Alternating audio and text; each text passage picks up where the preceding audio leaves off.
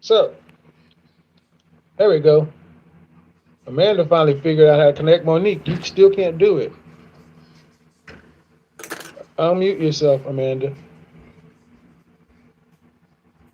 Hello. Yeah, when you hi, how are you? When you came into Zoom, are you on an iPhone or an Android? When you came into Zoom, it gave you an option to select call in with internet and audio. Did you not press that?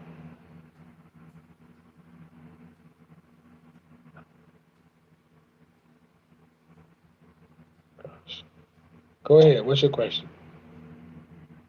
Are you asking me a question? What do you have for me? No, I don't really have anything. This is my first time actually like talking to you because I just happened to see one of the pictures you posted on YouTube and it threw Oh, me off what do you mean it threw you off? because you had said this. I guess this is what a normal woman looks like at 170 pounds or something. And then I started looking at comments because I wasn't sure what it was referencing. Hold on, hold on, hold on. Repeat what you think I said. It said, let me to go back to it because I don't want to No, say no, it yeah, wrong. yeah, because what you're gonna say is not the truth. I said Right. this is what a woman at 5'2", 175 pounds tends to look like. That's right. That is what you said. So what's the problem? No, there's no problem. I didn't know what it was referring to. So then I was like, maybe Okay. I should look at your page. But then I started looking at people's comments under the picture, and I was like, so this is not what a woman should look like. She shouldn't weigh this amount. That's why I started like looking at your page. It was based off of a show I've done, and oftentimes I will have women calling in saying they're 5'2", 175 pounds, a dress size 8, claiming that they are have a 25-inch waist and built this way or that way, and it's simply not true. A woman is 5'2", 180 pounds is not a dress size 8. She's usually a 12 or a 14.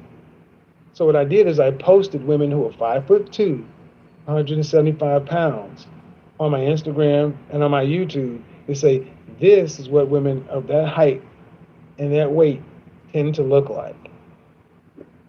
Yeah.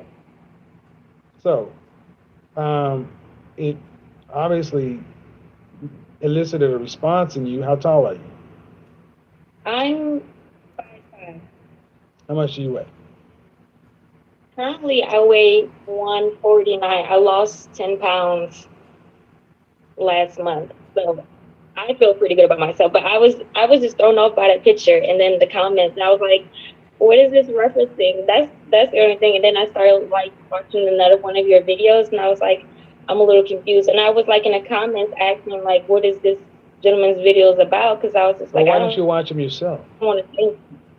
No, like when you this video that you're airing right now is like 10 o'clock my time. So normally I'm in the bed around this Ma'am, time. ma'am, I didn't say watch them live. I just said watch them yourself. See No, what you based. I Listen, am gonna watch listen, them. listen, listen. I don't understand why you ladies look at something out of context. That's fine. You can't pop. You can't determine what pops up in your feed or whatever. Right. But going to the comment sections, starting conversations with strangers Mhm. is a waste of time. When you could have just went to a video and clicked on it and found out what I'm saying myself. That's That is lazy. true. That's That is lazy. true. It is. It's a Not even lazy. That's also a clear indication of this person wanting you to be wrong. They don't want to give you the time of day, or they have this preconceived notion that black men are just people that shouldn't be taken seriously, or their word doesn't matter, or what they're saying doesn't matter. It's actually about what's portrayed. it's a bad for me. I know it's a bad thing because I tend to look at people's comments I'm not even watching the whole video. I like How, look at well, the how old are comments you? right away. How old are you? I'm 35.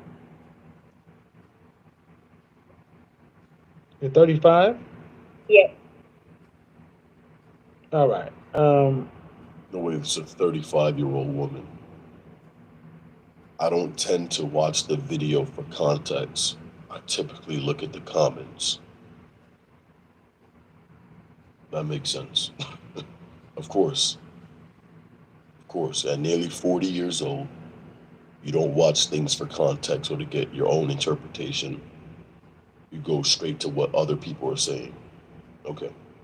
I don't understand why a 35-year-old would not.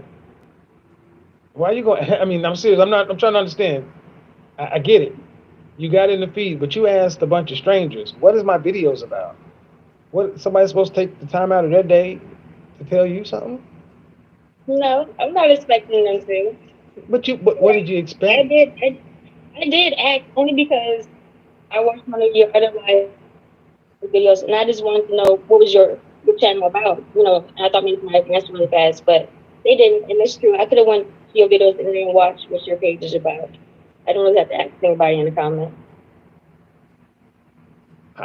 Yeah, it makes no sense to me. I guess I'm like, all right, because it's like you didn't like the post.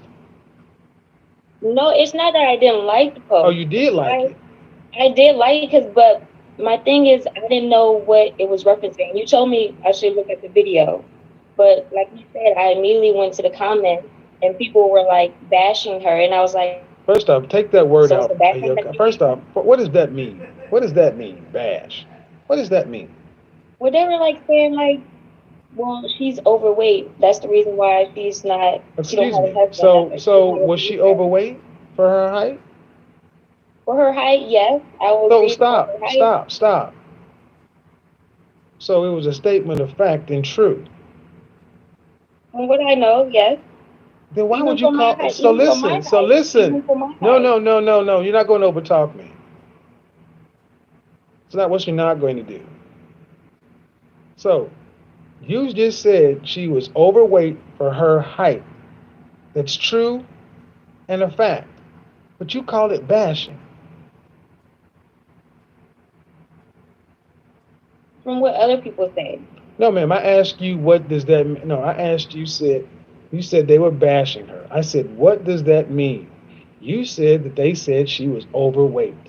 I allowed you to define what you meant by bash. And I asked you, was she overweight? And you said for her height and her weight, that's yes. I said, so it's true and accurate that she is overweight. Yes. So you are lying when you said somebody was bashing. You just lied. And I'm tired of you women lying on men and just throwing words out there to exactly what this broadcast is about: shame, insults, guilt, and the need to be right. See what she just did? She just went and shamed guys in the comment section for telling the truth that she could see with her own eyes.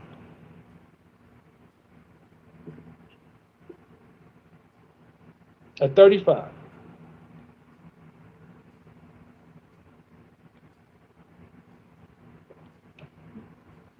It's not right, man. It's not.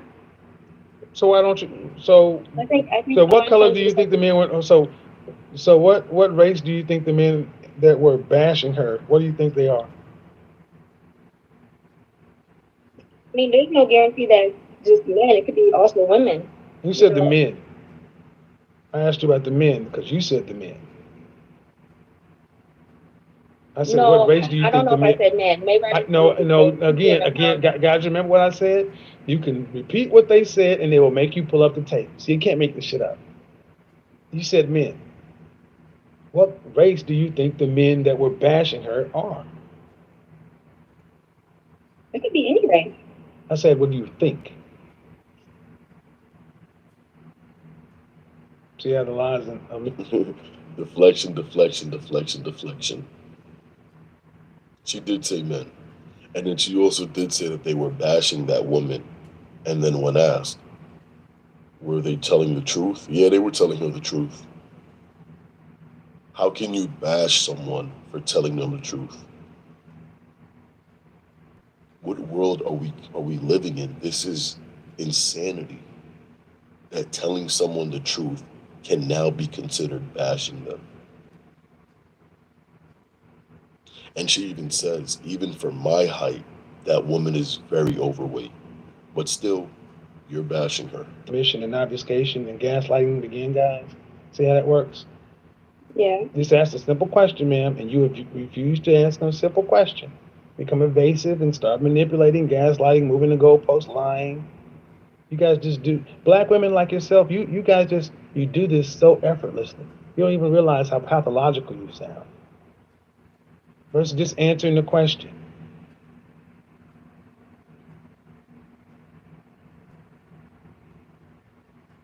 So again, what race do you think the men in the comment section were? I think they were African Americans. So again, why is that? Why do you think I asked that question?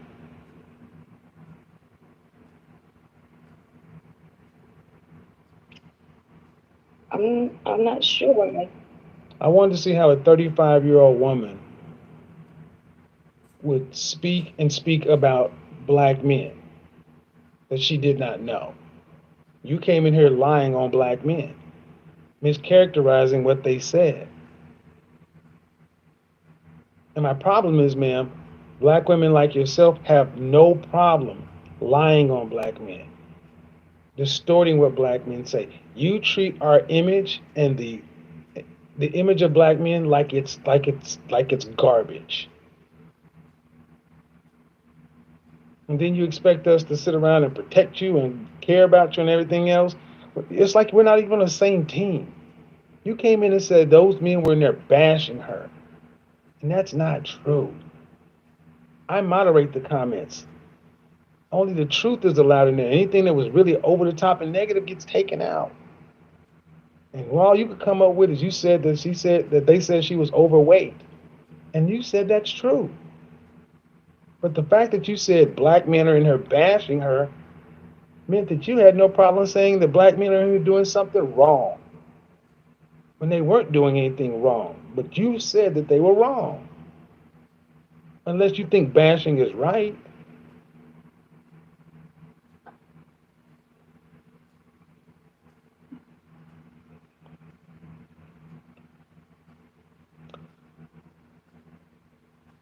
Do you have any children?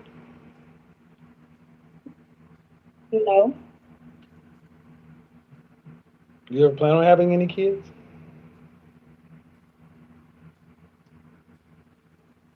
For my age, I'm not sure right now. Yeah.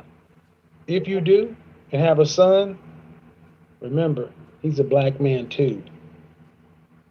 Don't toy with our image. You don't like us toying with yours. Thank you. Come again.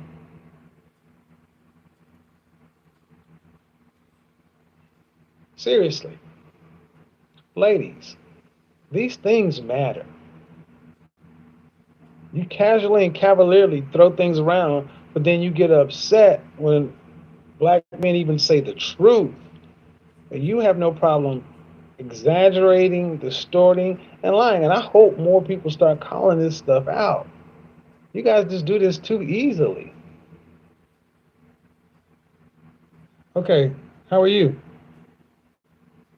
Good. How old are you? All right, what do you have for me? Um, I just recently started watching your show, and I think it's pretty interesting. And I'm just sort of going through this phase of my life where I'm learning about different perspectives. And I guess my only question is, does it have to be so, like, sometimes it comes off as a little abrasive, the way that you're talking to the women? And so my only question is that the only way to truly get someone to understand where they are or aren't in life? How long have you been watching my show? Only like 2 weeks. All right. How many shows have you watched? I watched that one. I watched a couple about like weight and stuff. So maybe like 3 or 4. And have you noticed that I had the same tone and tenor with every one of the people I talked to? Yeah, I would say for the most part. No. No, I don't talk to everybody the same. I am a mirror for the people I speak to. If you watch the show, if you watch the show in question, if you watch the full interview, how did I start off the conversation with her? Like pretty polite, I guess. Right. Exactly. So if that's the case, then that exactly disproves what you're talking about. He doesn't. If anything, he comes in pretty calm every single time, and then once he senses a bit of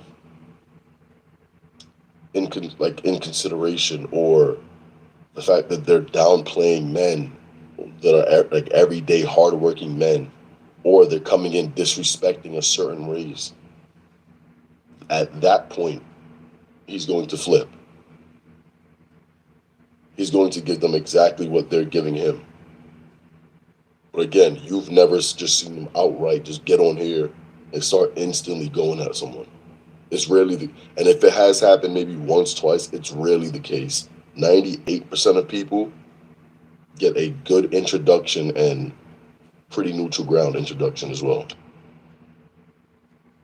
So if you are in a position to where you own a business and you have a product or service that you sell, and you have something that you're doing that's one way, and you have something, let's say you have a restaurant, and today you're serving shrimp, and the person's coming in and they say, "Oh, I want steak." Well, if you want steak, you should have came on this day. Oh, but I really want steak. I know, but this shrimp day. Oh, well, I'm usually asleep. I'm usually working on the day. Okay, well, you could always come back on steak day. "Ah, but I'm here now." All right. If you went through the trouble of actually going to prepare them a steak, would you want them to at least be appreciative? Understand that you went out of your way to do something and at least be a polite guest? Yeah, yeah, yeah. Did I have? She was not. Yeah, that's true. So my question is, why is it that women can fully well expect to say, "I'm nice to a man" until he goes there, and then I can just snap? But black men seem to not be able to be allowed full human expression. When we snap, it's always, "Well, could you have not snapped?" Because what you're saying to me, I hear at least once a week. Okay. And my question is, who talks to women the right way according to you? Because I've asked that many times. Who talks to women in a way that you think would be most receptive? Well, there are other people on YouTube who do something similar to you, not in the same sort of format, I but don't even need this in the format, but this in general. I don't really know. And I guess that's just like that was my only question was I think I understand what you're saying when you're talking, you start off in a polite tone and then someone sort of moves off on you, but yeah, I don't start that way. And if I do that, even when I have the next conversation, it's a reset. Let me ask you, are you a Christian? Yeah, I would say Okay. so. All right. I was baptized at 5, church, and Baptist, and then Church of God in Christ. One thing that I've noticed a lot is we don't really talk about sin like we used to. We certainly don't talk about Old Testament stuff. There's a lot of prosperity preaching, and it's become Christianity light in a lot of ways. But you also notice you don't see as many men in the church That's true. because men are 2 plus 2 is 4. Men are far more practical. You ladies are more emotional. So even men, we have a need to get stuff done. So I actually go further than a lot of people would in trying to not go there. But unfortunately, some people hear that way. I would prefer it not to be that way, honestly. Yeah, I guess I understand what you're saying. I just from my own experience, like when I'm hearing somebody give advice and sometimes it can come off, I guess, like you said, in my feelings, think it's really mean or just really rough. But maybe afterwards I can reflect. But if Well, someone were you raised with were your mother and father married? yeah, Did your father, who was the disciplinarian in the family? um, It was a little bit of both. Okay. Um, but who did you not want to be disciplined by? Typically my dad. Why? He was scary. But so when your father said something, you knew you had a different time frame, a different leash, a different level than when mom said it. Correct. Many people don't have that. I didn't have that. So the point I'm making is, was your dad being mean, or was he No. telling you something out of love that you might possibly didn't understand as a child and you just perceived it as mean? Yes, very much so. Well, I would submit that in the black community, we have had so little male authority or influence that we are out of control. And this is not something I've said. Shahrazad Ali even said it back in '89, to where when men actually speak, it sounds like out of control. But I gotta ask, who's more known for actually being mean and talking crazy? Is it black men, or is it stereotypically? See, let's erase that question. We need to approach each other in good faith. Okay. And the only way we start approaching each other in good faith is when we do our individual therapy. And that's why I think that many of us are coming at each other from a scarcity, fear-based mindset. We don't know each other. We don't understand each other. So we're on heightened alert. I mean, for God's sake, the world has told you that I'm your enemy. And the world has told me that you're a horrible person. So there's no wonder why there's so much conflict. But it's time for us to decide who we are to each other. So I guess my question to that would be, if in that situation she had sort of, gone off as she did, or just started sort of being in la la land with, what you were trying to get her to understand about like realistic goals and partnerships and stuff, would it be crazy for a man to just sort of like come from a softer perspective? Would that not have the same? You know what? Let me speak on this right now. And what I'm going to say here is very important, because I've been seeing a lot of this as of lately going around in this world. And I had to actually sit back and really think about this. People out in this world, you cannot do whatever you want or say whatever you want to people and then expect them to give you the exact response that you think that you should get from them. I'll frame it another way. You cannot do whatever you want to people and then expect the way they're going to respond to you is the way you want them to respond to you. The world is unpredictable. So if you do something to someone and they do something to you, or they take it up a notch, or they go overboard, that is on you. You cannot sit there and control the actions of someone else once you do something to them. A lot of people like to be able to do something to someone, say things to people, and then they want to modify it and keep them in like this little bubble and say, here's the bubble of things you can respond to me with or you can do to me. That's not how the world works. Prepared for the unpredictable. That's what you need to prepare for. You don't know what's going to happen. You don't know how someone's going to respond to you or what they're going to do, but it's not going to be in the way you want it to be. That's the freedom of choice. The freedom of choice comes with the fact that you will not be able to predict exactly what's going to happen to you or what's going to be said to you. So move in good faith. Effect is like, like if a pastor's talking, I come from a soft perspective for 20. How much longer should I have been soft? At what point should I have gotten hard? I don't know. And that's always a problem, young lady. Okay. It's always like, every week, it's always like, yeah, but you could have come in a little softer. Okay, at what point is it time to pull out the belt? I don't know. And the answer is, it's never time. because you guys have soft hearts for each other. I felt bad for her. But did you feel bad for the black man that was running a business and a show that she was disrespecting and not paying attention to? When asking the same question over and over and over and over and over again, laughing on the phone and everything else. Did you have any compassion or feeling for me? Be Right. honest. Nope. Because I definitely felt like when the phone came out, that's when I was like, well, it doesn't seem like she's engaged anymore. right. So that was Right. hers. I did agree And with that's that. and the whole and I said I'm going to use this as a teaching because I said at the beginning, you were, ma'am, you approach black men in the wrong way. I Okay. mean, a lot of times they didn't listen to what she was saying. Who was? She said that she couldn't even submit to a man, or she kept talking about when I date down, do such and so forth. See, Right, we right. paint black men in the, I call it the color purpling of our community. You say that a lot. What does that mean? The The color movie purple. Color Purple, Okay. 1980, Alice Walker, The Color Purple, Mister. A lot. This, in my personal opinion, no science, no facts.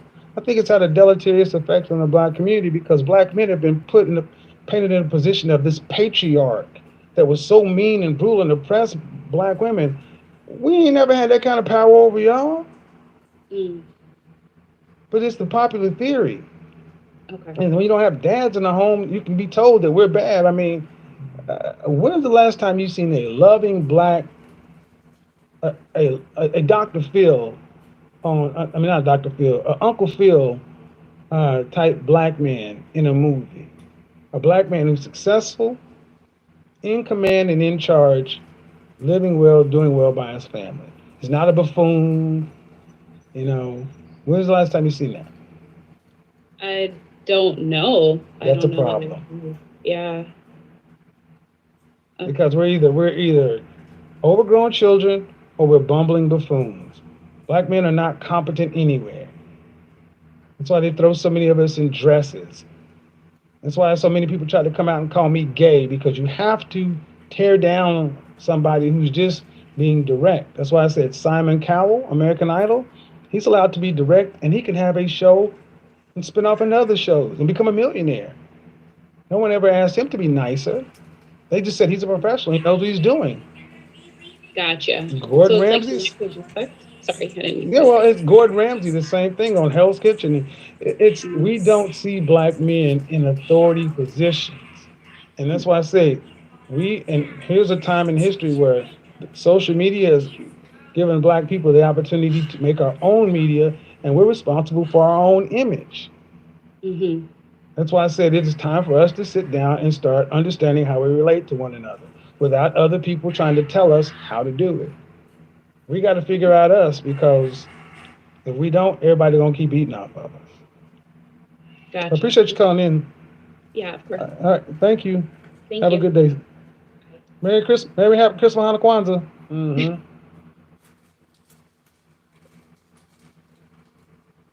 I mean, I mean, I don't know what it is. What is it? What's going on with you, though?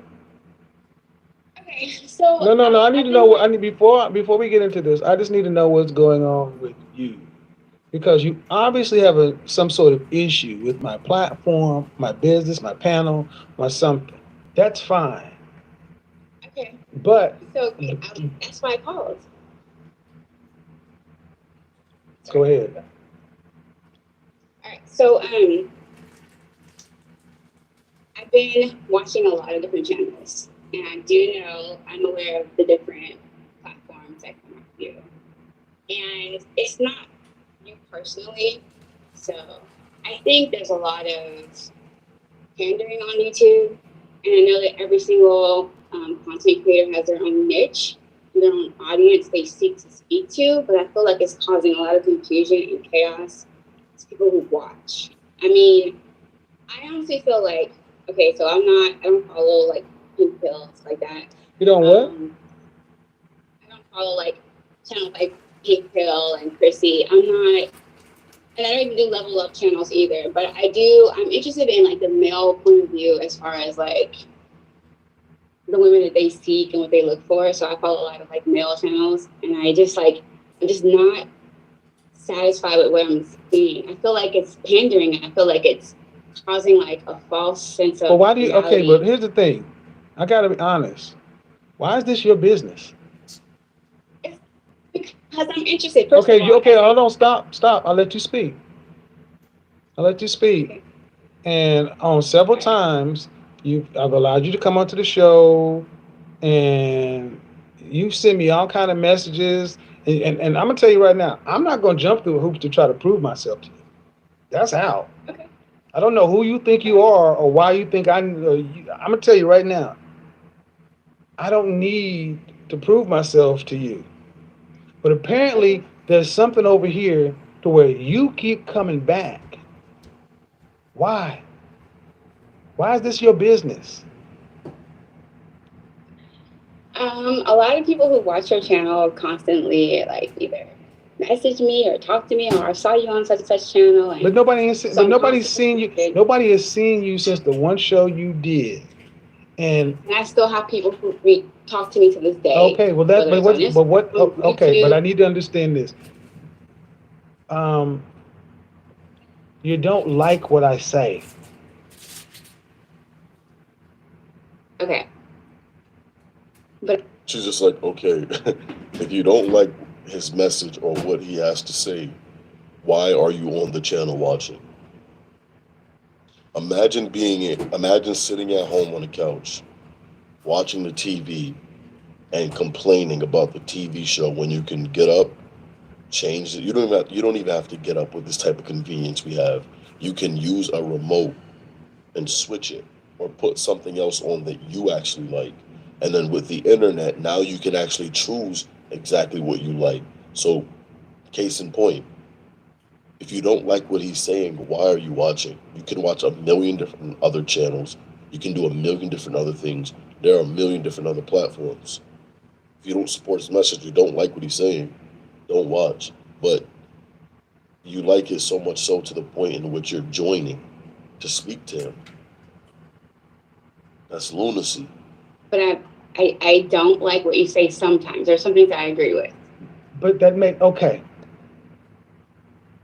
Why don't you just admit the fact that you like being over here? No, Well, if that's you not the didn't, you case. I wouldn't. think Why do it's you come? Okay, okay. ma'am, you come over here and you spend you've even gone to the point of where you'll super chat to make sure I see your comment. So what is it? Because here's the thing: if you have a point of view and you think that I'm doing it wrong and all these other, why don't you go do it right? Why don't you go fix it? And then tell it, and then everybody Okay, can so follow you, and since you have the right way of doing I should start my own channel or something. it. No, I feel like just like everyone else that gets to call and either voice their opinions, so should I. But I feel Oh like no! what This is not a democracy. Make no mistake. See, that's where you're wrong. um, That's where you're wrong. okay, Everybody does not get to call in. I have a limit on how many times I let someone call. I don't just okay, continue to dispense free advice. And I've talked to you multiple times, but the thing is, I've never said it, but you message me often. You message me on other okay, platforms. You send me inboxes, videos, and I'm like, okay, Kevin, why? Kevin, Kevin. You're not inside pay me as a stalker. That's not the I'm not case. painting you as okay, ma'am. Hold on. First of all, check that shit. I didn't paint you as a stalker. I just said you don't Okay, so like my platform, yet you continue to contact me about okay, so stuff. first of all, Okay, no. you're You're not putting going to words do in my that. mouth. You're not going to do that. I'm not painting you as anything. I said you don't like my platform. You don't like what I have to Okay, say, and you're not. But you still to continue on a dialogue with me, and I'm not going to change what I do. okay, Kevin. Now, can I? Oh, go ahead. Oh no, you're talking. You're talking. You're doing all the finger stuff to the camera. You need to unmute All right. yourself. I'll calm down. Yeah, you're I'll gonna calm calm down. down because that's not gonna work here. Okay. All right. Go Fine. ahead. The first time I called into your show, I was intrigued by some of your videos. I watched I think me 4 videos back to back, and I was intrigued. Okay. There are some things that I do like, some things that I don't like, but I wasn't just turned off. I tune in to topics that I think are interesting, and I watch. However, what happened when I called in was I was bashed. I had no idea that some people in your chat were so Okay, like, let me stop you right. I need you. and that's what I I said don't in like the that. inbox. Okay, first of all, ma'am, I need you to understand something. That word, I have a problem with that word. You have opinions, and you're not a shrinking violet. You give just as good as you get. I've seen some of the stuff you've written in my chat room, so don't play victim. Okay. Number two, I that comment section okay. is a free for all. It is an open bazaar. I do not control who comes in and out of the 4,221 people. So if you don't like it, the only way anybody would be able to communicate with you is if you raise your hand and talk. Okay. So you Like, come to a place and and stir the pot and then complain or get upset with the response. That's rich. I don't try to certify. Yes, I you don't. do. I've read Okay. your comments. Comment. I Okay. have blocked you because I know. I know because I've seen some of Mimi. You're not innocent. So my thing is, if you don't like the treatment, why do you come back? First of all, because you blocked me for like no reason. Oh, I don't need. No. See, that's where you're wrong again.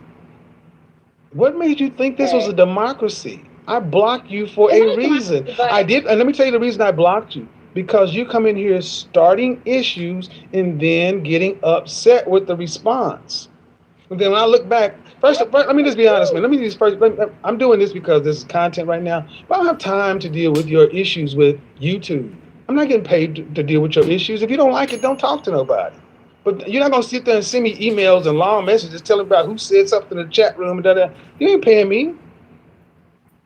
okay, Kevin, I get it. This you can't control your audience, and I know. I mean, I'm not a big YouTube watcher, and it took for me to go to other channels and watch other things to realize that this is how YouTube is. I'm not a YouTube guru. I don't really have time to watch YouTube. I just started watching it during the pandemic, so excuse me if I'm an amateur. I'm learning that. You know, it's not a problem being an amateur. The problem is you want special treatment. I don't want special treatment. I asked you Ma'am, a question. okay, let me explain to you. You're not the only woman of your caliber, your income level, even your appearance who watches me. But you are the one who stands out like a sore thumb demanding the most attention. You may be successful, you may be attractive, but I will tell you, I have women who are far higher, far hotter, far more, who just sit back, lay back in the cut, and let things be what it is. And I try to make the room for everybody. But it's like you want special attention. And here's the thing. Why? Why do you want special attention from me? Okay, Kevin. You All don't need right, to keep so saying my name. because I'm trying to get your attention. First of all, after your show, I did actually go and schedule a counseling session for my son and I. We've been doing it and it's been great. So I have not had the chance to thank you. I've seen tremendous improvement. So you took my advice. I got counseling. Yes, I Okay. did. So but I also Like, recommended that you book a session with me too. because the session that you wanted with me is more like my issues with, I guess, dating and stuff. And No, I'm like, no, ma'am. No. What I want you to do is pay for the time you want. The time you want to talk to me, you need to pay for it like everybody else. It's not dating, ma'am. okay, No, ma'am. I refuse to allow you to do that. The session you can book is a customizable bill of hour. It's just you send me messages and you communicate with me like we know one another. I don't know you. You're a stranger who called into my show one day, and I talk to strangers all the time. But you want special treatment. It's very much diva-esque. Now, for a point in time, I thought it was kind of humorous, kind of funny. But after continuing, I'm like, this is not cool. That's why I blocked you. And then even if I didn't block you, you're still getting the same behavior. So what is it that you want from me? How can I help you? whoa, okay. What do you mean, whoa? You're Anyway, on my show. What do you? What use the word? Use whatever words you would like. What is it? What is the outcome you would like to see? When I came onto the show, you were talking about you constantly start your shows now with people who bash you. I just wanted to voice my opinion about the different sectors. I don't start my show like that, man. Please don't do that. Well, That is not. Just tell me what you want. The outcome you want. I just wish that there needs to be some type of real advice given to these young men. Because Yeah, well, I'll like tell you what. The advice, and that's what I don't. That's what I disapprove of women like you. You just said you took my real advice, and it worked, right? Yes or no? I can't hear you. Yeah, you just took my real I advice. can't hear you. You should be able to hear me. You took my real advice. I can't hear you. So this is. I can't hear you. Don't know what your problem is. All right, she can't hear him, but why is she like this woman needs serious help? And then even talking about Kevin, you're trying to pay me as a stalker. Well, listen, you're the one consistently contacting him every single day, multiple times, trying to get into the show, super chatting so he sees the messages. Yes, this is stalker behavior. It is. Dude, see, here's what it is, guys. A lot of times people just want special treatment, man. There's nothing wrong with my audio. It's with yours. Unmute yourself. Unmute yourself.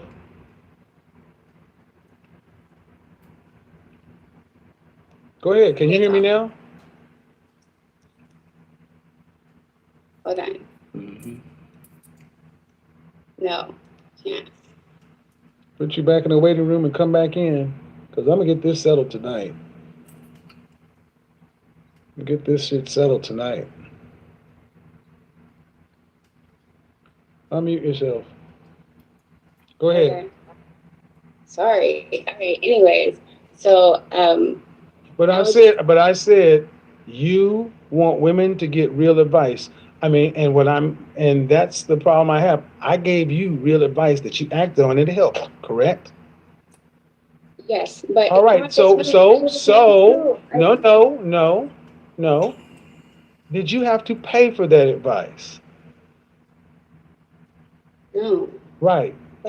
But it still helped. And that's what I do on this show. I don't give ongoing consultative advice. So focus on what I've done for you. I've talked to you and I've helped you. But what is it you want? It's like you want me to fix the freaking world. No, I don't. If you want me to book an hour with you, I won't take your money, ma'am. I'll tell you that right now. I do not want you to book a session. That's not what I just want to get this cleared up because you seem to have a particular thing with me and I don't understand what it is. I'm watching you just like everyone else. But you're not like everyone else. Okay, Kevin, or Mr. Samuels, I'm just address you as that. Why not? I have an opinion like everyone else. I think that there's too many channels that's like painting all the different pictures and everybody's confused. Then don't watch them. Like, seriously. Then don't watch them. And don't come. Then that's fine, ma'am. You're entitled to your opinion. Then what you should do as an intelligent businesswoman is you should not come back to those places. YouTube is a vast ocean of content. And you're not going to stop. It's like you want to, I mean, I'm sorry, ma'am, but you sound very controlling.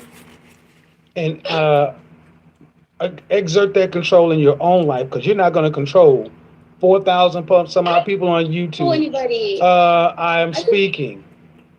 You're not going to control what me as a grown damn man do or what anybody else does on YouTube. You control what you do and what you put out. That's it. You are voluntarily coming onto these platforms and interacting with people and then complaining about or having issue with the interactions and the content. Stop coming if you have an issue. You're basically telling me to not do what everyone does on YouTube. No, Just because everybody you on follow it YouTube. does. No. Everybody on YouTube does not sit around and stamp their feet and demand to be heard.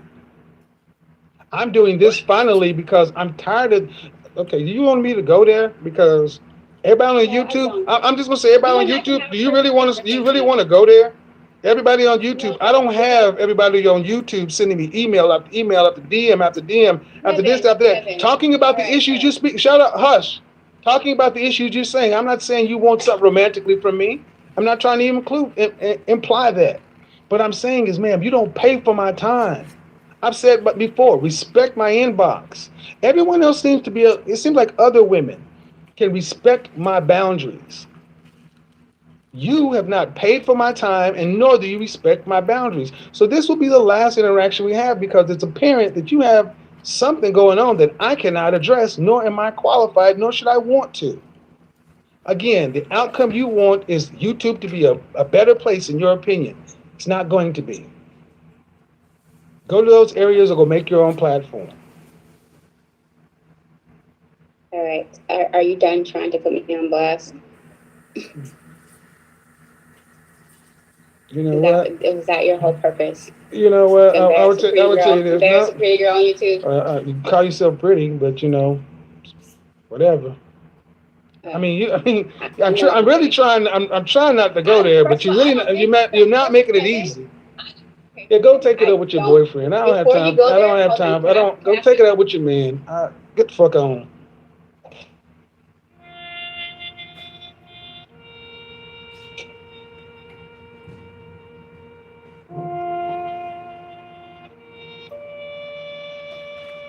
Woo, hey, y'all. Now, y'all don't know. You just don't know. Oh, you still blocked. No wonder she called in. Jumped in here. So, hello. Hello. How are you? Good night. I'm well. How are you? I am well. How old are you? I'm 26. All right. So, what's the disagreement? Well, okay, you were commenting earlier about how men essentially develop the world, and that's true. I would agree with that to an extent. What I would ask though is, To an extent. well, yes, but I would add to that to say that I think that, well, I don't think, but men also have contributed to a lot of other groups not being able to contribute to the development of civilization. For example, women couldn't vote, women couldn't own property, women couldn't like be a part of certain professions. And that was in large part Okay. Hold on. Do women have it better today than they've ever had it? right. No, but I'm talking, yes. You can't even simply answer the question. Immediately want to deflect and maintain and keep on track with her point.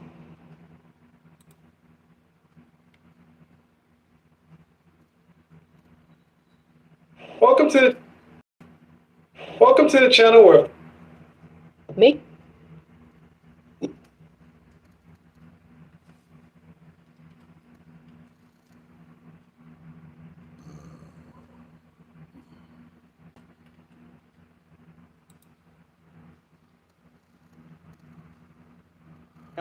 great. Hi.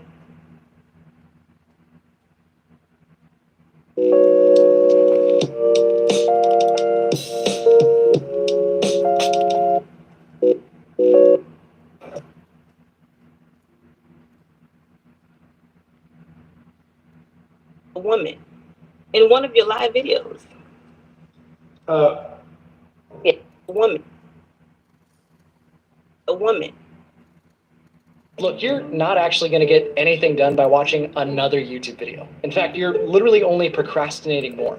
What you need is something I like. In one of your live videos. I don't know what you're talking about. Okay, we're gonna go past that one. Well, no. See, you can't. If you're going to ask me to respond to something, you But need this to is what you said in your live no. video. So I listen. Oftentimes, people like you want to get on the platform and want me to respond to what you feel like I said. These are things that you're saying. What Kevin. video, I what am video, talking man, about don't your overtalk thing, me. This is the last time I'm gonna tell you, don't overtalk me. Yeah. You're This is not the talking to a last, young this woman is the that last we time want. I'm gonna tell you, don't overtalk me. Goodbye. I want you to, that's that hyena mind. Hyena minds. Hyena mind. I'm just. That's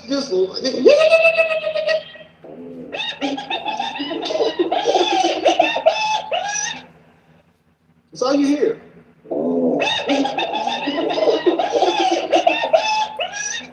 Hyena minds.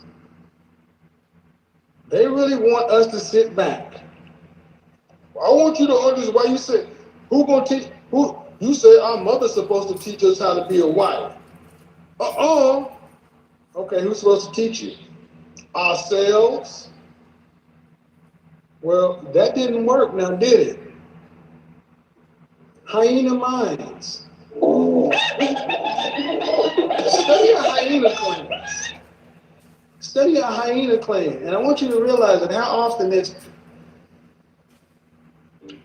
We got women today who are so out of control, they really buck and talk like they can take it to the next level. That's why I laugh when I hear women talking all this. Shut the fuck up and this and that. I'm like,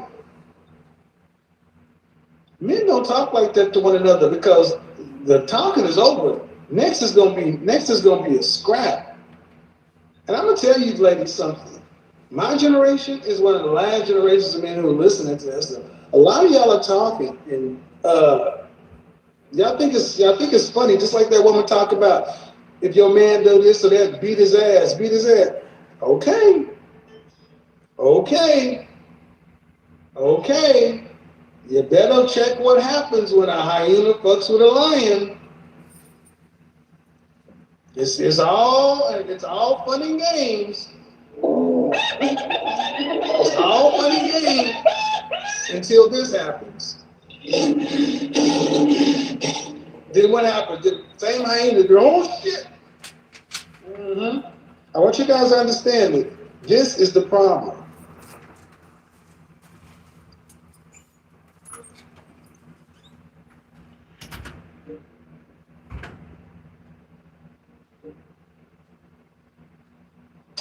All right, let's get to this. Look, the modern woman is in chaos because they know, and like I know and you know, they wake up and they're dealing with stress and pressure to where most modern women's day is spent in anger and bitterness. They're like an exposed nerve, and all it takes is a little bit to set them off. And it is sad to see so many women who are supposed to be light and inspirational and muse-like and jovial and easy to be around and a joy. I listen to the men I know who met their wives in my group, and they will tell you, I'm going to interview this brother this week. Going to talk about how he was raising his boys, and his boys are thorough, but how his fiance has brightened his life, his boys' life, and women have an ability to inspire men, but that's only feminine women. Need a UGC video for your business? Find me and many other skilled creators on Fiverr. Or you could grab a top camera, add good lighting to make everything pop. Learn the latest trends, stay updated, videos change fast. Plan your content, be consistent and creative. Know your platforms, adapt your content. Each one's different. Edit like a pro. Cut, trim, and polish. Make it shine, but not too shine. It's still user-generated content. Or just find your next creator on Fiverr.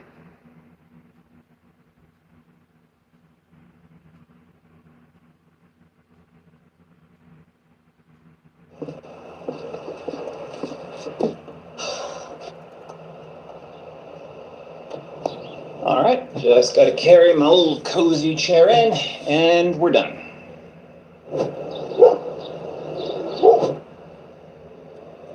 Didn't we decide we don't need that anymore? Oh, we did not. I'm just busy signing us up for renter's insurance. So maybe I can help later on when I'm...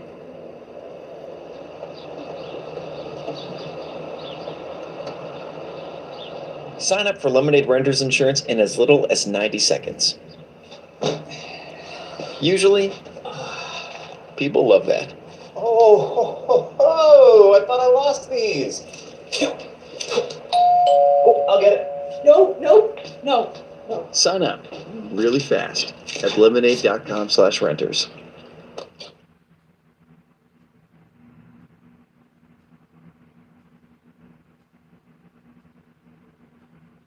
And modern women are masculine. Modern women are masculine.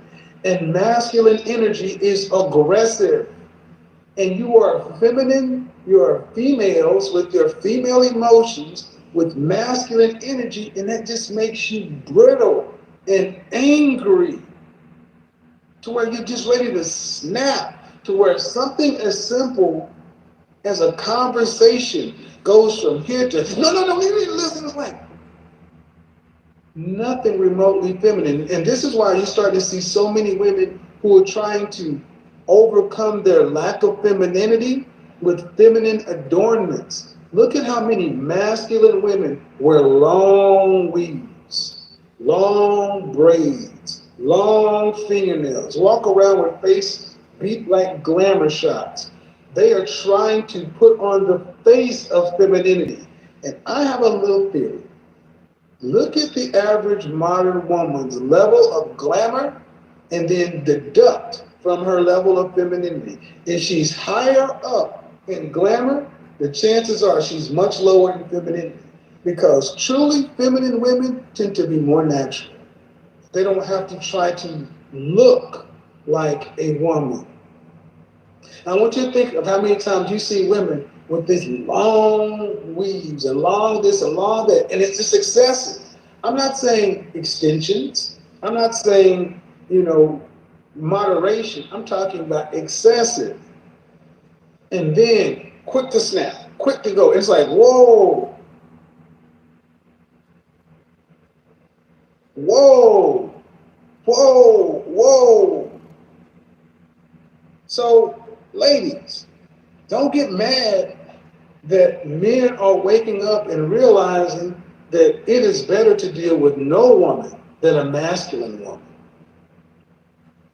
It is better to sit around and get some KY or some lotion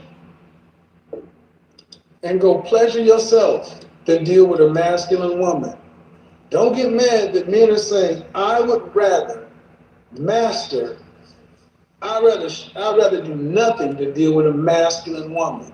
Don't get mad that men are sitting back saying that. Don't get mad that men are, that's what the real issue is. My platform and platforms like mine are places where men can come and talk. And men are speaking up, and they're mad because so many men are not waking up. So many women are discovering that the men to the right and to the left of them, they've been woke all along. They just didn't know that what the men were thinking. Now they know what men are thinking. That's why women are so mad, like, well, why do men do X, Y, and Z? Why do men rank women? Men have been ranking women before I came around. The movie 10 with Bo Derek, men instinctively rank things. We rank ourselves. And women, you don't want any criticism. We're going to rank you. We're going to rank you, and any man that sits around and says, you shouldn't be doing that, that motherfucker's a pander bear. He's pandering to you. Women, you got men pandering to you. Yeah, they shouldn't be ranking ladies, and they shouldn't be doing that. A lot of these men tend to be some of the most toxic, egregious motherfuckers themselves. I'm sitting there looking at these men talking, telling these women, yeah, they should be ranking. Y'all cheating on women, beating women's ass like hotcakes. Got babies everywhere. Had horrible track record with women talking about what men should and should not be doing. Y'all want to measure track records? Men rank women. Women rank men. You rank men on their ability to protect, provide. You rank men in the bedroom. And the problem is, we're to the point now to where you notice that it's not women who are winning in the rankings who are complaining. Women who rank high in femininity, rank high in beauty, rank high in inspirational ability, aren't complaining. It's the women who rank low and don't want to do nothing about it. They're like, man, I want to go back to 2018 when it was believe all this and such and so forth. It's 2022. I'm not your problem. I'm not, and it's only going to become more. And here's a real twist. Just like there are men, there are plenty of women out there saying, I'm tired of this shit too. I'm tired of the excessive masculinity in women. I'm tired of the butt shots and the BBLs and the foul talk and the over sexualization of women. They're tired of it on Instagram too. You got so many women that say, I am tired of looking at women who every other picture, they're bent over their ass, their butt is out. I want this stuff to go away. Ask the average woman, ask the average black woman in particular.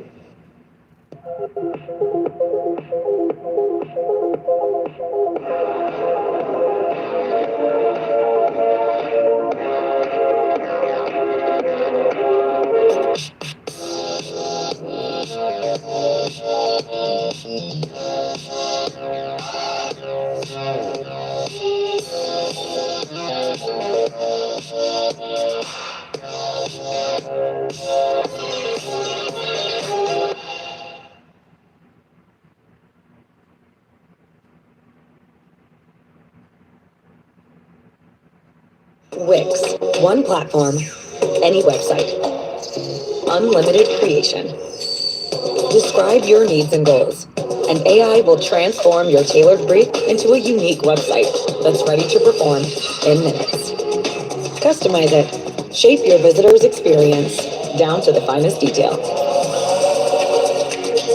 Monitor, measure, and manage all your website's activity from one place. Personalize, customize, Wix.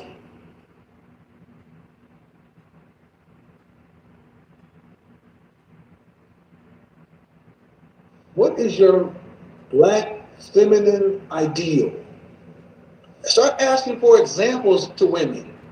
Just like when I asked that other woman, ask for an example and watch. There is no example. They can't tell you. So you want me to measure up to something that you can't even tell me what it is? And the thing is, gentlemen, you get to decide. You get to decide what is a 9 or a 10 or an 8 or a 6 to you. You get to determine what is too much weight for you. You get to decide if she has kids from another man, whether you don't want to deal with it. You get to choose every bit of that, and they can't take it from you. You are not a second-class citizen, black man. You are the man. And it doesn't matter how much insults, how much little dick energy, how much they want to cuss and fuss and blah, blah, blah. It's just talk. It's talk, talk, talk, talk, talk, talk, talk, talk, talk. They can't do shit about it if you don't believe it. It's chihuahua barking. Chihuahuas bark loudly because they can't do shit with their bite. Don't worry about chihuahuas. Let them do what they do. Keep on moving. Because the only reason they're barking is because they're not getting what they want. And if you know what it is you want, take nothing instead of settling for masculine women. And just like I told that one woman, treat in the black community, treat black men like you treat the white boss, that white institution, like the white man in your mind. You got to understand it, and we'd have no more issues. Now, don't go to work talking to your co-workers and things like that. Not coming out no. But see, in order for that to happen, they gotta have respect for you. And we know, sadly,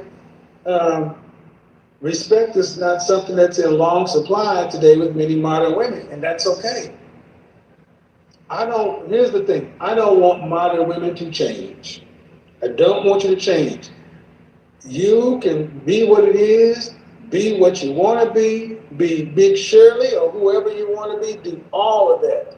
All I'm asking for is the men to recognize who they are and then just act accordingly and say, you know what? You know, you don't want to be a wife or this or that, da da da da da. You don't want to be a stepford wife or submit. Cool.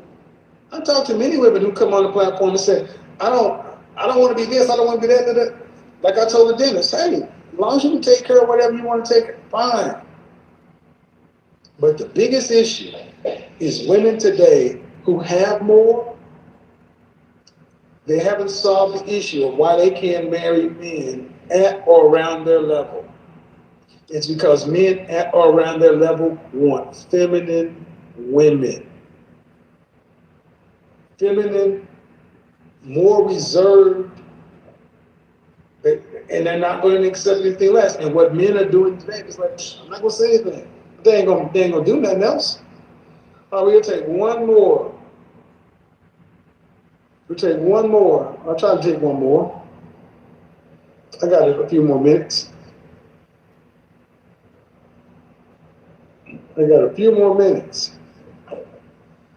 Like I said, overall smoke shows are intended to clear the air. And I will do a smoke show in Men's Week. But men, you're going to have to get on camera on Zoom.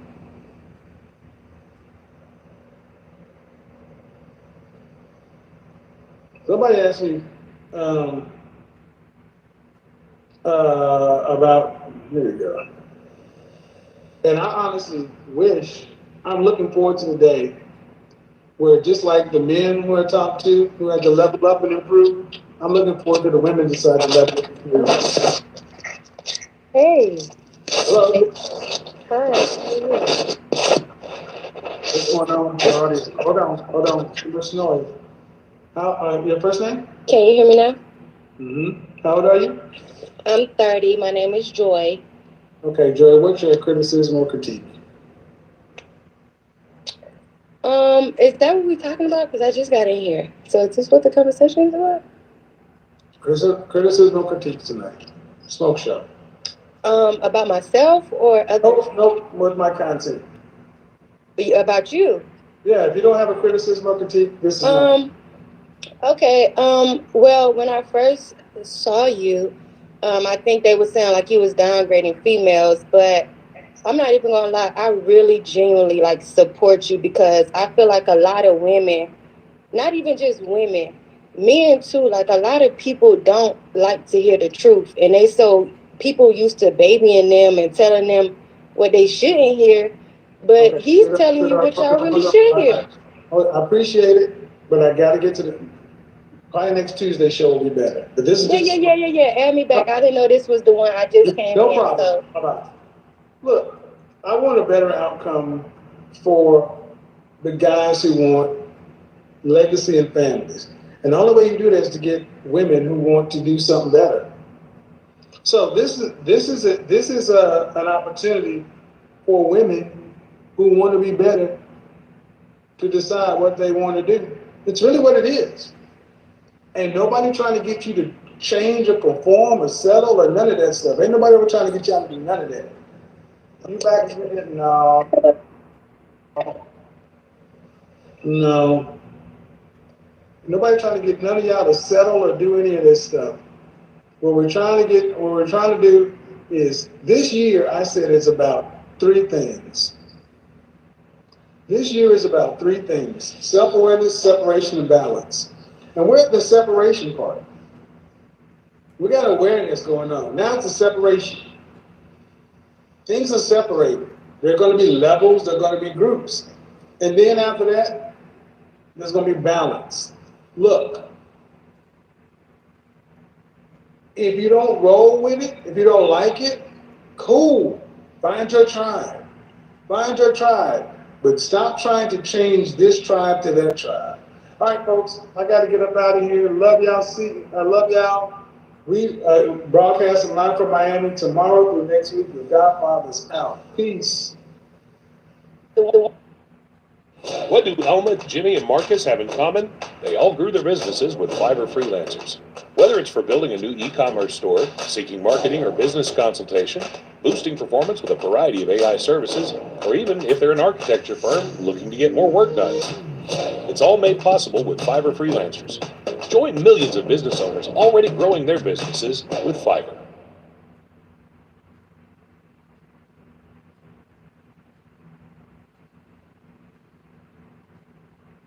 Missing another deadline is not on you. It's the broken system that you're stuck in. But sticking to that part's your choice. You'd really think by now that we've evolved past to-do lists. A simple list that tells you what's next. The problem, it doesn't tell you when to do each task. Spending more time planning when to do everything is not the answer. Finding a system to do that for you is. Motion turns your to-do list into a perfectly optimized schedule that keeps you on track. It's as simple as dropping in your task and project, marking in how urgent they are, and watch as it automatically plans your day. It will tell you exactly what to do and when, carving out blocks of time for each item without touching your existing commitments. And if something's taking longer than expected, Motion will adjust your plan and tell you if something's off track. Since switching to Motion, I spend less time thinking about what to do and more time actually executing. My mind is cleaner, more creative, and I get more done in less time. Ready to stop struggling to check off things on your to-do list? Try Motion for free for 7 days. Click below to get started.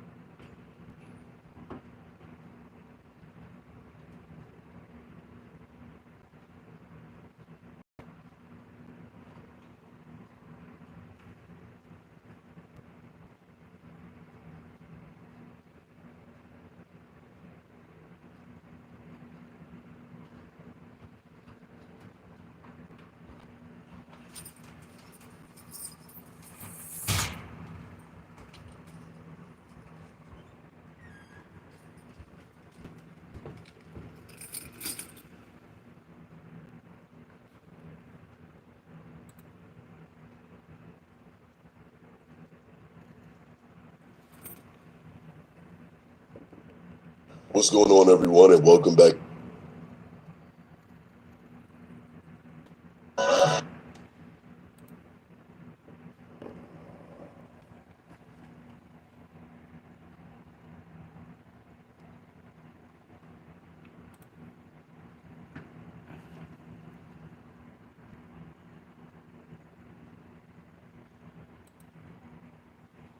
Hello, my name is Adam Ferrari, the Chief Executive Officer of Phoenix Energy.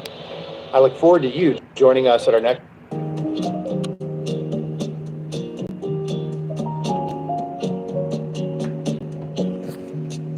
Não é só na vida que é vida. Não é na janela que se olha. Há uma linha clara perto da saída. Fecha os olhos e você vai ver. Não é só aqui que sol ilumina. Coisas do além que vão além. Quando de repente é coincidência, nem precisa se esforçar pra crer. Apagaram as luzes pra eu ver. Saí da onde vim pra eu poder ser. Você mostrou o caminho pra eu andar. Eu disse pelo mar que eu vou nadar. Não é só na vida que é vida. Não é na janela que se olha. Há uma linha clara perto da saída. Fecha os olhos e você vai ver. Não é só aqui que sol ilumina. Coisas do além que vão além. Quando de repente é coincidência, nem precisa se esforçar pra crer. Apagaram as luzes pra eu ver. Saí da onde vim pra eu poder ser. Você mostrou o caminho pra eu andar. Eu disse pelo mar que eu vou nadar.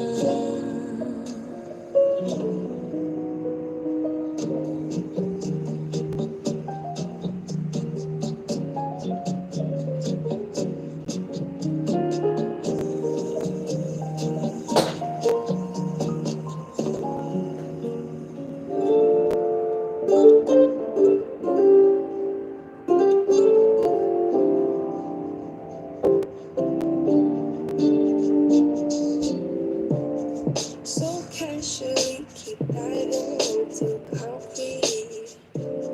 So bittersweet. Keep losing sleep while driving in the backseat. What's left of me? Drowning in fears, it's like an ocean. Negativity is getting closer. How to keep the heat when it gets colder, you know. Sometimes everything just gets harder.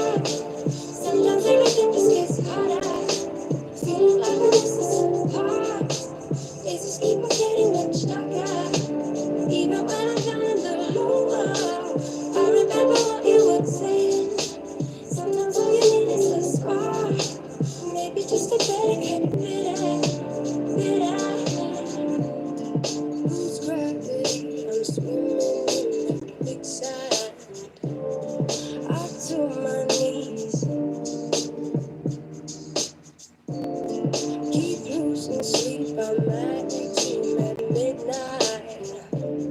So hard to please. Drowning in my fears just like an ocean. Negativity is getting closer. Hard to keep the human it gets colder. You know, sometimes everything just gets hard. Sometimes everything just gets harder. Feeling like I'm missing some parts. It just keep on getting much darker. Even when I'm down in the low, I remember what you were saying. Sometimes all you need is a spark. Maybe just a better kind of bitter, bitter, bitter, bitter, bitter,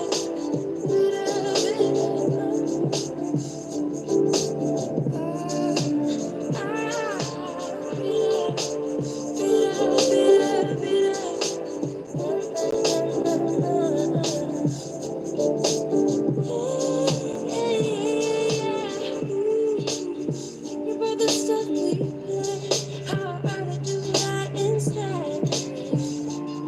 I keep screaming out loud from the top of my lungs, baby. Ooh, think about the stuff we play. How I'd rather do that instead. I keep screaming out loud from the top of my lungs, baby. Ooh, think about the stuff we play. How I'd rather do that instead. Keep screaming out loud from the top of my lungs, baby. Ooh, think about the stuff we play. How I'd rather do that instead. Keep screaming out loud from the top of my lungs.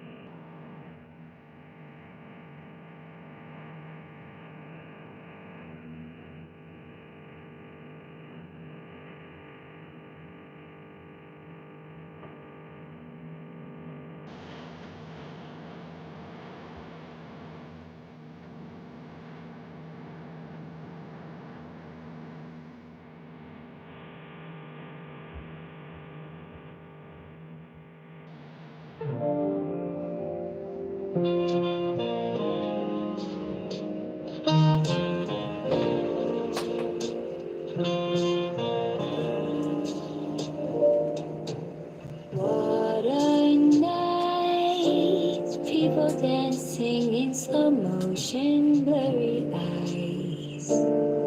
But I've had enough, it's time to say goodbye. 3 a.m. as I'm walking home with a smile. Smoky moon, like a shiver, all the shadows fade away. All your streets are empty, lights begin to sway. 4 a.m. as I think, oh, Stockholm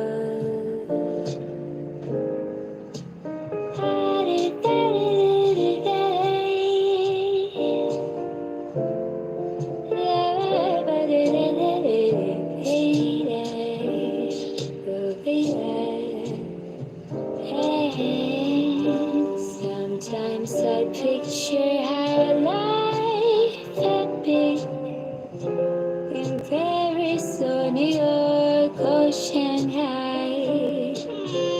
But you know what they say, East or West, our home is best.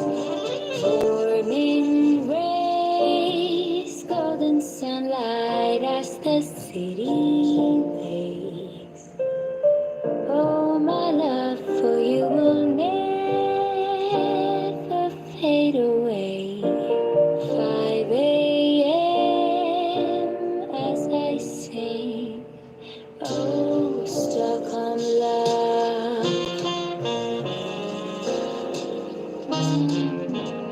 Stockholm love.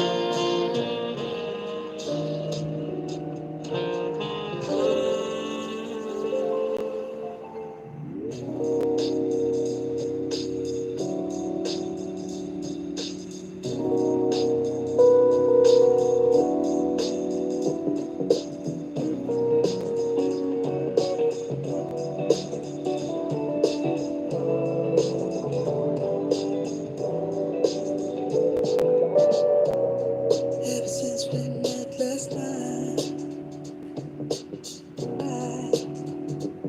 it takes one false move and you'll be gone. But maybe it's alright. I can't tell if it's the right moment, but baby, anyhow, I can't hold it in anymore. 'Cause it's starting to come out. I've been holding it in for too long. And it's starting to come out. And I can't pretend anymore. I'm yours. Never thought I'd even try. After just one day, it's special. Yeah. But there is something in your eyes. Ooh, one false move and you be gone. You need me, it's alright. I can't tell if it's the right moment, but baby, anyhow, I can't hold it in anymore. No, 'cause it's starting to come out. I've been holding it in for too long. It's starting to come out. And I can't pretend anymore.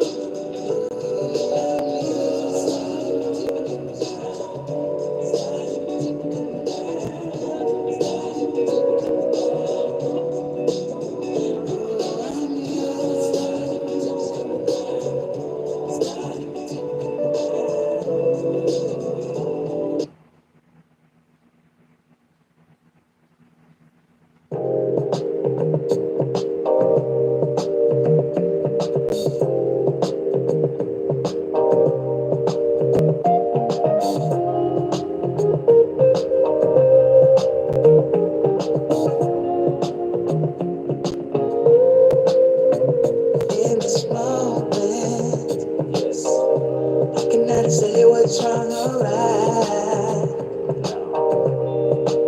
It's not hard to fool me, 'cause I'm addicted to the good life. Yeah, we go way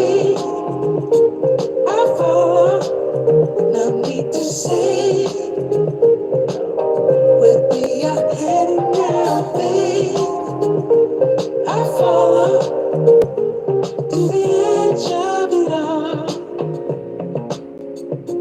To the edge of it all.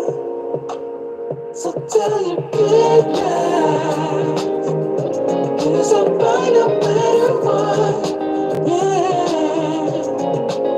Susceptible now. Before the moment flies.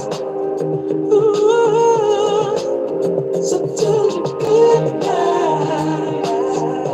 'Cause I'll find no matter what. Ooh. Susceptible now. Before the moment flies. It's not a problem, 'cause I know what I'm getting into. Yeah, nothing can stop me, 'cause I'm addicted to you and I realize either way I follow. No need to say where we are heading now, baby. I follow to the edge of it all. So tell you goodnight, 'cause I'll find no matter what. Yeah, susceptible now. Before the moment flies, before it flies. So tell you goodnight, 'cause I'll find no matter what. Susceptible now. Before the moment flies. Bobbity, bobbity, bop. We are back. We are back. Shout out to the CIA, the confident, intelligent, and assertive men out there. One love to the FBI, the feminine, beautiful, inspirational ladies. Want to make sure you guys can hear me. Make sure the sound is good. How's everything? Can you guys hear me? If you can hear me well, let's see what's going on. Let me make sure I can hear well. We're going to do a level check, 1, 2, mic check, 1, 2, mic check.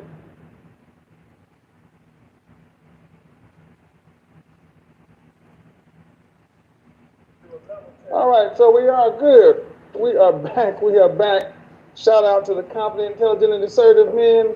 One love to the feminine, beautiful, inspirational ladies. How we doing? The Godfather's back in the house, and the house is, of course, packed. If you haven't checked my YouTube channel today, I've loaded a couple of additional videos up, and then some short bangers. Short bangers. You'll want to check out the short bangers. You'll want to check out the short bangers for sure. I'm trying to keep this power level thing going right. The new computer's on the way in. For the longest, I've been switching between an iMac and a MacBook, but it's going to need more power. It takes too much power to stream such a powerful show. So we're going to do what we can for right now while we watch the levels. So, if you didn't get a chance to watch Instagram yesterday, you missed a treat. That was a hell of a show. Oh, where are my manners? Welcome back. For those who don't know, my name is Kevin Samuels. I'm a professional image consultant, and my job is to make sure you look good, smell great, and the best version of yourself each and every day. The candle of the evening is, we call it affectionately, we call it 34. It's from Diptyque. It's an indoor-outdoor candle. It is banger. It is just a straight-up banger. I like the lights. Y'all can see, Godfather is investing in different studios. Lights, camera. Now I'm free to move around.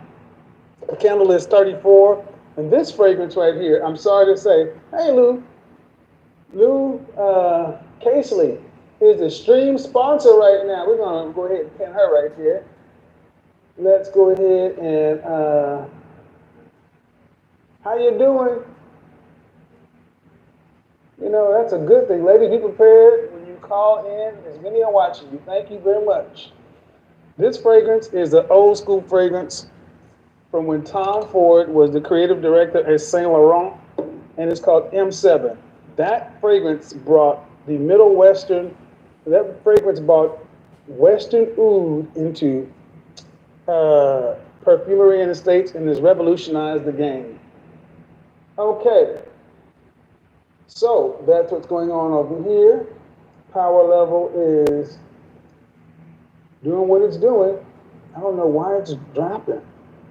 Shouldn't be dropping. Well, you know what? Let me check something. Hold on. Ah, that's why it's dropping. Not plugged in.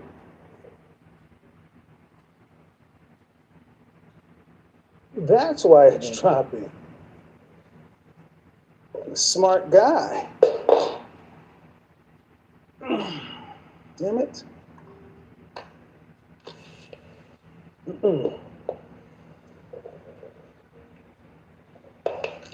Now, it's on its own independent power source now. So, that should stabilize things a little bit. What a week. What a month September was. September was a hell of a month, and October's getting off to its own start, so a lot of stuff going on, people. But you got to keep your head up and keep soldiering through. The show must go on. Fragrance of the day, M7, Candle 34. Let's go ahead and get a little RB. Until they decide they want to sponsor the show, no more free publicity for the Red Bull. I said it anyway. No more free pub for them. Okay. Keep it cool, keep it classy in the chat room, please. Trying to keep it, waiting for my desk to come in. I have this desk that's coming in that can move around, so I can be standing right here. And if I decide I want to walk over there and broadcast from over there, we're gonna do it. So, always trying to get things up and going. Y'all like the fireplace? Y'all like the fireplace? You like the little fireplace lit? Over there with Chanel. Hey, Chanel. Chanel got her own fireplace. You like the fireplace? You got to keep it player. You got to keep it playeristic up and around this piece. If you don't keep it playeristic, gentlemen, you can talk a good game, but if you don't keep it player, you don't know what's going on. But all right, let's get into the program. Keep the lights up. Keep the lights up, please. We should have over 3,500 likes. So again, if I look over and we're below 50% on likes, we'll play the entire song all the way through. The question on the floor today is, are modern women mercenaries? And when I say mercenaries, I mean when it comes to the modern dating scene. What I want you to think about is something like this. Think about if you've ever played organized sports or anything like that, you know that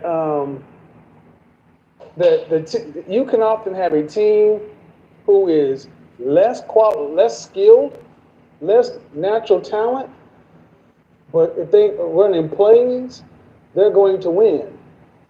Let's play pickup basketball. You can go out to the basketball court anywhere in the United States, and you can have people who are great individual players, and they can decide to run. And they can do some incredible things, street ball at its finest. But then you can have a team that comes in, a varsity high school team of bench players. But because those players are playing together, because those players have done the basic drills, dribbling, shooting, passing, that kind of stuff, and they're running plays, the team that runs plays often beats the naturally talented players, and they got to give up the game. And what tends to happen? You got guys out there who've been running the court, like a lot of women in general, black women in particular, got the natural gifts, the lips, the nice hips, the waist, the butt, the legs. You've been crossing up other ladies. Woo! Y'all been balling on them. Harlem Globetrotters. You knocking folks' knees together like Tim Hardaway and Allen Iverson, crossing them up. Then Britney Spears came along, Jenna Oy back today when she was 6 over at Blossom, and they didn't, Alyssa Milano, they didn't embrace the butt. And all other kind of women that decided to get back in the lab and decided to start running plays. And what I want you to think about is if you've ever played with people who don't know how to run plays, when you're out here and you're winning and then you start losing, what happens? The one guy who thinks he's Kobe reincarnated starts being a ball hog. What happens? Even when he starts getting cold, what does he do? He keeps jacking up the three, keeps jacking up the shot, keep jacking it up, jacking it up. Any sport will do, because then people start playing for themselves.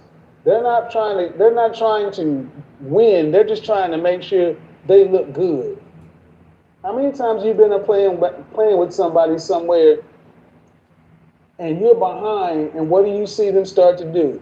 They start to just ball hog, keep the ball, keep shooting, and then what happens? The other team slowly coming back, running that same play, pick and roll, inside out, very boring basketball, four corners, whatever, but they got the fundamentals.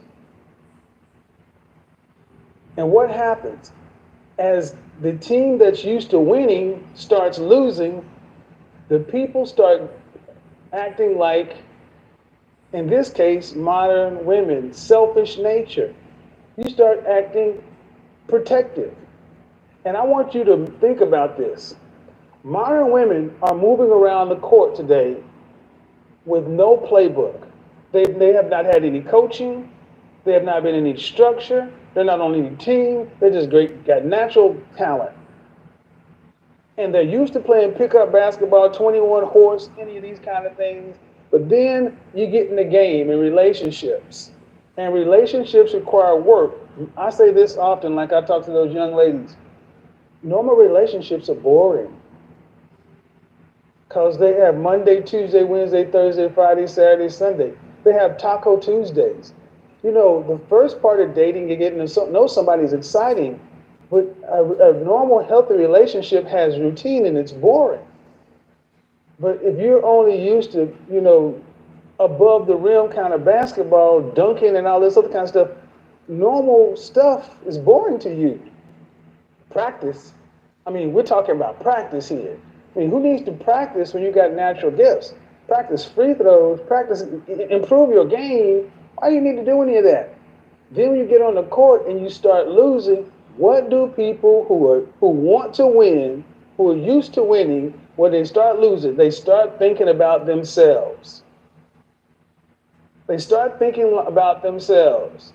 They start thinking about, I'm going to make sure, at least if we lose, I'll make sure I get my 20. I'm going to make sure my stats are good. Modern women are acting like mercenaries in this regard. You can even, I don't want to use the term free agent because somebody else that I know uses the term free agent. But they're starting to just act like it's all about them. You're moving like it's all about you. So you cannot play with anybody else. Who else moves like this? Mercenaries. You can have a standing army, and the army is comprised of the citizenry. The citizenry is called up, and blah, blah, blah. People go to basic training, yada, yada, yada. Then they go out onto the battlefield. And what often happens, you end up having highly skilled warriors, highly skilled soldiers who were really good, had some basic skills, but what do? They end up what? Becoming soldiers for hire, right? Mercenaries are just that, soldiers for hire. They're loyal to no one. They're loyal to no one. They're not loyal to a flag, they're not loyal to a cause, they're loyal to their pocketbook. So if you look at us, I like one of my favorite shows to watch. It's on Stars now. It's the old school series Spartacus. And when Asher, when Asher was with Praetor Glaber, and he was hunting down Spartacus. Asher said, "Hey man, you're trying to fight these these gladiators, these mercenaries. You're trying to fight them with these regular army troops. A gladiator is worth three of your guys." And Praetor Glaber said, "Wait a minute, prove it." Then Asher proceeds to straight whoop three legionnaires' butts, 3-1. He beat them down. And Asher said, "And I was the lowest of the group." So what did he do? He went out to the world and found guys who were great warriors, great at killing, great at defending and taking care of themselves. And he brought them back over, paid them a lot of money, and they went out and they started to level out the playing field. But as the story ends, an event happens, and the Roman captain says, "Asher, look, I hear you on that BS. You're going to have to prove you're down for me." And Asher's like, "Well, maybe it's best that we leave ways." And he said, "Why don't I just take my men and go?" Now, he recruited all these men. He was the captain of all these men. And these men had more money and so on and so forth. But all the guy from Rome had to do is like, "I'll make a better deal. 1,000 denarii and land." And the guys who were about ready to fight the Roman legion on Asher's behalf put their blades up and looked at Asher like, whatever, because they're mercenaries. There's no honor amongst thieves. There's no honor amongst mercenaries. When it's time to be a free agent, you must do what's in your best interest. Ladies, I want you to ask yourself, on the modern dating scene, are modern women moving like regular army, regular infantry? Are they moving like soldiers? Or are they moving like mercenaries? Soldiers have basic training. You know, that stuff you learn, your basic duties at home, your wifely duties, your duties around the house. Then it don't matter what theater, no matter where you put them, they know how to do the basic stuff. Are modern women moving like soldiers? Or are they moving like mercenaries? Meaning, I'm a soldier for hire. Any flag will do, and at the end of the day, it's all about me. Where do I get this? I get this idea when I sit around and talk to so many women. And I listen to women pour their hearts out, day in, day out. But then when you get right down to the relationship, most of these women have wrecked their own relationships, walked out of it, because many of them were still carrying around traumas or the ghost of ex-boyfriends past, and they could not deal. They could have great situations looking them right there in the face, but they're still involved with the ex-boyfriend. How do you know if they, remember I did? Ladies, a lot of you, this is why these long relationships are stupid. Because you take that long relationship into a new dating environment. Gentlemen, you know this like I know. If a woman has had a long relationship, you don't want to be the relationship that comes after, because you're inevitably the rebound. She does not know how to do this stuff. So what ends up happening, when life starts to happen, her first instinct, her natural instinct, is to become a mercenary and protect herself, defend myself. Am I missing something here? Am I missing something else right here? Please, hey, Carpet Union, please don't use that term. That's somebody else's term. Respect their intellectual property. That's not my term, so respect their intellectual property. Look, ladies, it is on you to understand that you're moving through life like a mercenary. If fear, scarcity, and lack, anxiety, stress are the ways in which you move through your world, you need therapy. Let's put the acronym out there. Let's put the acronym out there, because I often say this thing, but we need to talk about it. We need to talk about it, because we're going to talk about 3 subsets of women that are mercenaries. Three subsets of women that are mercenaries: fear, scarcity, lack, anxiety, stress. FSLAS. F double S. I don't have a word for it. FSLAS. LASS. I don't know what you can spell with that. I don't know what you can spell with that. I don't know what you can spell with that. What can you spell with FSSAL?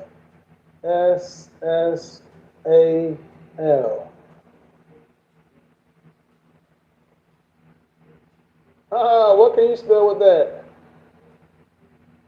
What can you spell with these letters? What can you make out of these words? What can you make out of these letters? F S S A N. All right, FSSLA. FSSLA. Fear, scarcity, stress, lack, anxiety. Fear, scarcity, and lack are the three original ones. Fear, scarcity, and lack, but you also need to put anxiety and stress. And if you're moving under the, and fear, scarcity, and lack lead to anxiety and stress. That's how you get there. Fear, scarcity, and lack lead to anxiety and stress, okay? Fear, scarcity, and lack lead to anxiety and stress. And ladies, if you're moving through your day-to-day life and fear, scarcity, and lack, it's going to generate anxiety and stress. And especially when you're that way, you end up starting to turtle in, hunker down, worry about yourself like a mercenary because you're under pressure. And here's the thing, this is not a new concept. When people are under pressure, some people focus, some people fold. And most people, when they're under pressure, revert back to who they really are. That's why this conditional femininity and this new age femininity goes away quickly when a woman gets angry. Fear, scarcity, and lack produces the anxiety and stress response, and there she is. You're a modern mercenary. Who are some modern mercenaries? Well, we already know our favorite modern mercenary. I'm a PhD. I'm a PhD. That's why the first modern mercenary, the career girl. Career above everything else, fear, scarcity, and lack. Because the structural things that have happened around you got those student loan debts and these careers and all this stuff out of control. And you can't give up control because fear, scarcity, and lack. I've already beat this one to death. But I want to talk about the next one. The next one you're starting to see more of, and it comes in two varieties. But I'm going to talk about the variety you're starting to see more now. You're starting to see the 40-plus-year-old with the young dude. The old wife, young husband. The old wife, young man. We're talking about women who were about 10 to 20 years older than their boyfriends. Now, these are the same women that before they got their boyfriend, they had all the problem in the world with age gap dating. Why? Because older women are not fit to deal with men of their age group because hypergamy, they've got too much stuff going on, and younger men have been, like it or not, the West, men have been born in an entire generation that have taught them that men and women are equal, taught them that women should be revered, that women are better at a lot of things. So it's more natural for a younger man to respect a boss chick's grind. A boss chick's grind. Honestly, I don't see that. I must be under a rock. I don't know how you don't see it. Turn on any social media. Look in entertainment. Look in music or entertainment, and you see women over 40, and you're starting to see more women over 40 strongly, proudly proclaiming their relationships and marrying young men. And here's the thing. I'm good with it as long as you print a retraction and say you've been dead ass wrong to talk about somebody's a cradle robber or whatever, whatever. See, I'm not going to call people's names, but there's several names that come to mind right now. And ladies, like it or not, that is backwards. Stella Got Her Groove Back was a movie. What does a 45-year-old woman have to do with a 26-year-old guy? He don't even know who he is yet. But that's moving like a mercenary. And the one way that a woman can do that is she has to have resources. You rarely see a woman that age with a young man unless she is smoking hot and average resourced or well resourced. I have had an older woman. I've been this before. I've talked about this before. When I was in my 20s, I dated an older woman and I knew exactly what it was. And I benefited from it because she took me places, brought me around people, put me in, I was able to go with her and be in rooms that my resume could not get me into. My intellect could, but I didn't have those connections. But I didn't delude myself and make myself think that there was going to be some long-lasting relationship out of this. But today you'll see a lot of mercenary modern women with younger men trying to act like, no, I finally found my soulmate and I'm in love. On the one hand, I would rather you be with somebody than nobody good for you. My only issue is many of these women tend to be modern womanist feminist types. And these very women were the ones talking about men ain't this, men is trash, men is this, men is that. And now all of a sudden, now you got you a young guy. And now all of a sudden you in love and getting married and everything else. You need to print a retraction. Not for the men. See, we men already knew you were full of crap. You need to print a retraction for these young ladies, okay? They can control a young man. Thank you. But see, the thing is, look, I'm going to be honest. I'm making this point, but I'm not going to stand heavy on this point because, look, what else is a well-resourced middle-aged woman supposed to do? The likelihood of her being able to get with a man who's socioeconomically attractive to her is little to none. Meaning, the older women get, the less they get. So I don't want to see women who are used to dating, athletes, entertainers, musicians, multimillionaires, blah, blah, blah, coming to guys who are six-figure guys with having that previous experience, because most don't come to it in good faith. But it's still a mercenary move. You got to admit it's a mercenary move because they're worried about themselves. Modern women being mercenaries, the issue is mercenaries can't be trusted. Mercenaries are out for themselves. You cannot build a strong national defense with mercenaries. You need a homegrown army that believes in the ideals of the country. So ladies, ask yourself, are you moving like a mercenary? When you're in relationships, are you worried about you?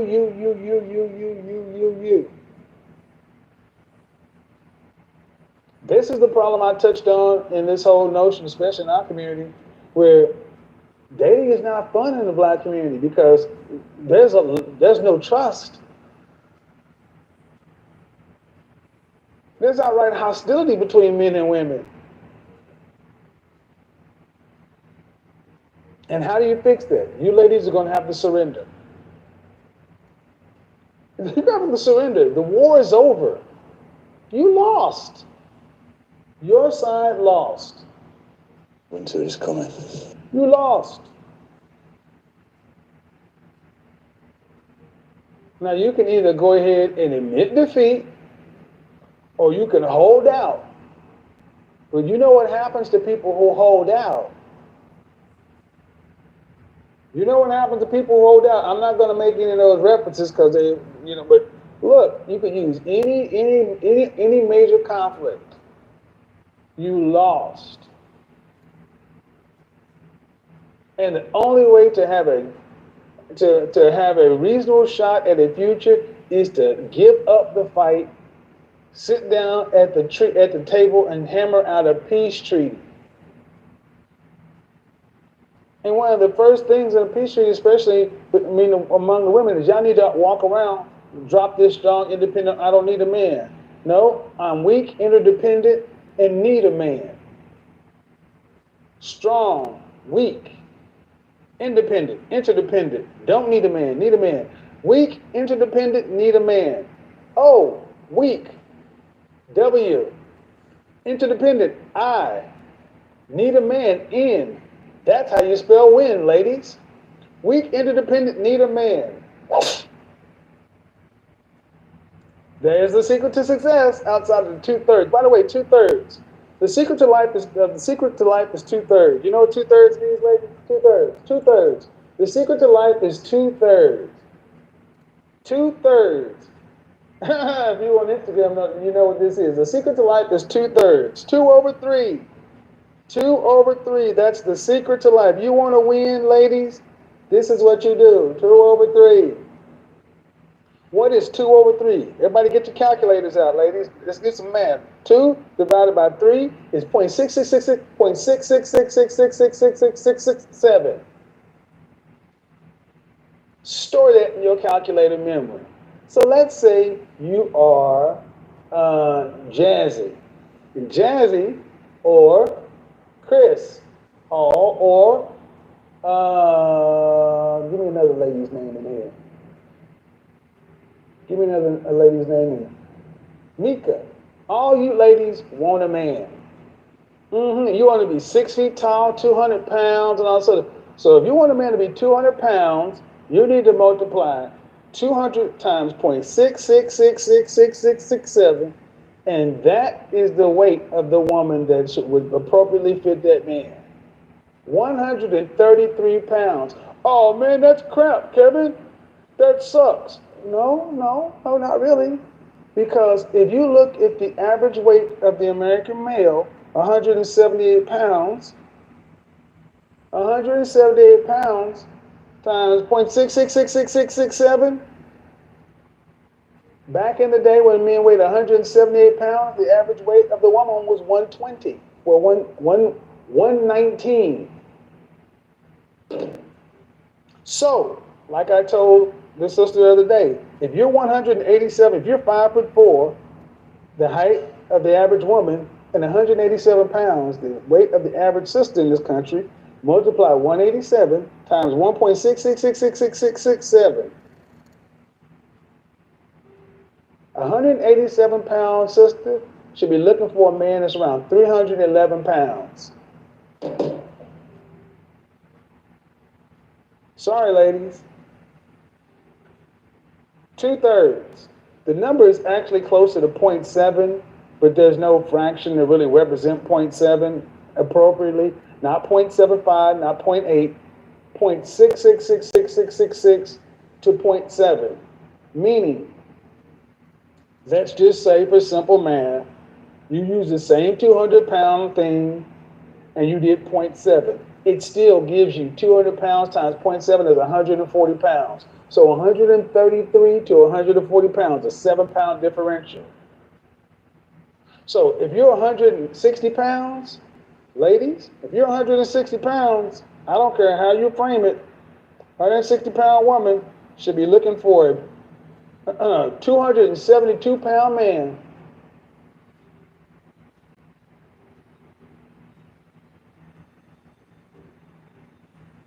Is that right? Is that let me make that. Let me back that up. That don't sound right. You should be 30% more. I'm sorry. My math was off on that. My calculator was. I was talking too fast on that one. 1.3. 208. Sorry. 1.3. So a 160-pound woman should be looking for a man who's 203 pounds. So let's do the 187-pound woman again. A 187-pound woman, even if you use 0.7, it's still 200. 187 times 0.0111. Yeah. He's still 250 pounds. So even if we use 0.7. So a 187 pound woman should be looking for a man that's 250 pounds. So when I was talking to her sister the other day, and she was 213 pounds, and I said, ma'am, you should be looking for a man that weighs about a third more than you. Why should I get that? You should be roughly 2/3 the size of a male. 2/3 to 0.7. You should be anywhere from 30% to 33% smaller than a man. Well, that means a guy that's 100, somebody said this. That means that somebody's 170 pounds. That means the woman is going to be too small. 170 pound man, that's still a 113 pound woman. They're still a dress size 4, 2, 4. Ladies, bottom line, I've taken a tangent off of this because one of the major reasons that many women do not seem to want to grasp with is your weight is keeping you unmarried. Men know and accept the fact that if they want to make themselves the best possible they can, have the highest chance of landing the best mate for them, they have to get their resources up. But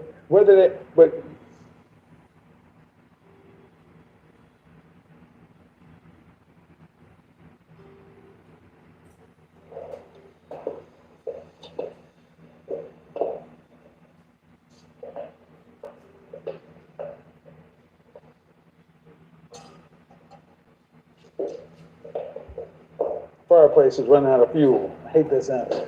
Guys understand that, look, my income limits the kind of woman I can get. Simple as that. Men know that. Today's world, it does. The world is not like it was when my grandfather and all those guys. But guys got a longer term. If you're going to sit down at the table as a modern female mercenary, the first thing you must do is you must sit down at the table and negotiate a peace. Then you need to declare a side. In the black community, black women, you need to understand that every other group of women, when it gets right down to it, they happily line up with their men. That's why I keep saying we're all you got. And while it is still available, it will be wise for you mercenaries to stop warring. Because what's starting to happen is the one thing that I think is keeping so many, I said it the other day, the inability to code switch and effectively get inside other communities is keeping a lot of folks who don't want to be together. Black people, black men, if you really could integrate and go talk in other communities, a lot would be gone. That's why you always talk about going overseas, such and so forth. You don't have the money to go overseas. Why go overseas when you just go to another neighborhood? Ladies, you ladies need to start acting like men are a requirement. I see, I know a lot of my critics and detractors, like, he always preaching doom and gloom and fear, such and so forth. I challenge any of them to sit down and discuss the numbers of it. I don't care what you think about my tone or my method. The bottom line is this Western world is not set up for single, average earning individuals.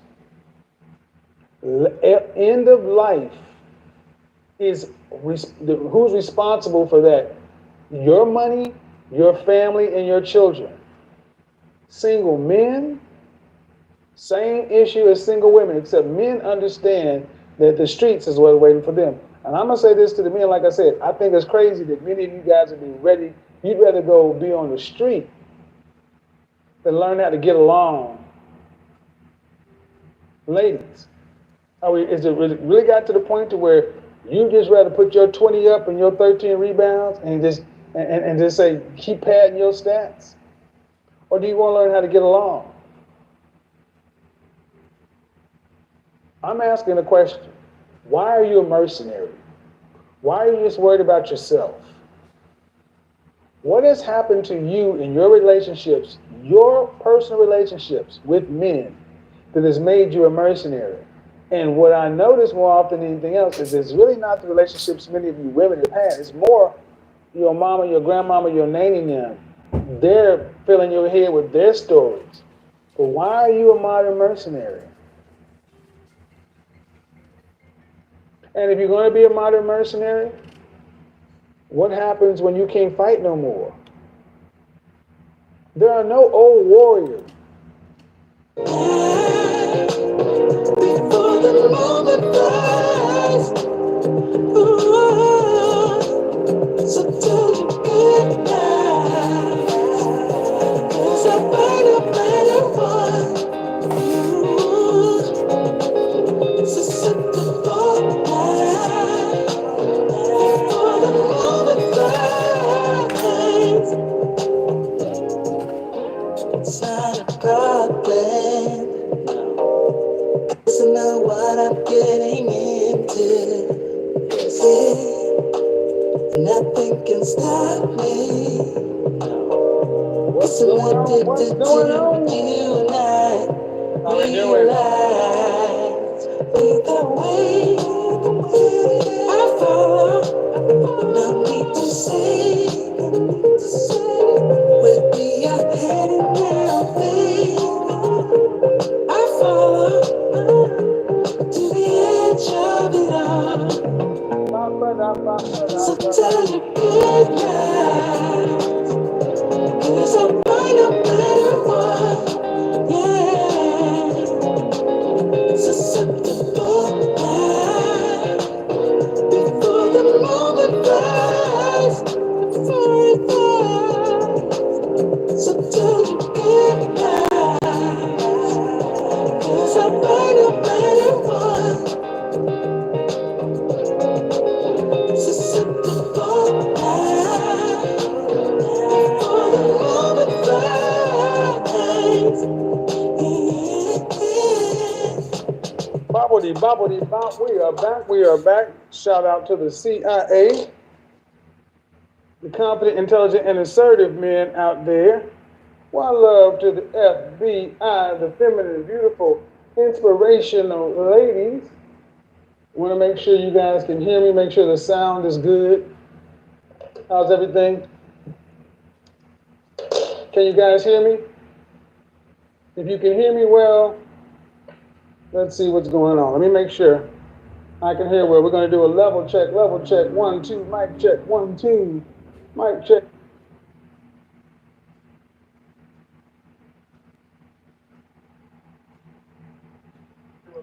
All right, so we are good. We are back. We are back. Shout out to the confident, intelligent, and assertive men. One love to the feminine, beautiful, inspirational ladies. How we doing? Your godfather's back in the house, and the house is, of course, packed. If you haven't checked my YouTube channel today, I've loaded a couple of additional videos up, and then some short bangers. Short bangers. You'll want to check out the short bangers. You'll want to check out the short bangers for sure. I'm trying to keep this power level thing going right. The new computer's on the way in.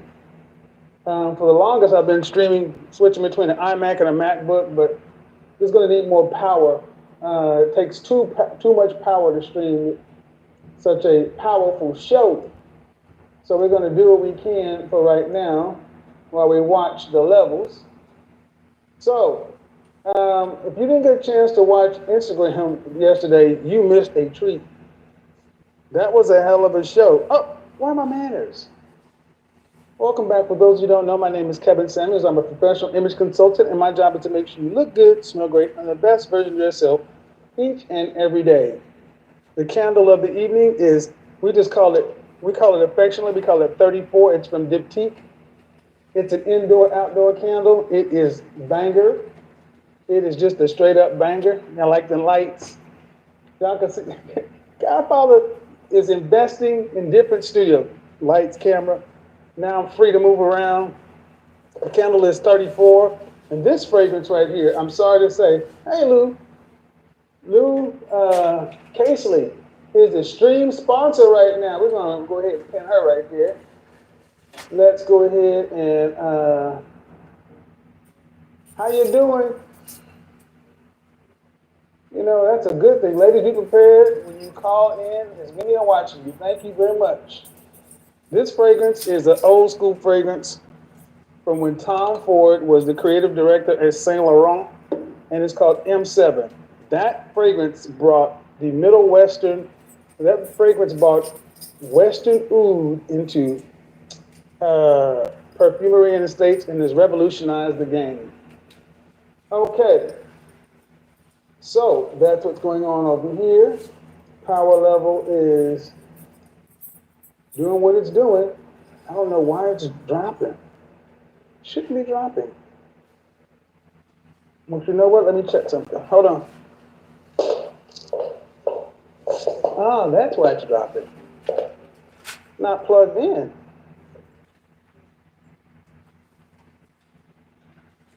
That's why it's dropping. Smart guy. Damn it.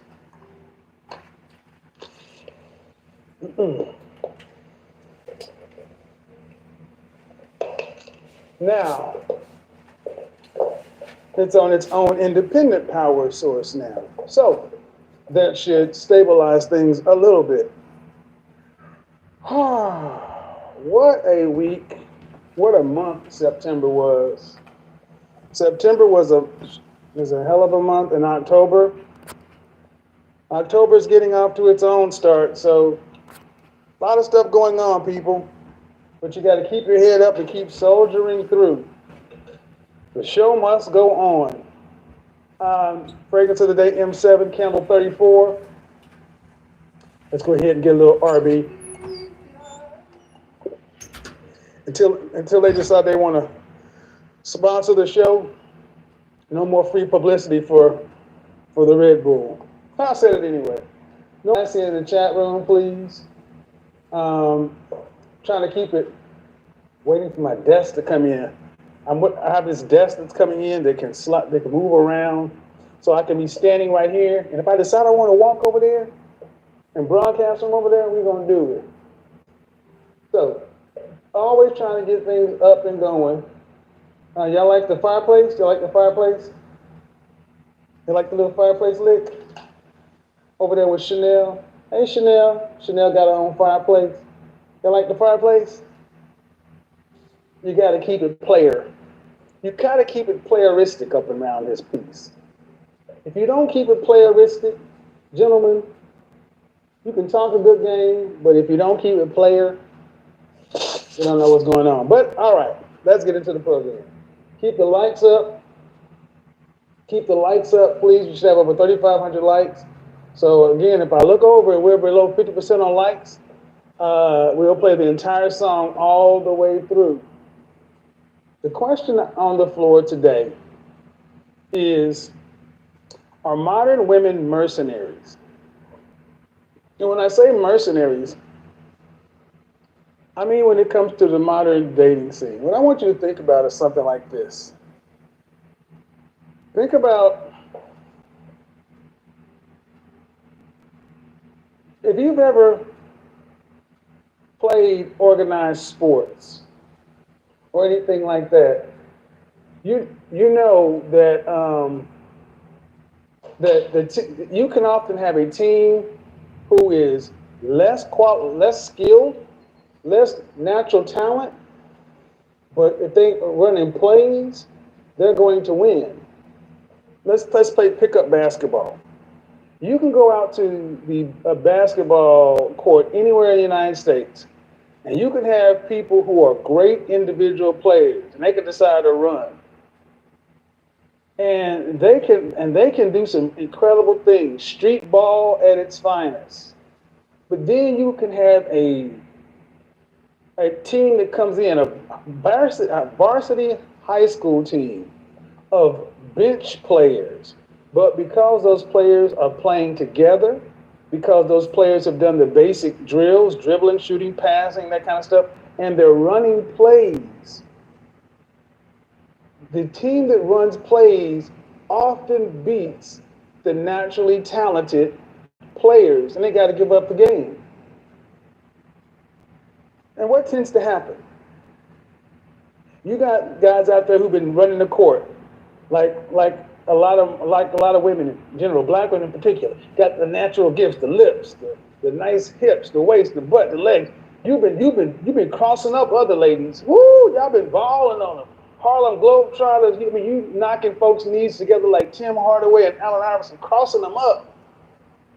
Then Britney Spears came along, Jenna Oy back today when she was 6 over at Blossom, and they didn't, Alyssa Milano, they didn't embrace the butt. And all other kind of women then decided to get back in the lab and decided to start running plays.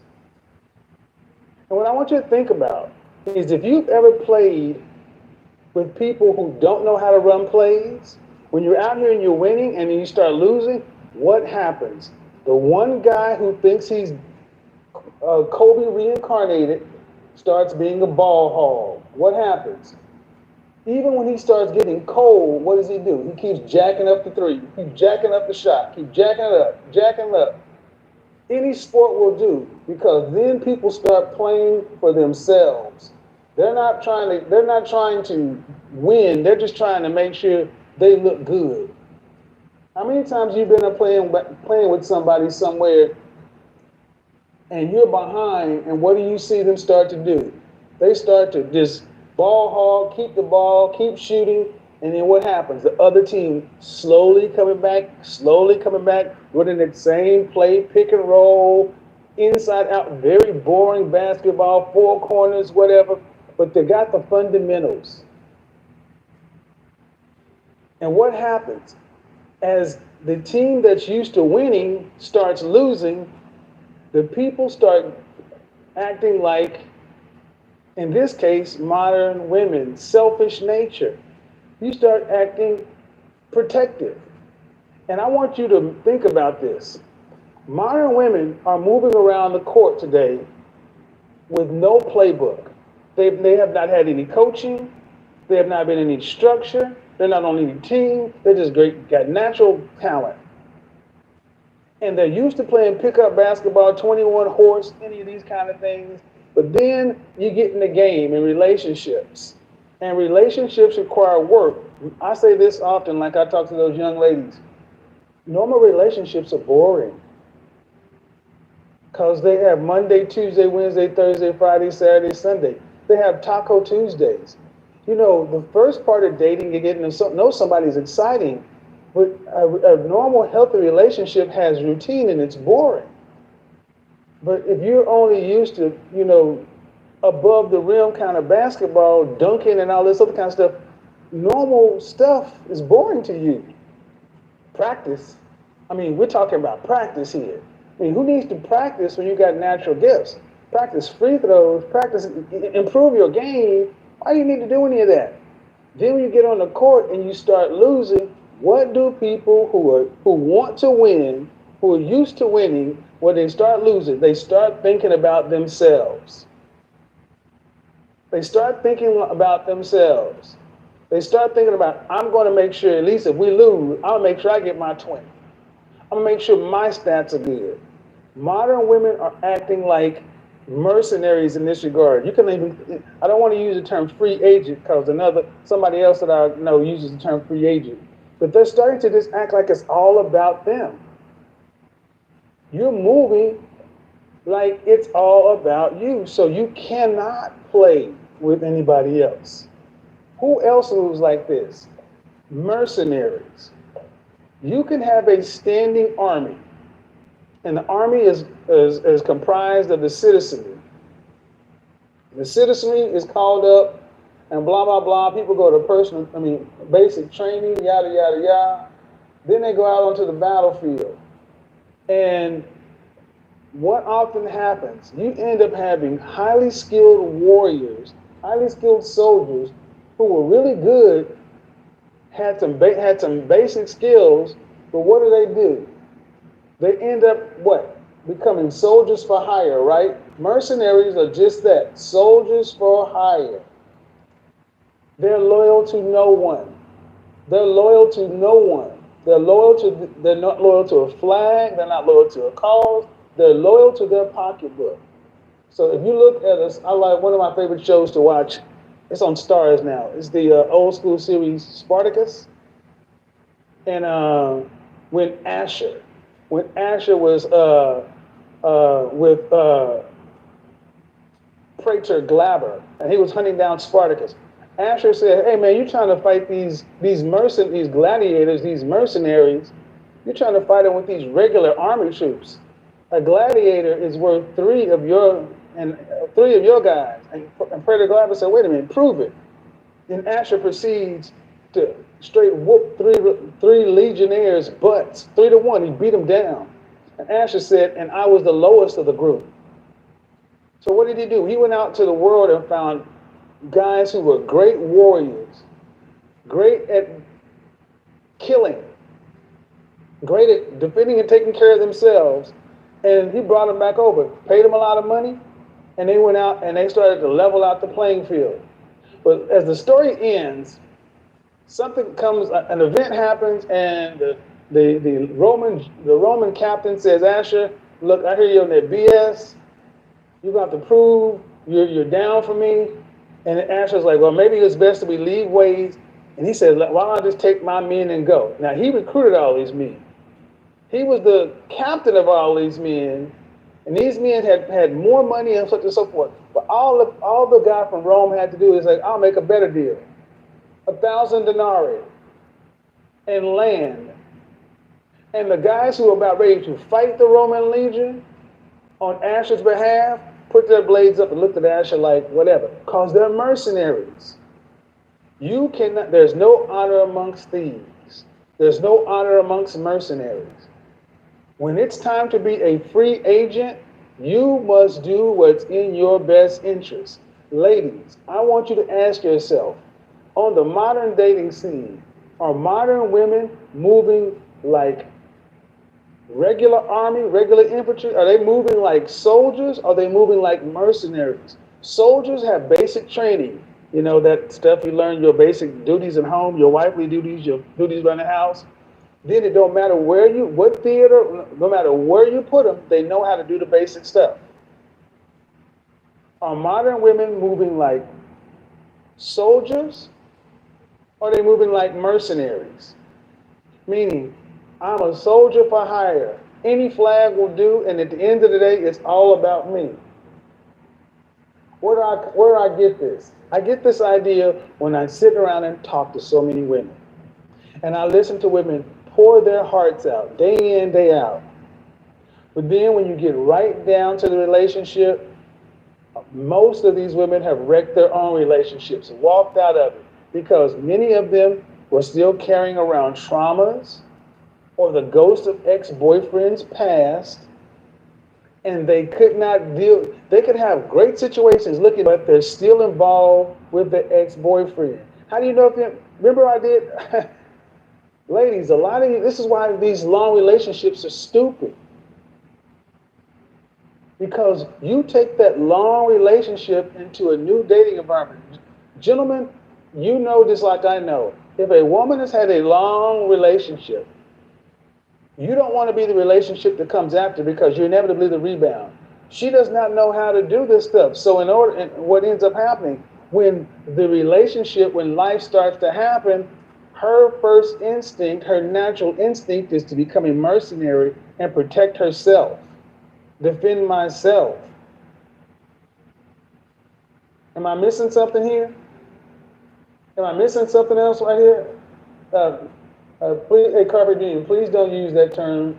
That's somebody else's term. Respect their intellectual property. That's not my term, so respect their intellectual property. Look, ladies, it is on you to understand that you're moving through life like a mercenary. If fear, scarcity, and lack, anxiety, stress are the ways in which you move through your world, you need therapy. Let's put the acronym out there. Let's put the acronym out there, because I often say this thing, but we need to talk about it. We need to talk about it. Because we're going to talk about three subsets of women that are mercenaries. Three subsets of women that are mercenaries. Fear, scarcity, lack, anxiety, stress. FSLAS. FSS, I don't have a word for it. FSLAS, LAS.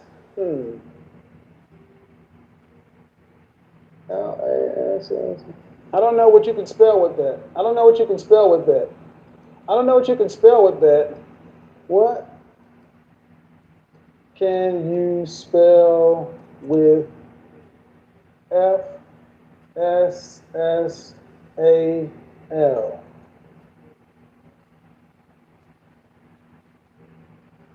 What can you spell with that? What can you spell with these letters? What can you make out of these words? What can you make out of these letters? F S S A N. All right, FSSLA. FSSLA. Fear, scarcity, stress, lack, anxiety. Fear, scarcity, and lack are the three original ones. Fear, scarcity, and lack, but you also need to put anxiety and stress. And if you're moving under the, and fear, scarcity, and lack lead to anxiety and stress. That's how you get there. Fear, scarcity, and lack lead to anxiety and stress, okay? Fear, scarcity, and lack lead to anxiety and stress. And ladies, if you're moving through your day-to-day life and fear, scarcity, and lack, it's going to generate anxiety and stress. And especially when you're that way, you end up starting to turtle in, hunker down, worry about yourself like a mercenary because you're under pressure. And here's the thing, this is not a new concept. When people are under pressure, some people focus, some people fold. And most people, when they're under pressure, revert back to who they really are. That's why this conditional femininity and this new age femininity goes away quickly when a woman gets angry. Fear, scarcity, and lack produces the anxiety and stress response, and there she is. You're a modern mercenary. Who are some modern mercenaries? Well, we already know our favorite modern mercenary. I'm a PhD. I'm a PhD. That's why it's your first modern mercenary, the career girl. Career above everything else. Fear, scarcity, and lack. Because the structural things that have happened around you got those student loan debts and these careers and all this stuff out of control. And you can't give up control because you can't, because you're scarcity and lack. I've already beat this one to death. But I want to talk about the next one. The next one you're starting to see more of, and it comes in two varieties. But I'm going to talk about the variety you're starting to see more now. You're starting to see the 40-plus-year-old with the young dude. The old wife, young husband. The old wife, young man. We're talking about women who were about 10 to 20 years older than their boyfriends. Now, these are the same women that before they got their boyfriend, they had all the problem in the world with age gap dating. Why?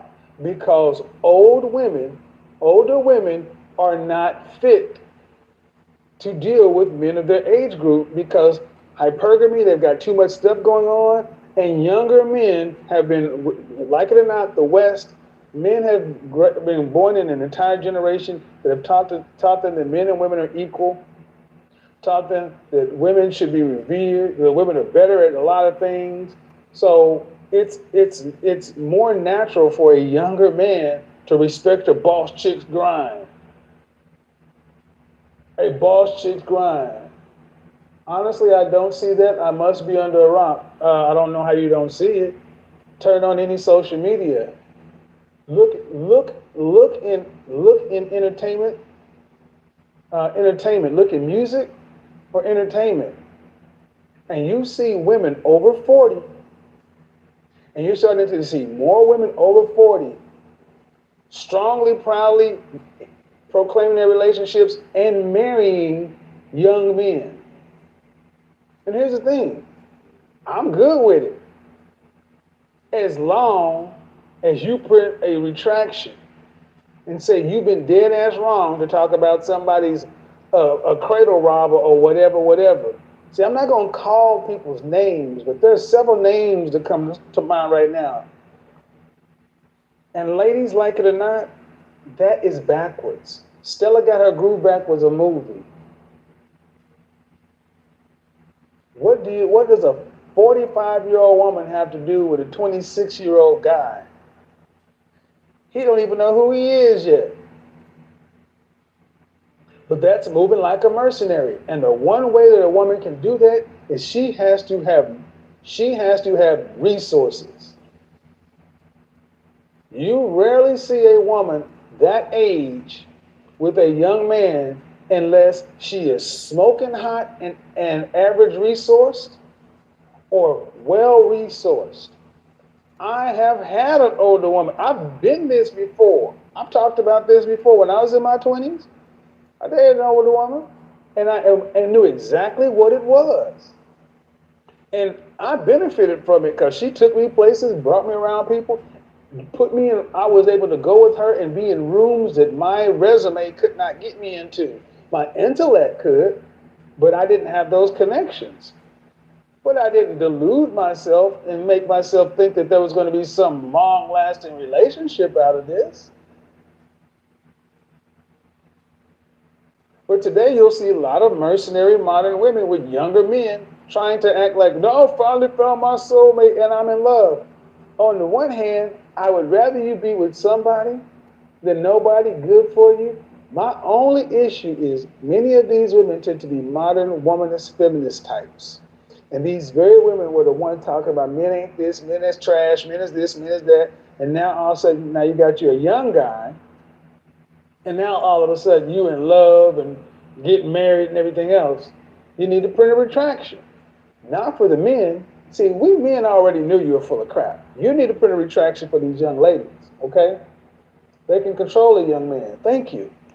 But see, the thing is, look, I'm going to be honest. I'm making this point, but I'm not going to stand heavy on this point because, look, what else is a well-resourced middle-aged woman supposed to do?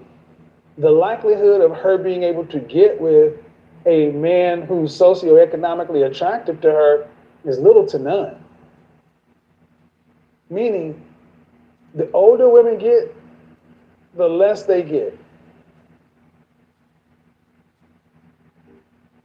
So I don't want to see women who were used to dating, athletes, entertainers, musicians, multimillionaires, blah, blah, blah, coming to guys who are six-figure guys with having that previous experience, because most don't come to it in good faith. But it's still a mercenary move. You got to admit it's a mercenary move because they're worried about themselves. Modern women being mercenaries, the issue is mercenaries can't be trusted. Mercenaries are out for themselves. You cannot build a strong national defense with mercenaries. You need a homegrown army that believes in the ideals of the country. So ladies, ask yourself, are you moving like a mercenary? When you're in relationships, are you worried about you?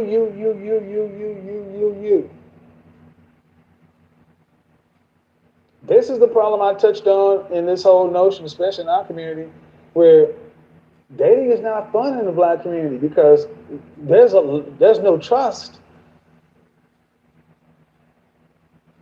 There's outright hostility between men and women. And how do you fix that? You ladies are going to have to surrender. You have to surrender. The war is over. You lost. Your side lost. Winter is coming. You lost. Now you can either go ahead and admit defeat or you can hold out. But you know what happens to people who hold out? You know what happens to people who hold out? I'm not going to make any of those references because they, but look, you can use any major conflict. You lost. And the only way to have a reasonable shot at a future is to give up the fight, sit down at the table and hammer out a peace treaty. And one of the first things in a peace treaty, especially among the women, is y'all need to walk around, drop this strong, independent, I don't need a man. No, I'm weak, interdependent, and need a man. Strong, weak, independent, interdependent, don't need a man, need a man. Weak, interdependent, need a man. O, weak. W, interdependent, I, need a man, N. That's how you spell win, ladies. Weak, interdependent, need a man.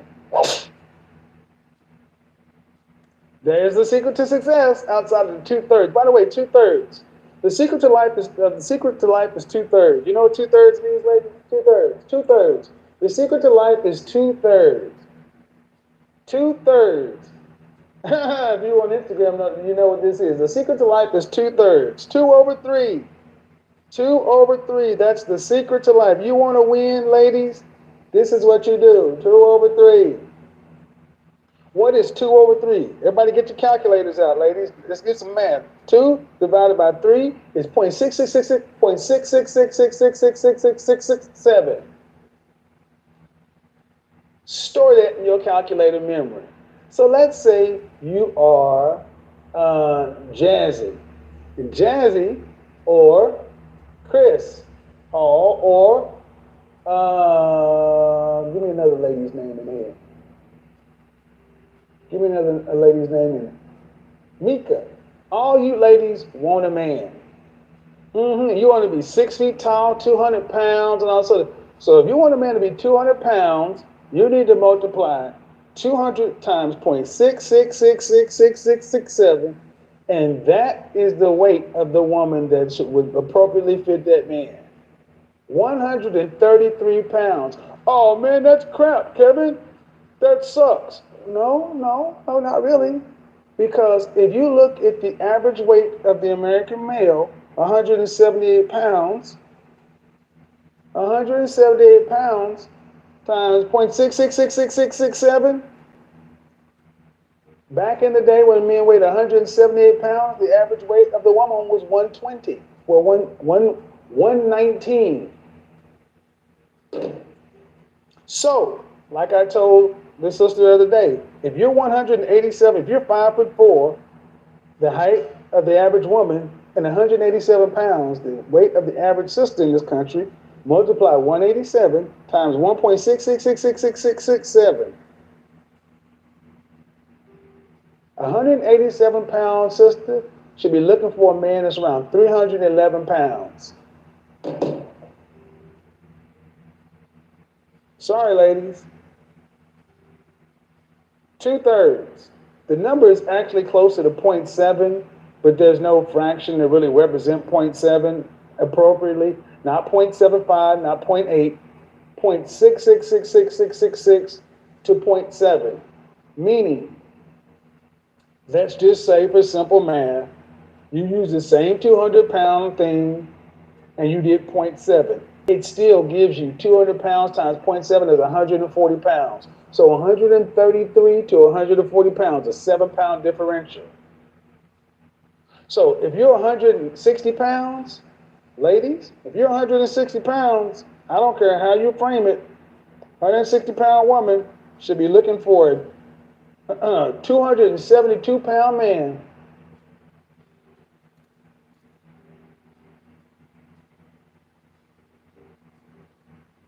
Is that right? Is that right? Let me make that. Let me back that up. That don't sound right. You should be 30% more. I'm sorry. My math was off on that. My calculator was. I was talking too fast on that one. 1.3. 208.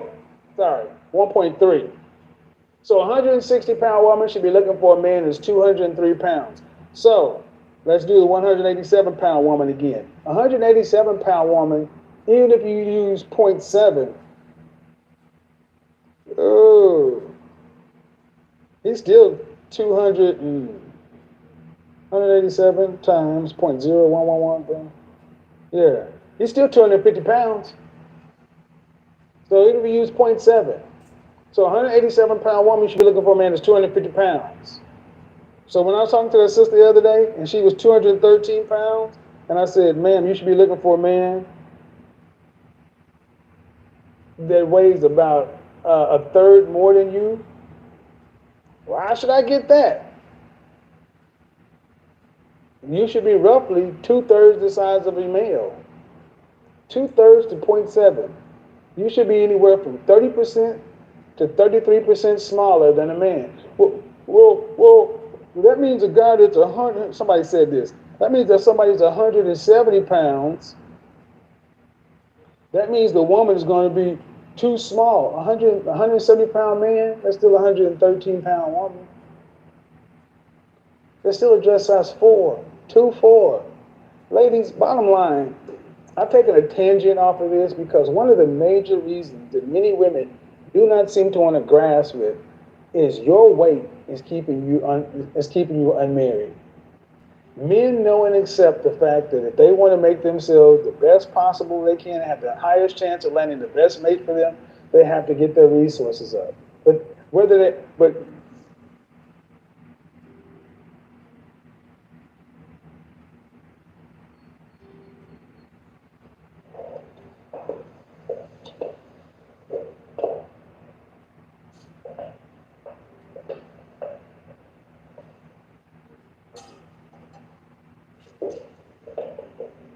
fireplace is running out of fuel. I hate that sound.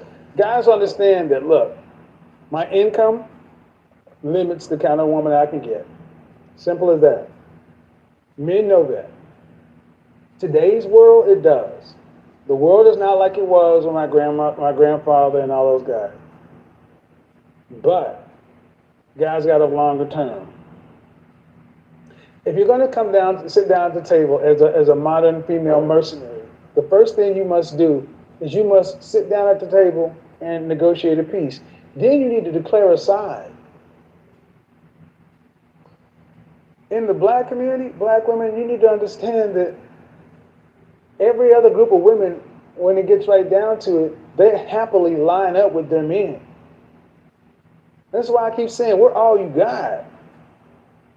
And while it is still available, it will be wise for you mercenaries to stop warring. Because what's starting to happen is the one thing that I think is keeping so many, I said it the other day, the inability to code switch and effectively get inside other communities is keeping a lot of folks who don't want to be together. Black people, black men, if you really could integrate and go talk in other communities, a lot would be gone. That's why you always talk about going overseas, such and so forth. You don't have the money to go overseas. Why go overseas? You just go to another neighborhood. Ladies, you ladies need to start acting like men are a requirement. I see, I know a lot of my critics and detractors, like, he always preaching doom and gloom and fear, such and so forth. I challenge any of them to sit down and discuss the numbers of it. I don't care what you think about my tone or my method. The bottom line is this Western world is not set up for single, average earning individuals. End of life is who's responsible for that? Your money, your family, and your children. Single men, same issue as single women, except men understand that the streets is what's waiting for them. And I'm going to say this to the men, like I said, I think it's crazy that many of you guys would be ready, you'd rather go be on the street than learn how to get along. Ladies, is it really got to the point to where you just rather put your 20 up and your 13 rebounds and just say, keep padding your stats? Or do you want to learn how to get along? I'm asking the question, why are you a mercenary? Why are you just worried about yourself? What has happened to you in your relationships, your personal relationships with men, that has made you a mercenary? And what I notice more often than anything else is it's really not the relationships many of you women have had. It's more your mama, your grandmama, your nanny them. They're filling your head with their stories. But why are you a modern mercenary? And if you're going to be a modern mercenary, what happens when you can't fight no more? There are no old warriors. You got to give up the fight at some point. Here's the thing. The show shut down early on Monday, so I'm going to start taking calls from Monday night show and then on tonight's show, because I think it's a good topic that we got to start looking at the fact that I firmly believe that many women today are being motivated by fear, scarcity, and lack, which produces anxiety and stress. And no one, and men, ladies, whether you like it or not, no matter how much men want to be with you or care about you, they're not going to accept you just because you're black, or if you're always anxious and stressed out and in a bad mood. That does not bring a man what he wants. Peace. Men do not want women who are projects. Men want women who enhance our lives. We don't want to have to turn away from our purpose to fix you.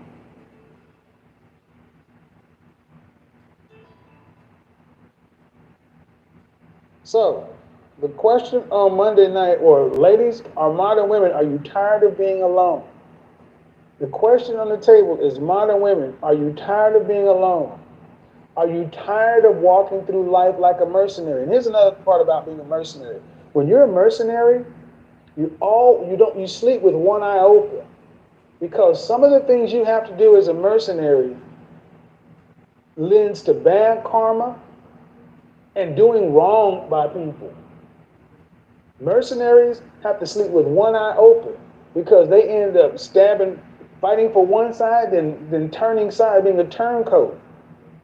And if you walk through life like a mercenary, you can tell people who are mercenaries because they expect the worst, because they've done the worst. Uh-oh, getting a little too real. Getting a little too real on the hill.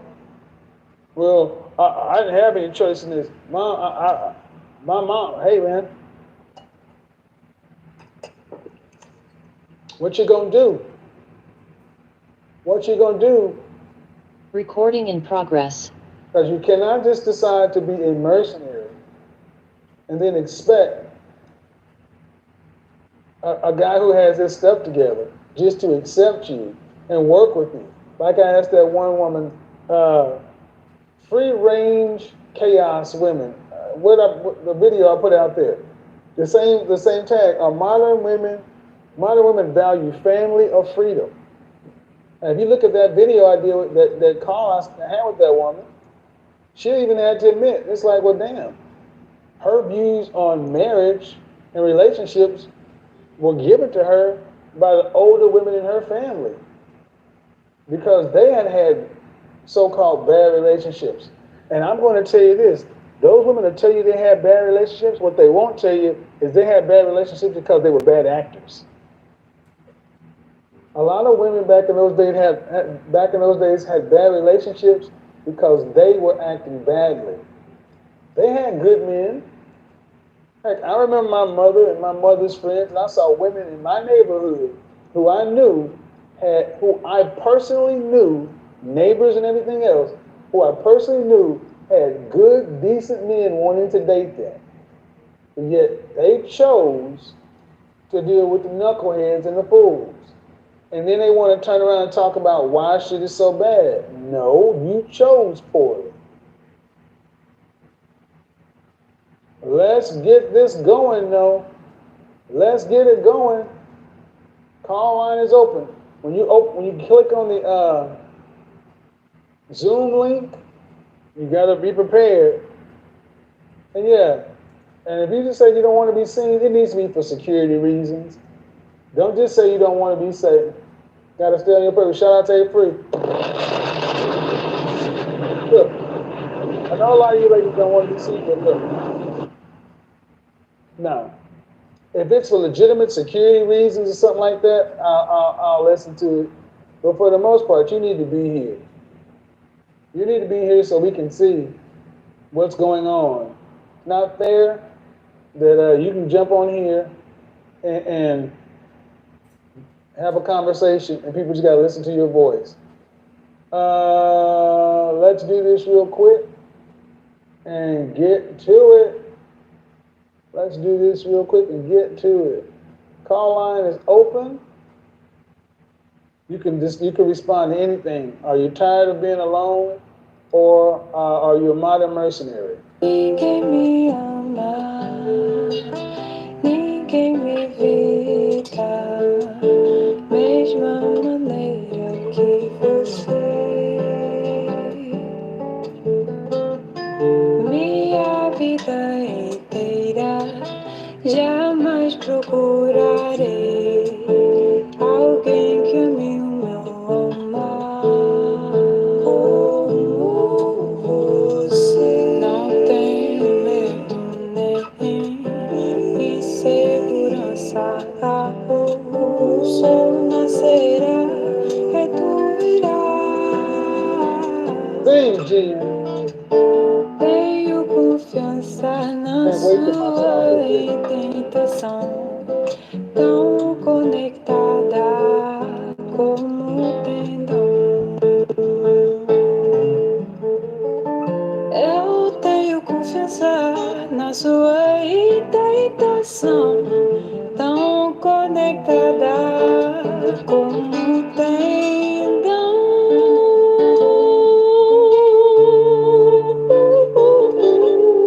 Acredito em você, sei que tu tem confiança em você, sem dúvida tu irás.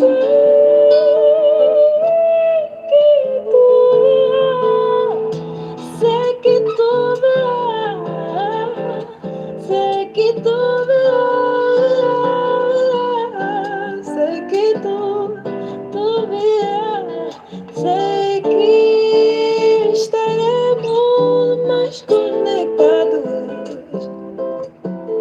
conectados dia a dia. This is my new song.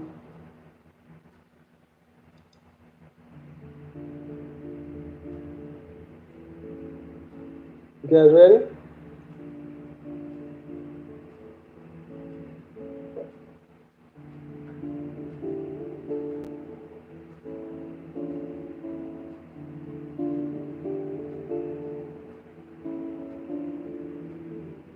Ya te amo, no te preocupes, yo fui hecha para ti, ya tú sabes. No te olvides, fue creada para ti, ya tú sabes. No lo dudes, mi amor crece como abril.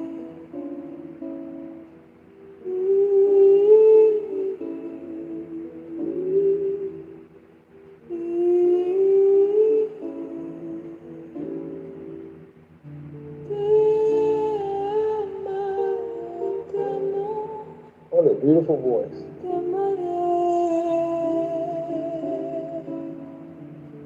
Me cansa el esperar, ojalá juntos te cansaré. No, no,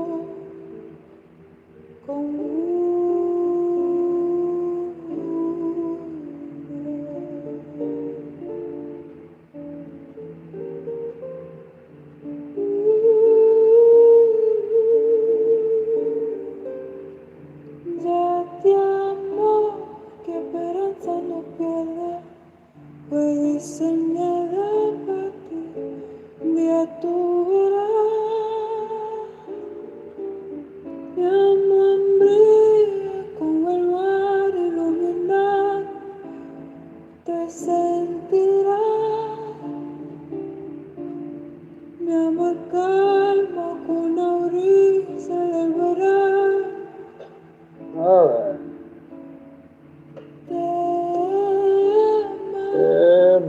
She can sing. Then you can sing me to sleep any night.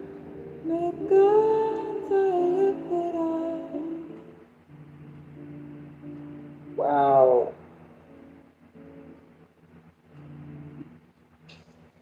Wow. Just wow. Lisa, you ready? You ready, Lisa?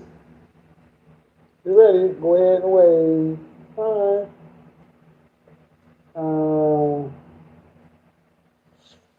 How are you? I'm good. Good. How old are you? I'm 50. All right. So, the question is, are modern women mercenaries or are you tired of being alone? Which one are we tired of? Well, I'm married and I'm 50. And I feel that women should not be mercenaries. They should not be alone. They shouldn't be? They should be married. Okay. Then why aren't more women married? More women are not married because they just don't understand that as women, we weren't put on this earth to be alone. We were put on this earth to be married and to be mothers and to be a helpmate to our husbands. How long you been married? 15 years. Yeah, these women would say, yeah, you know what you're talking about. You know what you're talking about. You're an old married woman, get out of here. You ain't got nothing for us. Well, that would be their problem. That's what they're gonna say. I'm sure. Do you have any children? I have 4 stepdaughters and I have 1 son. Okay. How old is your son? 11. Okay.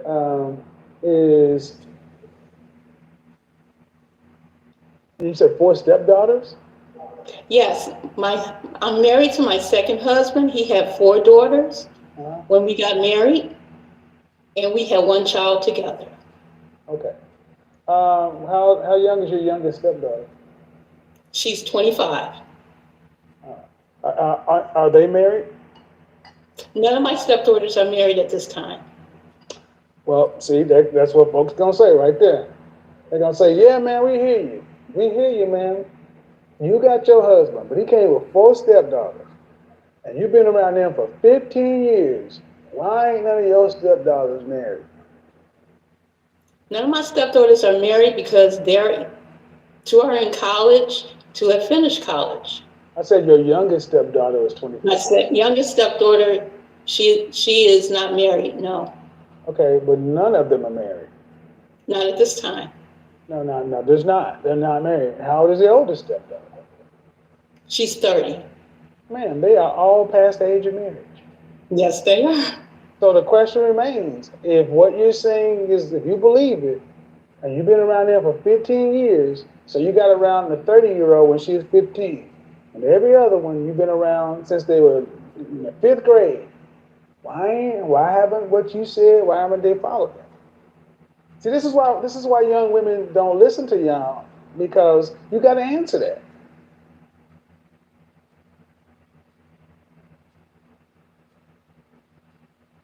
Hello?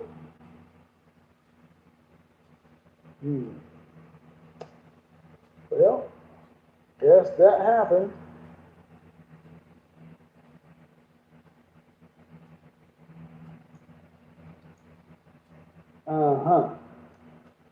So, you guys need to get on camera in the Zoom room. Start your camera. Start your video, or you can't be in. So, I don't know if she left, but I'm going to assume she left because the connection was just fine. And ladies, I don't mean to be rude, but when you say something like that, I know what women are going to say. And then they're going to be like, all right, well, you got 4 stepdaughters, 25 to 30. and they never wanted them married. But then you're gonna say this is what they should do. Okay, I hear you. How are you getting these stepdaughters who have been around? It ain't like you was married 5 years. There we go. She's back. I think it's a fair question. I'm just telling you what women are going to hear. Hello. Yes. So women. I can hear you. Okay, you have me on TV or something? I have you on my laptop, but nothing else is on. Okay, so young women are going to say, that sounds fine. Why ain't your stepdaughters married? I believe they're not married because they have not found the person they want to be married to. And you have to understand, there are my stepdaughters. Their mother is also an intricate part of that. I get it. But when you get on and say women should be something, just like they asking, are you married? Great. Their mother's an intricate part. Is their mother married? Yes. Their mama's married. Their stepmama's married. Their father's married. All of them are single. And what I'm hearing is they got to find somebody. You've been around the oldest stepdaughter since she was 15, the youngest since she was 10. Did you talk to these young women when they were coming up about what kind of men they should be looking for and what they should be doing for a man and how they should treat a man? The two youngest, yes. All right. So, because a father should be kind of telling a woman what kind of man that would be appropriate for her. But women, their father's involved. Huh? Their father's involved in that. Right. And women should be telling women what they need to be doing for men. So what are some of the things you told your stepdaughters they should do for a man? Well, a lot of things I told them is what my mom told me, was that you, before you get married, you make sure that your father's an intricate part of that. My father was. They also we went to church on a regular basis. They were taught that before you go out there, you make sure your father meets every person you want to date, or your father is. Ma'am, maybe you didn't hear what I was saying. What I'm asking is, what did you? Okay, I'm sorry. As the stepmother, and what did the mother tell these young women what they should be doing for a man? What their responsibilities are to a man, not what they should be looking for. What were they taught to be doing for a man? Because here's the pushback. Here's the pushback that women are going to say. Because a lot of women are starting to blame the reason they're not married because of you guys. Because y'all didn't teach them. Because a lot of women are starting to say, y'all were too worried about getting your own husbands because you're wrecking your own marriages, but you were worried about getting your own lives together, so you didn't teach us nothing. That's what I'm starting to hear from more young women.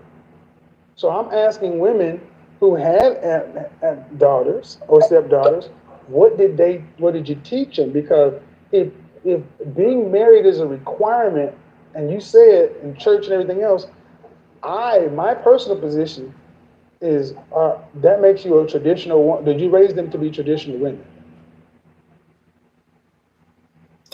And as far as I'm concerned, I came into their lives when they were 9 and 10, as you stated. And from that point, I did teach them through action, dealing with their father, and relationship. Did their mother raise them to be traditional women? Their mother is younger than me, and I would believe that she taught them what she could. I don't know exactly. Did their father, your husband, teach his daughters to be traditional women? Yes. Okay, stop right here. Because before I came into their lives, his mother was in their lives. Stop right here. Traditional women, men are not optional. They're a requirement.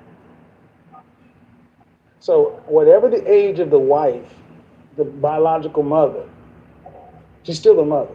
And the father, if you're talking about church and these kind of things, if the father raised them to tradition, and you came along and you put some icing on it, and he had a grandmother. All right, then why aren't these women married?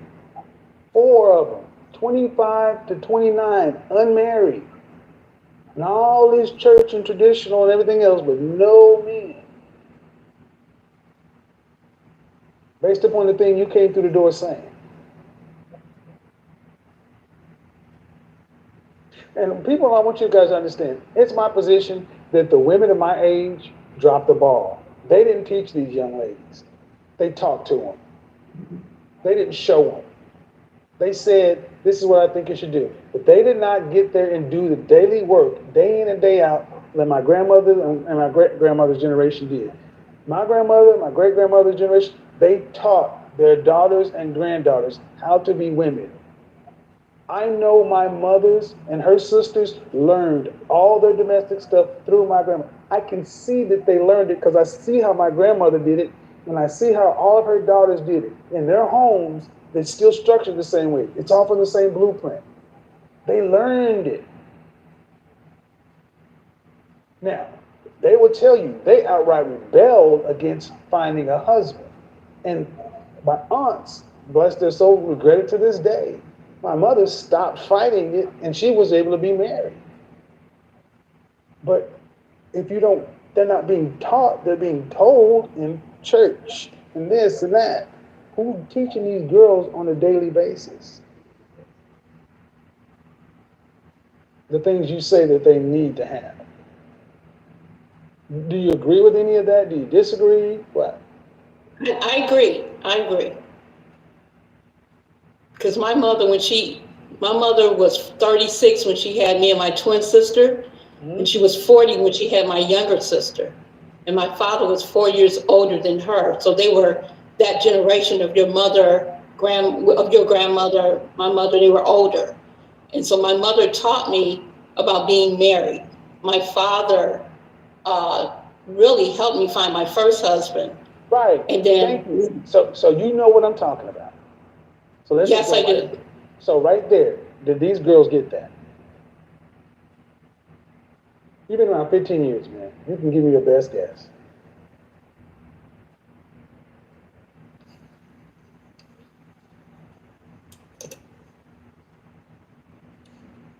I didn't hear you. I'm not looking, so I need a verbal confirmation. I'm sorry, I didn't hear your question. I'm sorry. I didn't hear the last part. Did those girls get what your father, what you got? From their father, the two younger ones. I'm not making that distinction. From all the adults. Okay. No. Thank you. End of story right there. So when you come in and say that I think women should be this and they should be that, for whatever reason, young women are sitting back saying, how dare you tell me that when y'all ain't teaching us this? All the women who got it, like you, and the women like your generation, y'all all got it, but y'all didn't teach it. Then you're telling them that's what they should do. That's why a lot of these women are angry. I understand. Y'all didn't teach them. So I'm asking this question on several layers. One, because you got it. Two, because you actually have 4 stepdaughters that you have an impact on. Yes, sir. Mm-hmm. So do you and the mother, do you and their mother have any kind of relationship? Are y'all cordial? We're cordial. Me and their grandmother has more of a better relationship, which is my mother. Who's worried about getting these girls married? I am, and their grandmother is. Why? And let's just say, okay, why ain't their daddy and their mama? That's a good question. I talked with my husband. That's a family, and here's the thing. I'm coming at this. This is a family. Johnsons and Smiths. I don't care. You got adults on this side, children on this side. My position, based on what you said, you got 4 girls who weren't taught, and this is what tended to happen. This is a good call because the adults are so in their bullshit But they couldn't give the girls what they needed, and the girls are just out here making it up. And even at this age, 50, your husband, their father, their mother, your cordial, you can't honestly say nobody's actually teaching these girls anything. They're just out here. And there's another point I would like to interject if you don't mind. Go ahead. What if they haven't shown, some of them haven't shown that they even want to be married? What did you teach them about marriage? What did you as a stepmother and the elder teach these young women about marriage that they should want to do? How have you made marriage easy to young women? This is a fair question. What did the adult women around these children teach these young ladies that they should want to do it? Well, the only thing I can answer to that is that, as far as I'm concerned, my relationship with my husband, making sure there's a family unit and that that we make sure they understand how we interact with each other, me and my husband. But that's from a child's place. That's from a child's place. From a young adult woman. But here's the thing. You were around them from the age 9 to 14 or 15. And these young girls don't get taught. They get, at best, kind of shown. Can you honestly sit back and say that you or the mother or the women, you've ever sat down and had a one-on-one conversation and told daughter A, B, or C, A, B, C, or D, A, this is why you should get married. This is what a wife's duty is to her husband and her family and her children. This is the benefit of being married. This is the obligation. This is the requirement. This is why, and this is why it's a great thing. This is why it's necessary. This is why it's necessary. Have you ever had a conversation like that? Yes. Okay. Yes, I have. At what age? 18 with the youngest one. Okay. So at 18 with the youngest one, I gotta ask, why not the other 3? The other 3, the older ones, I was not around them as much, just the 2 younger ones. And what I'm trying to show is when families get fractured, adults tend to worry more about getting their shit. And the kids are left to fend for themselves. Doesn't make you not a good people, but the fact of the matter is, I know how young ladies are going to hear this. And it's like, well, they're not showing the aptitude to want to be married. Well, damn it, that's the adult's problem. Y'all, you grown-ass women didn't teach them. You didn't show them anything. They're showing strong, independent, don't need no men. Men are to be feared. Men are to be avoided. Men are not required like they were in traditional life. We're old enough to remember, man, when girls used to actually be excited to have boyfriends. Yes. Well, God damn it. I mean, excuse my French, but why aren't these young ladies feeling the same way? Because they didn't get taught that men are valuable. That's our fault. That's our fault as a generation. It's our fault. And as men, we have to hold that. But you ladies are going to have to hold y'all's part of it too. And here's the problem. And I'm going to set you to the side because I don't personally know you. So I don't want to make it sound like I'm saying this too. So I'm going to move you over here. But it has been my experience, especially in the Christian church. Far too many of our women are walking around with their church hat on like they earned it. And you yes. Women ain't earned this damn church hat. My grandmother earned her hat. My great-grandmother earned her hat. Many women in my generation is just fucking wearing a hat like you earned it. You ain't done the fucking work. Because you judge the woman by the product. And what are the daughters? You can judge my grandmother by her daughters. They learned whether or not they did anything with something else, but they learned it. These young women don't even know. I see young ladies who don't. Oftentimes, I'm having to teach. I have to take young ladies to somebody to teach them how to walk in heels, I'm having to teach women in etiquette classes how to sit in a skirt. I agree. This I is went why through so many every time. young women, this is why so many young women are frustrated because they were left to be wild, free, no structure, no discipline. Well, I don't want to say this because it ain't my child and I can't overstep this boundary. French toast that. I bet in our generation, I wish I would have heard us talk, the adults around us talk like as weak as we talk. Mr. Jenkins, Mr. Johnson, anybody can whoop your ass along the street. That's true. So why don't we do it that way? Because we were worried about getting into these jobs, corporate America, da da da da, and being independent. We didn't do what we were supposed to do. We didn't stay. And then just because we learned it a little bit later on in life, this next generation didn't get it. Like I said, you've been together 15 years at 50 when the previous generations had been together at 25 or 30. We don't prioritize relationships. And why am I hanging out this call? Because it is going to be incumbent upon Generation X women to be honest with millennials and zennials and tell them, we failed you, ladies. We're sorry. We failed you. We did our best, but our best wasn't good enough. It's on you guys to apologize to them, not us. We got to deal with the men. Y'all got to apologize to them and fix it. And the biggest thing you do by fixing it is telling them we were wrong. We told you. We didn't show you. You tell somebody how to bake a pie, but you show them how to make dough, how to pinch the dough. That's what we're missing. So good conversation, good back and forth. And the reason I pushed is because I know what young ladies are going to say. They're going to say, well, wait a minute. How that's supposed to happen? So anything you'd like to say before we wrap up, though?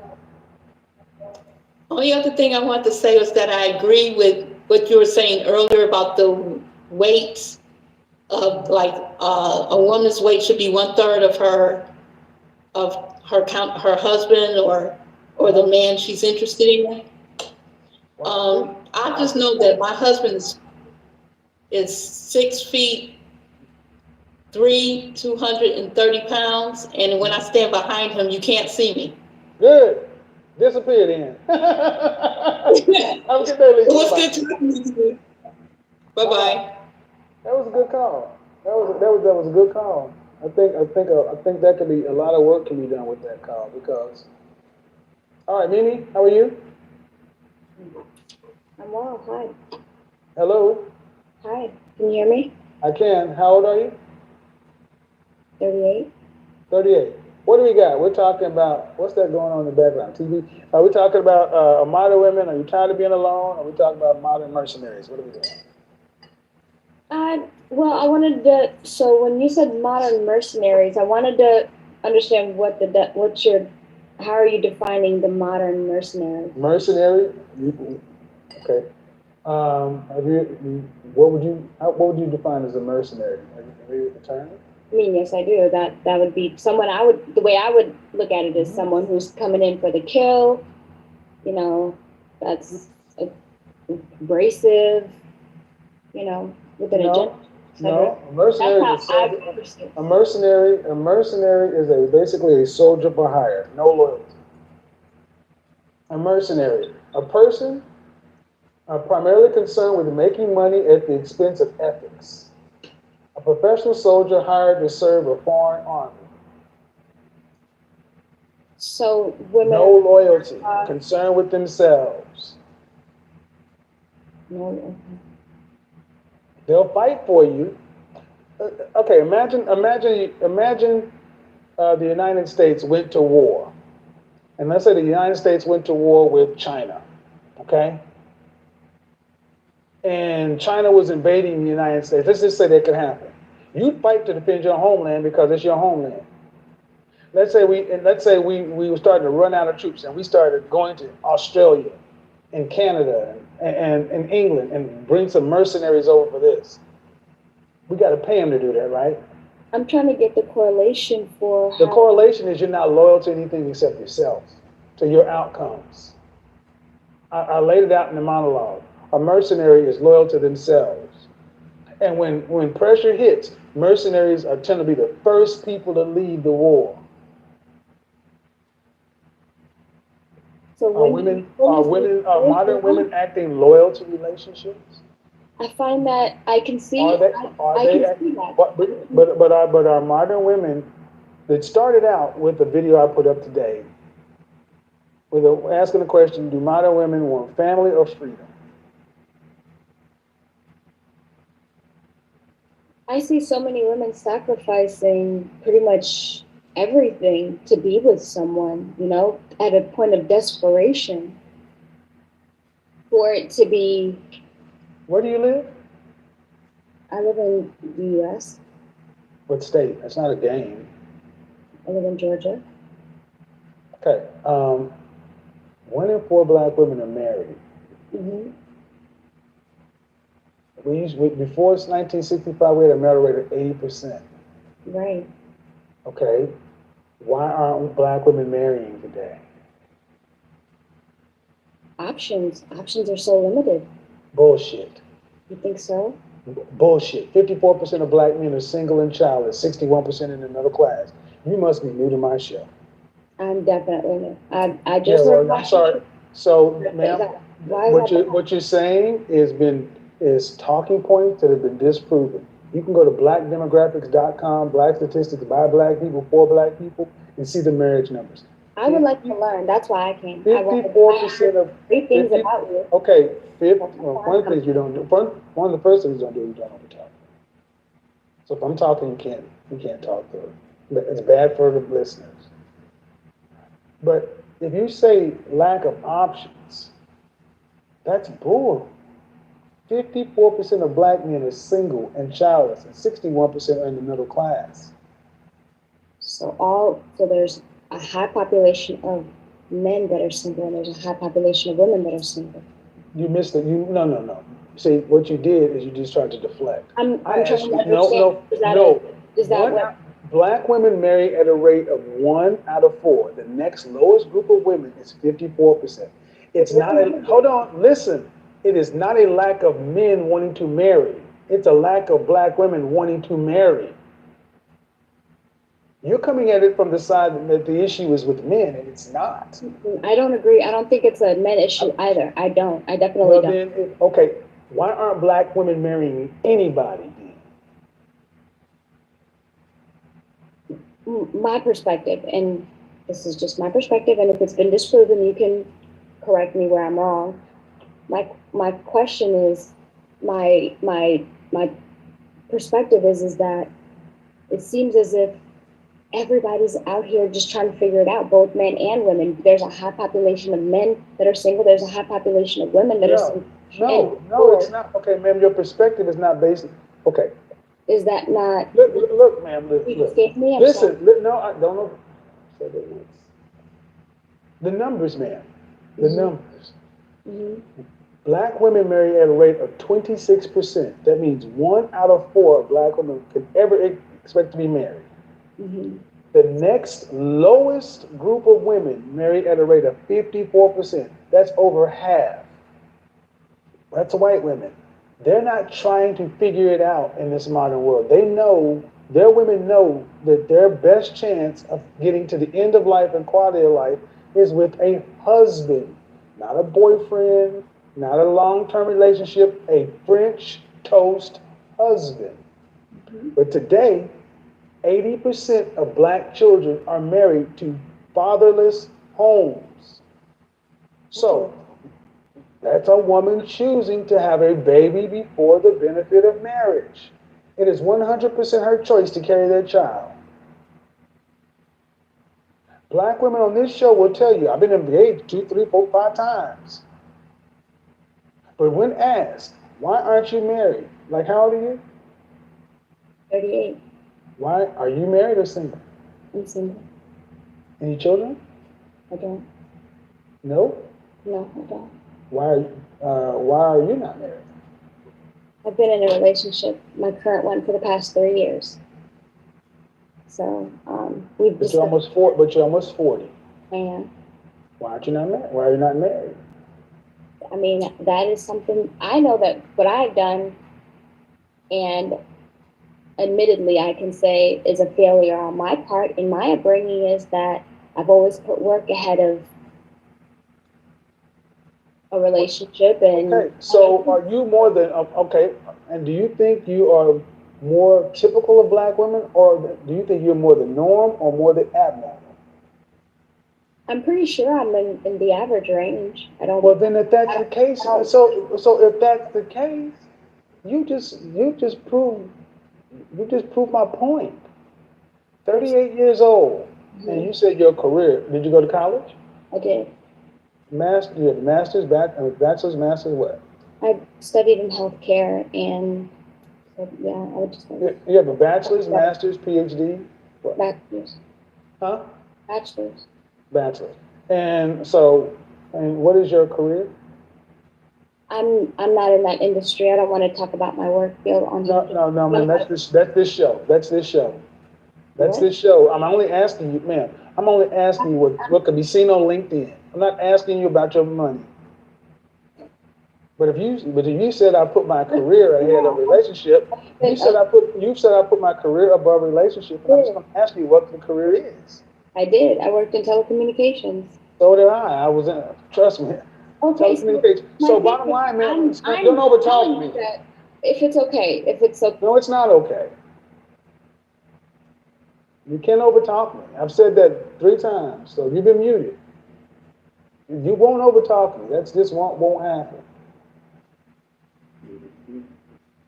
So what we're seeing is somebody say they want to learn, who don't know what they're talking about, and then when you just ask the basic questions, the defensiveness, and at 38 years old, what career? Ma'am, all you have to do is back it down and not overtalk me. But I'm running a show.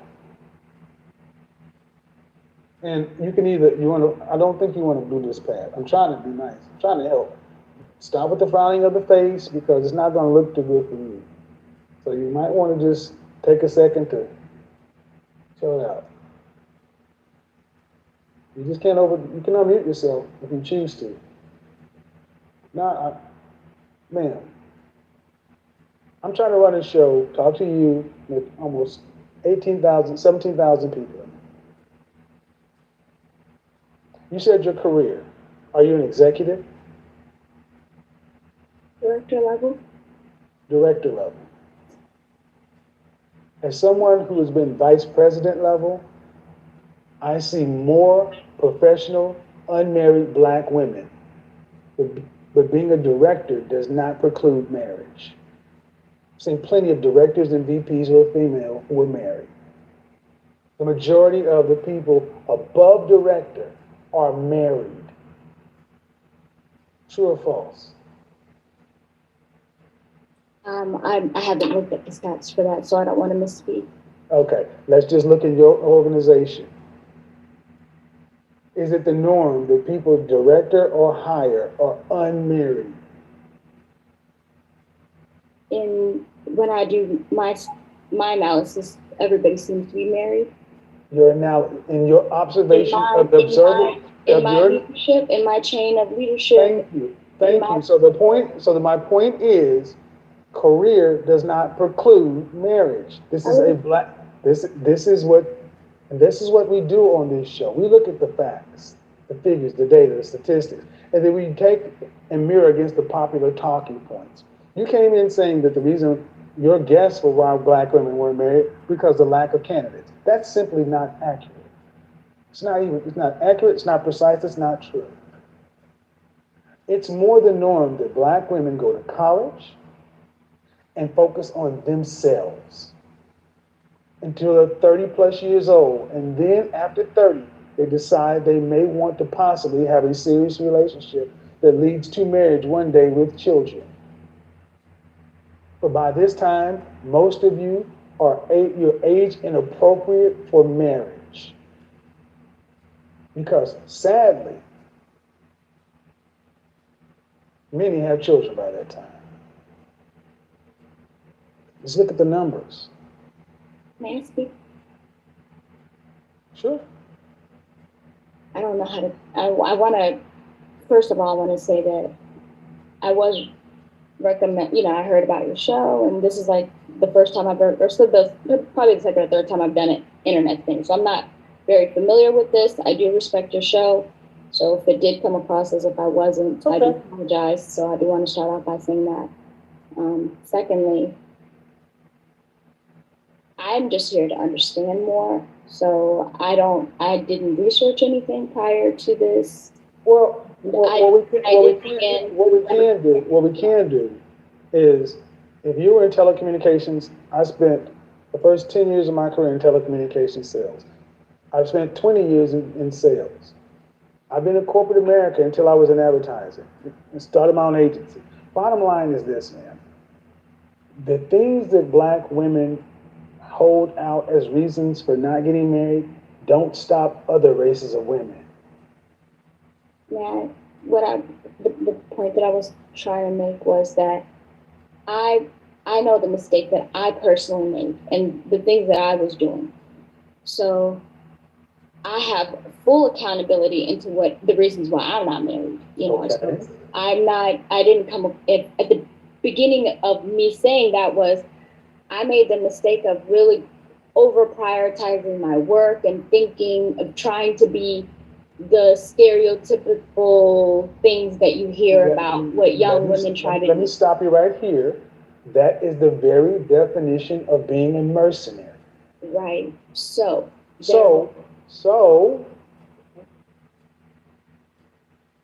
this may be new to you. Watch the program. You're going to find out that you're right in line with so many other women who, at this point in life, are trying to figure it out when you prioritize career.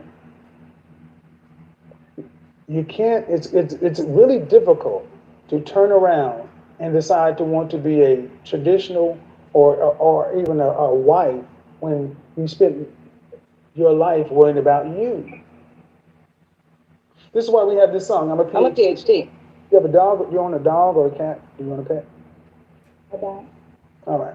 Well, you're going to find out that you're pretty much in line with a lot of women in professional career, but at the end of the day, long relationships, no marriage. You have a 3-year relationship, and do you want to be married one day?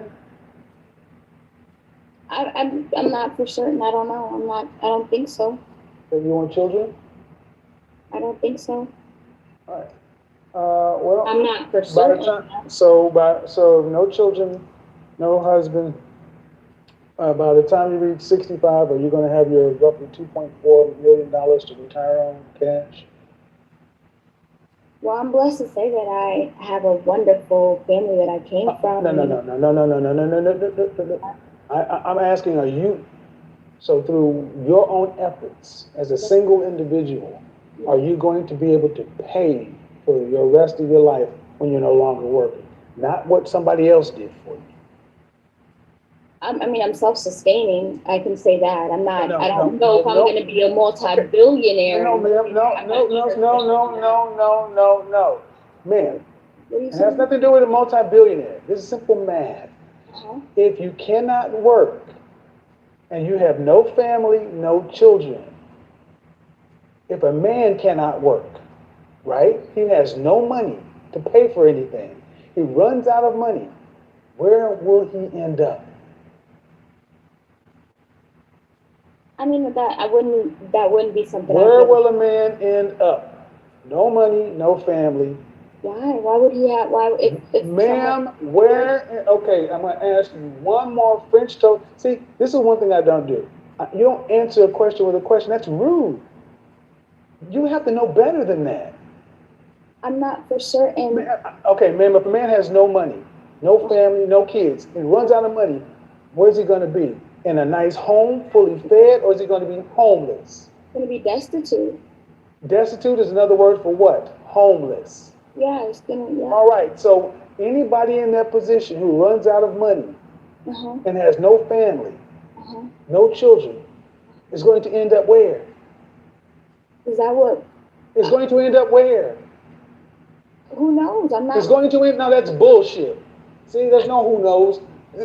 This is what I mean. This is the problem. The logic just won't go through. No, no, absolutely not. Y'all see it right here.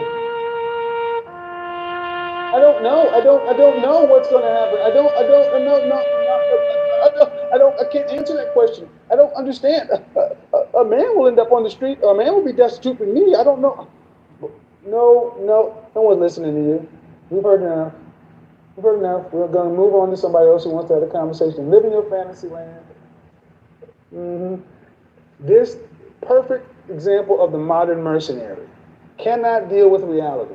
Refuses to deal with reality. When given an opportunity to answer a question, it'll be shame, insults, guilt, that need to be right, and just sit around, blah, blah, blah, blah, blah, blah, blah. Well, I don't know what's going to happen. It could happen with anybody. They could end up on the... And see, that question I start asking women, I don't care how you figure it out, what you going to do without kids and a husband, and you run out of money? That bothers women like her, because she knows just like a man, what she's gonna be on the street, and she cannot imagine a world where that blonde hair is gonna be on the street. She can't imagine a world where she's gonna be sitting around and somebody ain't gonna take care of her. I got news for you. The street takes blondes, brunettes, raptor claws, all of that. I saw a woman on the corner out right here with a blonde hair. I'm like, how you blonde and homeless? How that work? So there you go. Okay, I muted you, man, because you had a little bit too much background noise going on. I don't understand how that works, sir. I come from a family that's, well, fuck out of here. Okay, you got too much noise going on, Jimmy. Oh, I got too much noise. Hi. How are you? Yeah, let's try to. Do you have me going on in the Bluetooth or something in the car? No. Okay. How old are you? I'm 28. Are you in the car alone? No. Yeah, there's too much noise. I'm getting background. So try to put me on either headset or I can't do that. Lachey, then Karen, then Terry, then Tati, then Nikki. Lachey, go ahead. Hello. Hi, Kevin. How are you? Yes, hi. Fine. How are you? Good. Let's woosah and start all over again. Woosah. Right. That was fun. All right. So, what are we doing here? We're talking modern women. Tired of being alone or modern mercenary? Yes, actually, I agree. But I also have like a rebuttal. I think there's like mercenaries on both sides with both men and women. I don't think nobody's doing. How old are you? I'm 34. I'm going to ask you a question. Why do you ladies? Does that make your life? Does that change one bit of your outcome? Saying, but he did it too. I don't know why you ladies do that. Why? I don't know. I don't know how that changes the conversation. Saying, well, men do it too. It's called whataboutism. Why is that relevant? That they're mercenaries on both sides. Because then it goes both ways in order for it to work. No, it doesn't. No? Without us, you have nothing. See, without your men, you are vulnerable to the environment. See, that's the problem. You're not my equal. Sure. You have any children? I do. How many? I have 4. Any boys? 1. Where is he at in the birth order? The last one. He was the baby. Oh, Jesus. So you got 3 older sisters. And you're single? Yes. How many different fathers? 3. Okay. So by my math, by the way I do math, the guy you lost your virginity to would have been your husband, number 1. Then you got 1, 2, 3 different fathers of 4 children. So you'd have been married 4 times by now. Do you want to be married? I do. Okay, so you're looking for a fifth husband. Virgin, 1, 2, 3 kids, 4. So, just like I put the video up the other day with today with the sister with 3 kids, mother 3 is a good deal. And we get back to this whataboutism. How does that change the facts on the ground for you? Yeah, that I still remain the same. I still, yeah, you're right. So I'm always curious as to why you didn't choose to marry any one of the men you had kids with. It wasn't a choice. The first one I was too young. Second one proposed. How old is your oldest child? I was a teen mom. This is 9. How old were you? All right. So, yeah. Boy, howdy. Virgin, husband 1. Every baby daddy counts as a husband. So start telling these ladies, hey, you looking for a fifth husband? What? Hello, Karen. How are you? Yes. Hey, Kevin. I never get to cut you live because I'm always at work. My values are a lot aligned with yours. And I started listening to you because I have 2 sons. One's 37. I'm 61, by the way. One's 37 and one's 25. I've been on both ends of the spectrum, and I was not married. The first child I had at 23, and for me, that was too early to be pregnant. And a lot of it may have had to do with just me. Like sometimes you say my parents were divorced, but the thing that resonated with me when I saw one of your videos on my way to work today, I'm a nurse, by the way, I have a BSN. And hold on, let me ask you, you said you were 23 when you had your first child? Yes, not married, not planned. Okay, hold on. But you were not married? Not married. So why do you say you were, hold on, let me ask you, why would you say you were too young if you were not married? Because I was not prepared. Even though I had a big gram, I got 5 aunties. My grandmother had 13 kids. And my aunts, like you said, like I said, I'm in line with a lot of your values, but some of the things that you say, I don't like. Second, like today, like just earlier, you spoke about, and I have 2 boys, 125, 137. First one's married, just had a second baby. My 25-year-old is not interested because he can't seem to, because he works extremely hard. He's a plumber. Do me a favor. I know you're trying to get it all out, but let's gotta stay concise. What don't you agree with? I don't agree with when you told a woman on an earlier broadcast that she wasn't prepared to be a wife. I don't think anybody, when I think of myself... Context, hold on, man. You gotta tell me what the context was. Who was this woman? Okay. What broadcast? I'm sorry, I don't know what broadcast. It was like a month ago, but anyway... Okay, so hold on, stop right there. You can't do that. You can't come in and say, man, I don't agree with you, sir. Something you said about a month ago with no context. Okay, you're right. You're totally right. But I just want to say this. And the second time, when I had my second son, I got married at 35. I was prepared to be a wife. Okay, so let me stop you right here. Mm-hmm. What preparation does a female need to be a wife? Let me tell you, for me, it was first, I got myself into intense therapy when I was pregnant the first time because I knew I wasn't prepared. No, let me stop you. I'm going to clean slate you. I'm going to snap my fingers and go 1,000 years ago. What preparation does a female, not you, a female, need to be a single, solitary man's wife? They need to, first of all, they need to realize that they do want to, do you want to get married? Yes, I want to get married. Then you get the information. There's a lot of information for these young people. No, there's not a lot of information, man. No. Kevin. No, don't Kevin me. No, that's not what we do. Okay. Prior to 1945, prior to 1940s, there was no such thing as dating. True. My grandfather made So if dating didn't exist, why didn't The previous thousands and thousands of years of generations of human beings need to get all this damn coursework done before they got married. You haven't said what a female needs to I'm be. getting ready to tell you. No, you need to tell. No. I need you to tell me now. What does she need other than knowing she wants to be married? What else? She needs to learn how to be intuitive to her man, and she needs to know how to cook, know how to clean, know how to listen, and like you said earlier, rub the feet, write the letter. Okay, then stop right there. Stop right there. Stop right there. No, you can't overtalk me. You can't overtalk me. Okay, I'm sorry.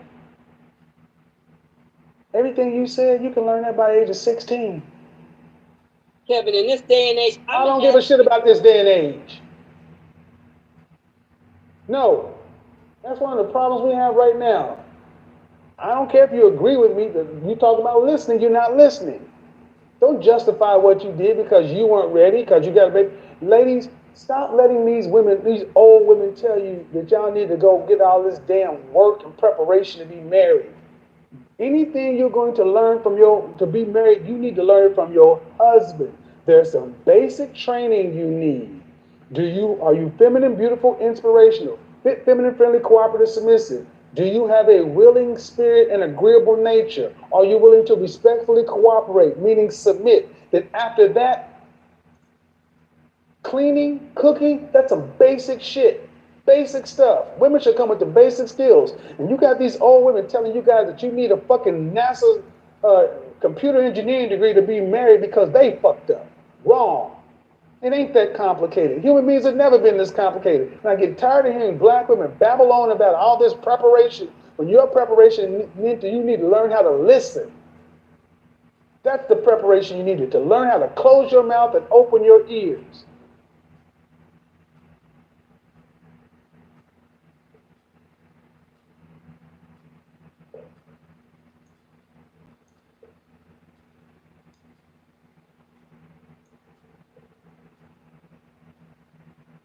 That's why these young ladies don't listen to y'all, because y'all babble at them. I needed to have this and did it. I want you to go back to the conversation I had with the 50-year-old woman.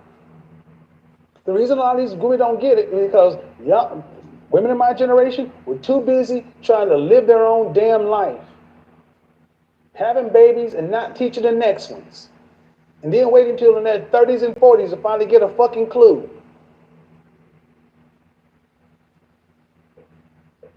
I stand on what I said to the first woman. Man, nobody listening. You muted a long time. You just talk to yourself. I told you can't overtalk me. I said that a long time ago. Tati, go ahead. You can do that to your husband. You can't do that shit to me. Tati, unmute yourself.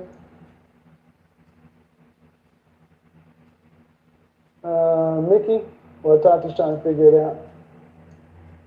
Hello. Hello. How are you? I'm good. How are you doing, Kevin? Nice to I'm see well. you. Nice to be here. Likewise. What do you got for me? Modern women are dating mercenaries, or you tired of being alone? I see that you.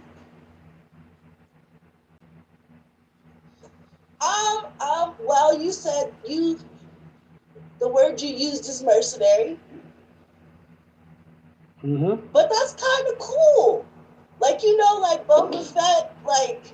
How old are you? So you can't make it too cool for us. You know what I mean? How old are you? Mercenary. I know what you said, but. How old are you? I am 26. I'm 26. We gotta kind of stay on task. What are you here to discuss? Okay. Well, I wore my good guy shirt, because I saw a video. In the context of the video, you were comparing women to a car. So I wore my good guy shirt, but I guess, I don't know. My question for you, it really is, because a lot of women you say aren't fit to be married, right? Like,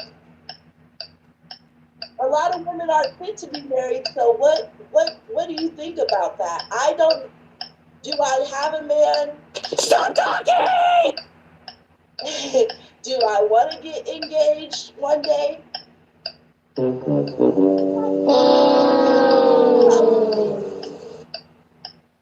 But not sure. Danger zone. Ooh, Lord have mercy. Tati, you got to unmute yourself. I've asked you that several times. Can you hear me now? Oh, okay. There you go. Hi. How are you? I'm good. How are you? I'm good. What do you got for me? I was just like, I just started watching your show. First off, how old are you?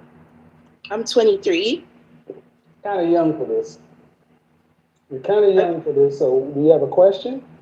I just wanted to know, like, is it too late, too early to start getting married now, or should I? No. No. Because right now, like, I'm just focused on my career, like, as being a nurse, but I wanted to know. Well, it's a job. It's not a career. It's a job. It's a job. Unless you plan on being the director of nursing, it's a job.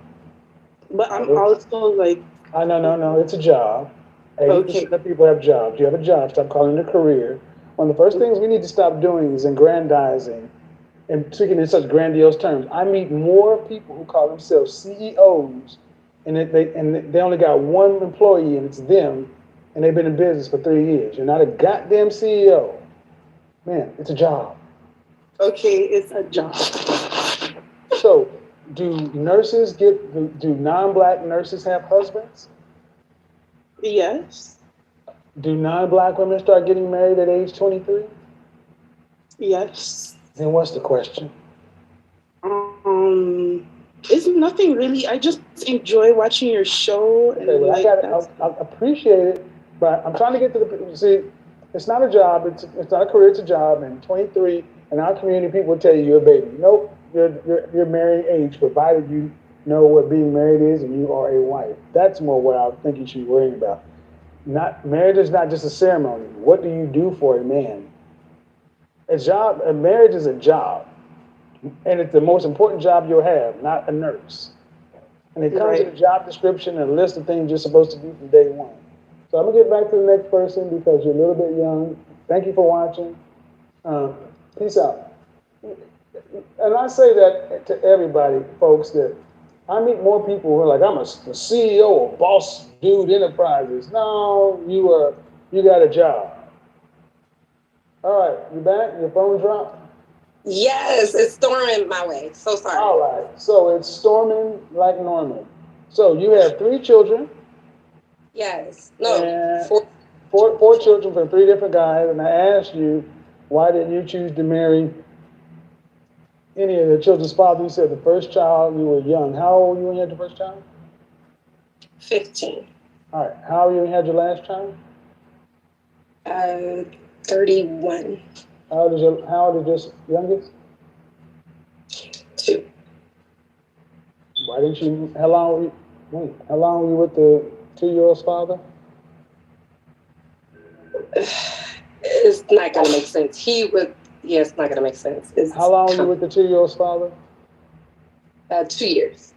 Why didn't you marry him?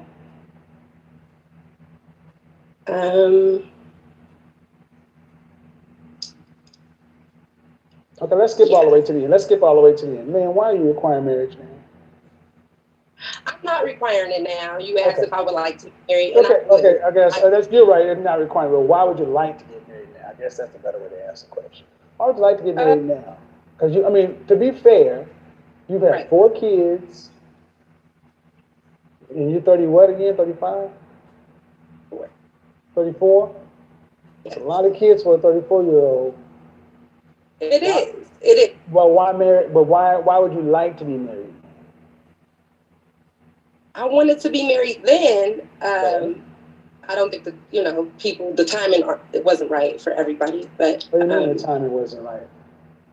So the man who proposed to me, he was a Army vet, and he suffers from PTSD, and he proposed, but then he also retreated. So I would have been married. Is he one of the father of your children? Yes, he's the father of one of my daughters. Stop. So the timing was right for babies. See, y'all. I mean, I'm gonna just say this in particular, our women. Y'all take being a wife far more seriously than being a mother. Yeah. And it's not just you. Y'all will sit around and have like, you're like probably the 20th woman I talked to with 4 children who will tell me that getting married is like a serious thing. But being a mama ain't. Definitely is. Yeah, definitely. All right, so if you had your first child at 15, I'm just asking a question from the fella standpoint. From 15, did you go to college? Yes. Did you graduate? Yes. Bachelor's, master's, associate's, PhD, what? Associate. In what? Medical assistant. Medical assistant? Yes. All right. So is that what you still do right now? I'm a phlebotomist now. All right. So you're middle class. Yes. All right. So as a middle class woman, it's fair to say that you don't make enough money to have 4 children. Right. Why did you have the second one? That's who I thought I was getting married to. But why not be sure and go down the aisle and get the ring and the certificate? Why is that a good? Do you have a daughter? Yes. So if your daughter thinks she's going to marry a man, you'll tell her to go ahead and start having kids. No. I don't. Then why? Because we really want to know, why do y'all think, hey, I want to marry you. Okay, let me go ahead and get pregnant. Why? Right. Yeah, no, I was pregnant, then he proposed, and I thought we were going to get married, but he just wasn't No, meant you to were be pregnant before you proposed. Yeah, I said So that. that's not who you thought you were going to marry. But I did. He just didn't propose yet. We were But talking. that doesn't, okay, see, no. I know. I was young. I know. I didn't have a mom. I know that is. You're not young, man. You're not young. How old were you when you had this kid? Her 21. Man. Yeah. Okay.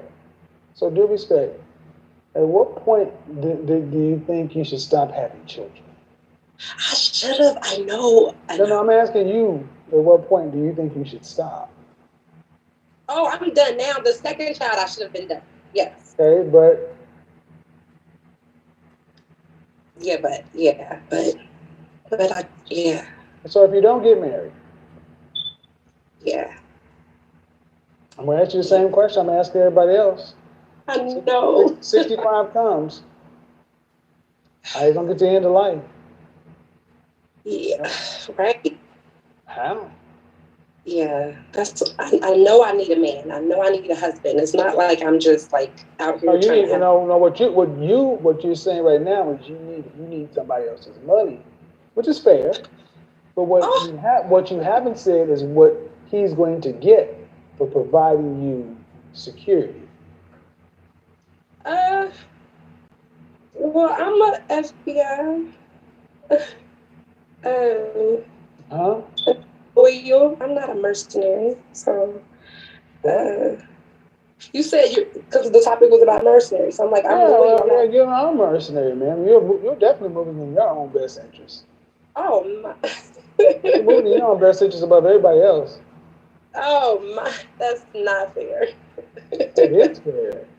Man, you have 4 kids from 3 different guys. I know. All right, we're talking about, and I asked you, if you don't get married and you reach retirement age and you can no longer work, physically you can earn not another dollar, how are you going to pay for yourself from 65 to 85? I mean, hopefully my stocks pay off, but your what? Hopefully your what's paid off? Like my stocks pay off. I'm investing your in stocks pay off.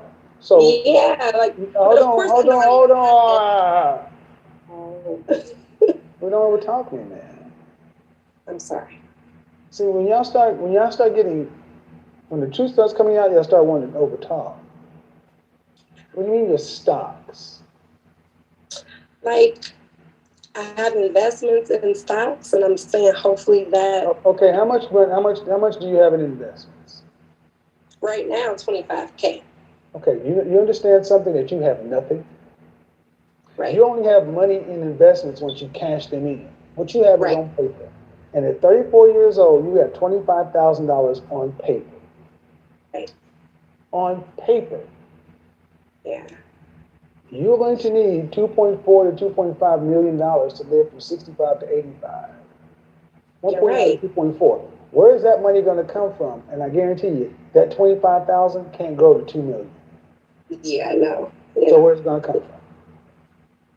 From my husband. Me and my husband. I'm good. Okay, so hi, husband. Here, 4 kids from 3 different dudes. What is he going to get for having to save you from the streets? Ooh. Ooh, I mean, is that not what he's doing? Right. You're okay, right. What's he going to get? A man that has to get out and provide for you and 4 other children who will be his stepchildren and provide enough to where you don't hit the streets. Instead of keeping all that money for himself or going to get a young, feminine, friendly, cooperative, submissive woman with no children and making his own legacy, what is he going to get that's so great and wonderful that makes him want to take all those chips and bet them on you? You're right. You're right. I know I'm right, but what you ladies keep saying is you're right, but you won't answer. Because I don't really have an answer. I can't really say say anything. Is nothing. Right. Just say nothing. Nothing. I mean, it's not that you don't have an answer. The answer is I don't have anything. Right. I want a man to go out there and I want him to come save me. Yes. All right, then and that's fine. Fine. I'm good with that. I'm good with that answer. It's actually more truthful than a lot of women. But are you moving through the world like that? Are you moving through the world with that level of humility? Hey man, save me from the choices I made. Are you moving through life that way? In like the last 6 months since watching you, yes. Yes. I had to humble myself. Yes. All right. Yes. Then what's the value proposition in the last 6 months? All right. I'm gonna save you. What do I get? Help me with that answer. Book a session for that one. No, see, that's the thing. And I'm saying this joking because the thing is, see, and I'm gonna just say this, man, a man with 4 children would be required to be able to provide for all of us. But you ladies can go have kids with no plans, walk through life like it's a game, laughing it off, joking it off. It's not funny. You're right. It's really not. It's kind of crazy that even at this point I'm like, well, when are you ladies gonna start taking life seriously? I mean, something as simple as changing a smoke detector. You watch my show. Why is that thing beeping like that? Because my brother hasn't changed it yet. I know. Why don't you call it? How far up is that? It's pretty tall. I'm not that tall. I'm not that. Then go get a goddamn ladder. And see, what I want you guys to understand is why the smoke detector is so symbolic. That would annoy a man, but women will sit in shit and wait for a man to come fix it and then still fix your mouth so you don't need a man. You need us for everything. I agree. All right, then how are you walking through life like that when you deal with dating? Are you dating anyone right now? No. Okay. Yeah. Well, all seriousness, because you got to know that your children, men look at the father and say whether or not they want to deal with you long term. Right. So I don't want to go down that path, but let's just go down the path of, let's just say, in this sake of argument, that marriage is not in the cards for you in this lifetime. Okay. Then what's the rest of life look like for you? Traveling and kids, I guess. I love to travel. Traveling where? Wherever I travel a lot, so I don't know places I haven't been. I don't know where that means. Is who's gonna have my grandkids. Travel meaning where, man? Like the United States. I mean, I have a passport. I haven't been outside of the country yet, but traveling, seeing things I haven't seen before. See, this is the difference between men and women. If a man had 4 kids and no one was coming to save him, he'd be thinking about getting a second job and stocking with everything else. Y'all think about fun. I have that. I have that. Yeah. You have 25 funky dollars. You have $25,000 on paper. No, I meant a second job as well. Ma'am. What I'm saying is travel. That's not a priority. It's not. You asked me what would I be doing at that age. I said, yeah, I know. I said, if marriage is not in the cards for you, what does the remainder of life look like? You said travel with my kids. Well, your kids are going to grow up and have their own lives. God willing. They'll leave you, as they should. Leave you sitting by yourself. Then what does life look like? Lonely. And this is the problem. And my point is because there's a book called Promises I Can Keep. Why poor women choose motherhood over marriage. And there's a concept called the village wife. A lot of times women have children to fill up their lives, but then they end up making their children's, living vicariously through their kids. Your kids are there for you to raise them so they go out and be healthy, productive citizens. They're not there to supplement you. And if you can't get yourself together to where you can get a man to end up working with you, cooperating with you for the rest of life, that means you're going to end up, like you said, by yourself or lonely, but that's a choice too. See, all these choices come down to being serious. And maybe you're just a lighthearted person, or maybe you're just nervous or whatever, but a lot of you ladies aren't serious. I couldn't imagine having 4 kids and being as carefree as some of you ladies sound. I couldn't imagine it. Y'all act like it's like, just happened. I was young. What? I mean, that's what some of y'all, you gotta admit that's how you sound. I was young, whatever. All right. Because I can't change the past, right? So I have to accept what I have. My package is 4, right? So I have to keep the real with myself first. So I'm light about that. Yeah, that's true. You got to do that. But how's your interaction with the children's father? Are they the father in the kids' lives? Yes. Yeah. All right, cool. So if you're going forward and if you do want to date, you have to be. If men and women have to be assets to one another. Right. And that's what it ultimately comes down to. If you want a man to be in your life and be an asset to you, you must be a net asset to him. I agree with that. Yeah. So, and unfortunately, because the way your life is particularly laid out right now, you've got more liabilities. See, in many countries, women like you wouldn't even. Women who have children are not even available for marriage. They're just shut out of marriage. In this country, it's not necessarily so. But then you still got to make yourself. You got to make yourself appealing. True. Yeah. Now I do have to ask you, why the short hair? So the stress point is here. Okay. What was that guy from Drew Hill? Every time I see the short blonde hair, it's either her or Jada Pinkett or something. This guy, don't you dare. I mean, his was platinum though. His was platinum. Come on, let's do it. Let's do it. Thong, thong, thong, thong. Come on, let's do it. Thong, thong, thong, thong.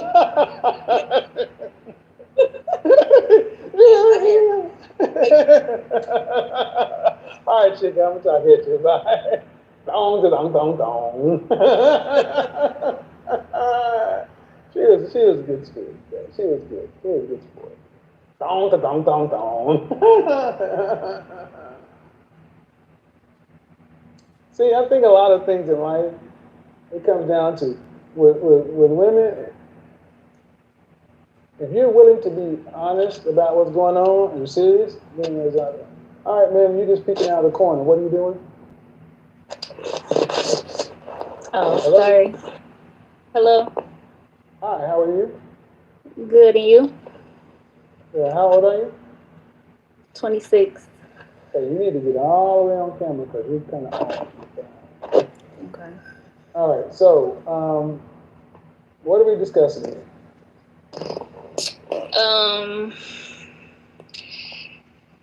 I guess it was the Dating broadcast. mercenaries, or you tired of being alone? Which one? I'm just tired of being alone. Okay. So I need you to hold the phone right there. When was your last relationship? It was, let's see, about 2 years ago. How long did that last? 2 years. And who ended it?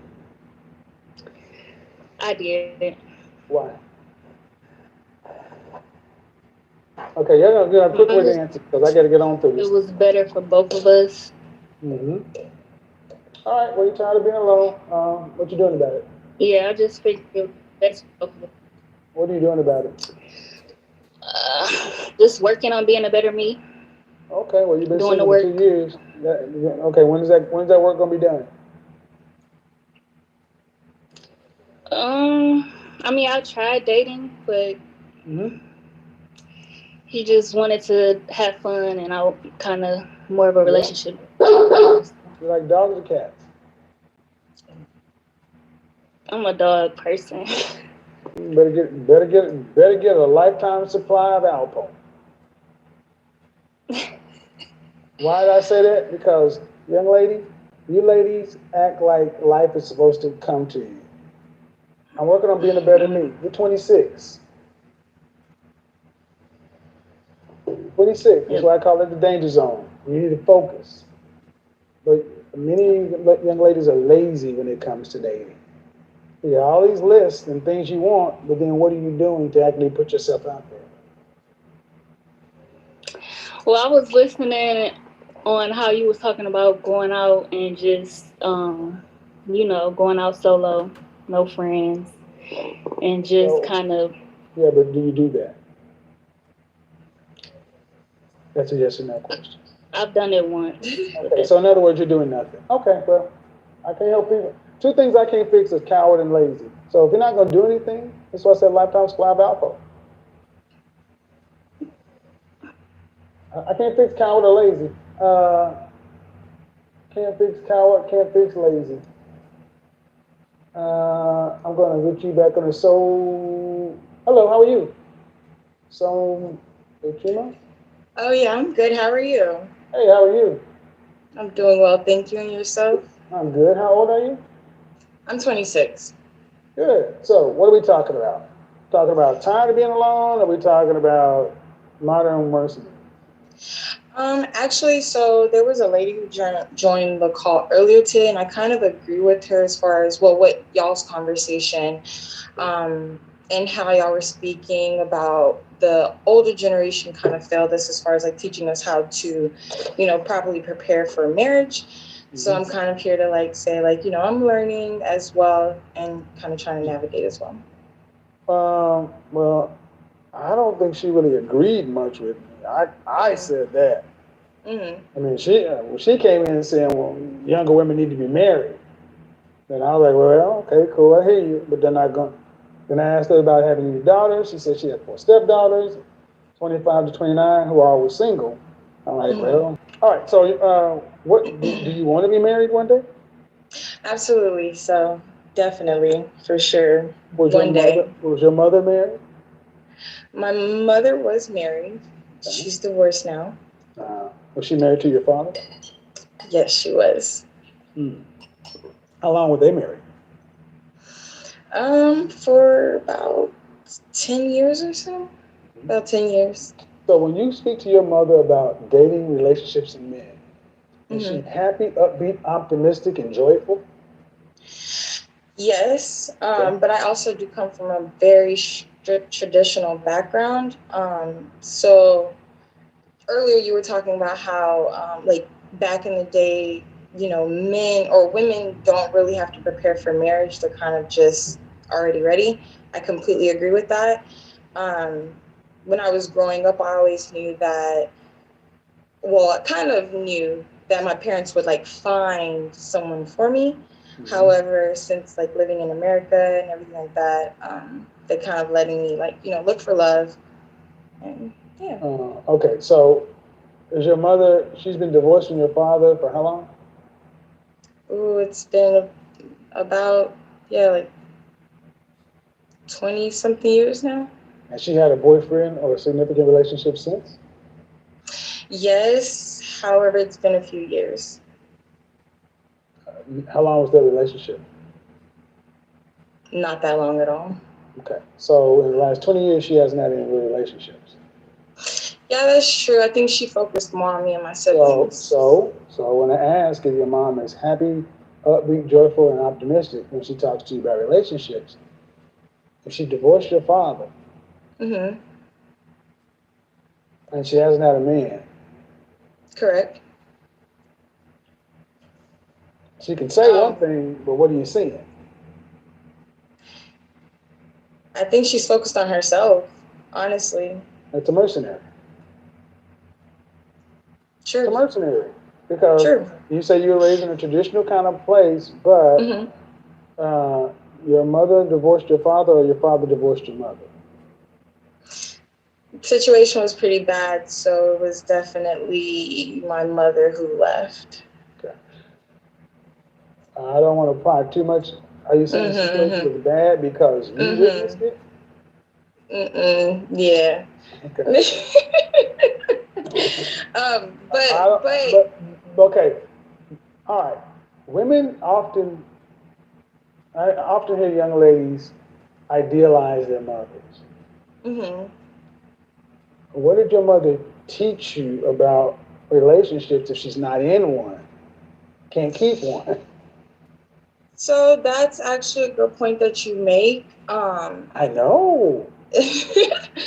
You actually, well, I had to learn, like, okay, if my mom is living like this, and so in other words, you got to answer the question before you do. Okay. What did she teach you? So what she taught me is what I learned is that you definitely can't be in a situation that you're not happy with.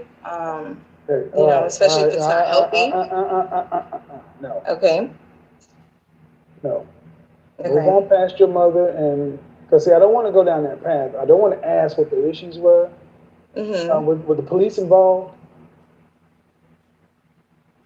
All right, then we move on. But since then, what is she teaching you about men? Because that ain't all men. That ain't all relationships. I don't want to go there. Okay. What else? She's taught me to find somebody who loves me, find someone who will care for me, support me. What does that mean? What does that mean?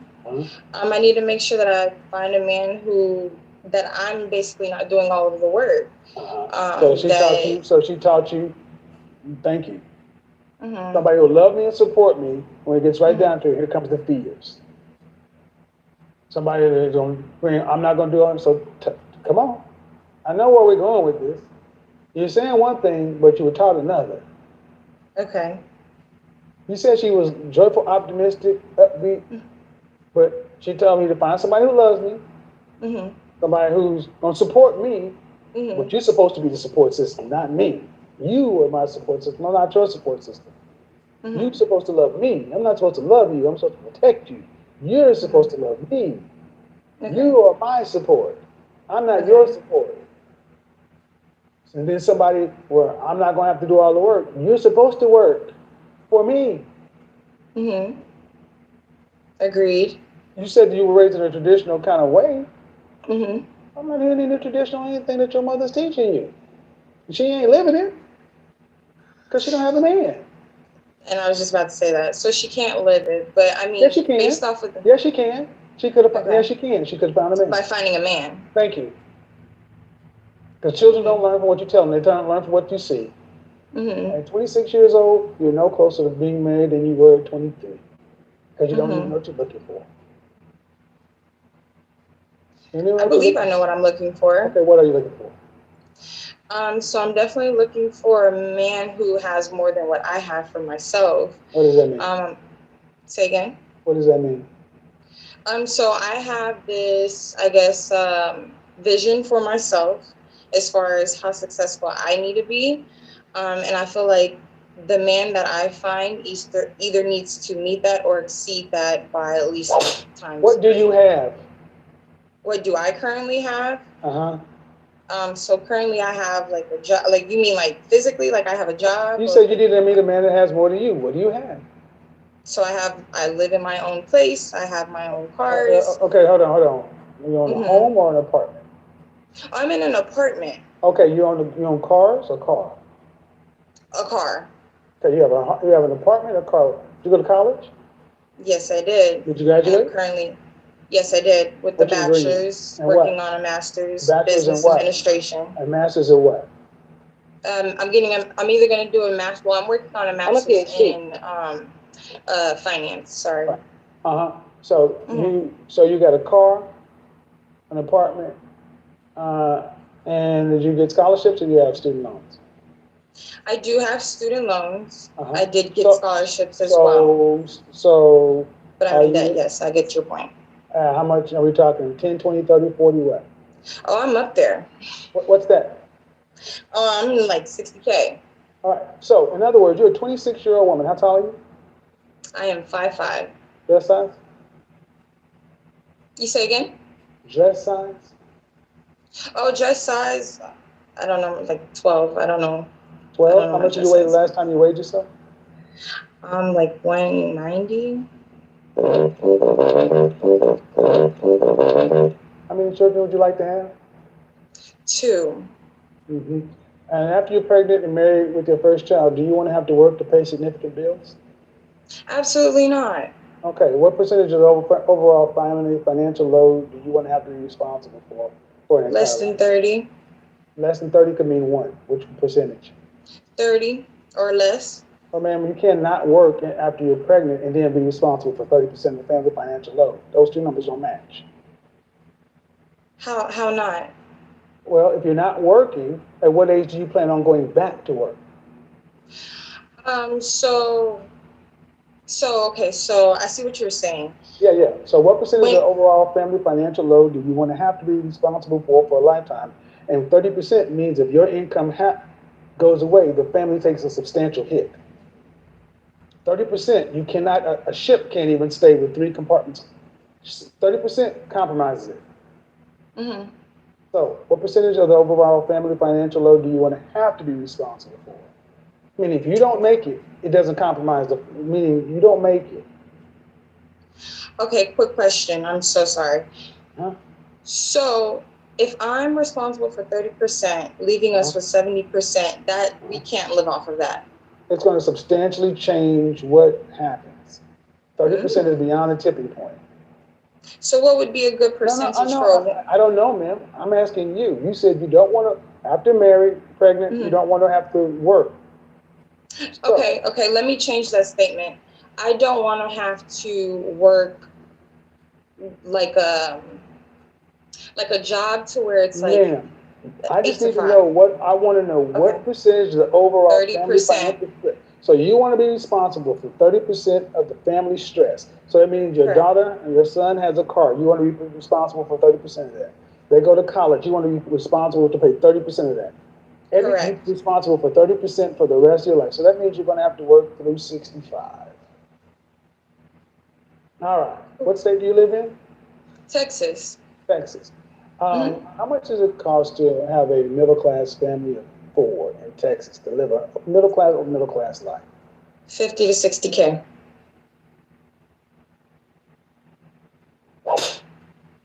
What the French toast did you just say?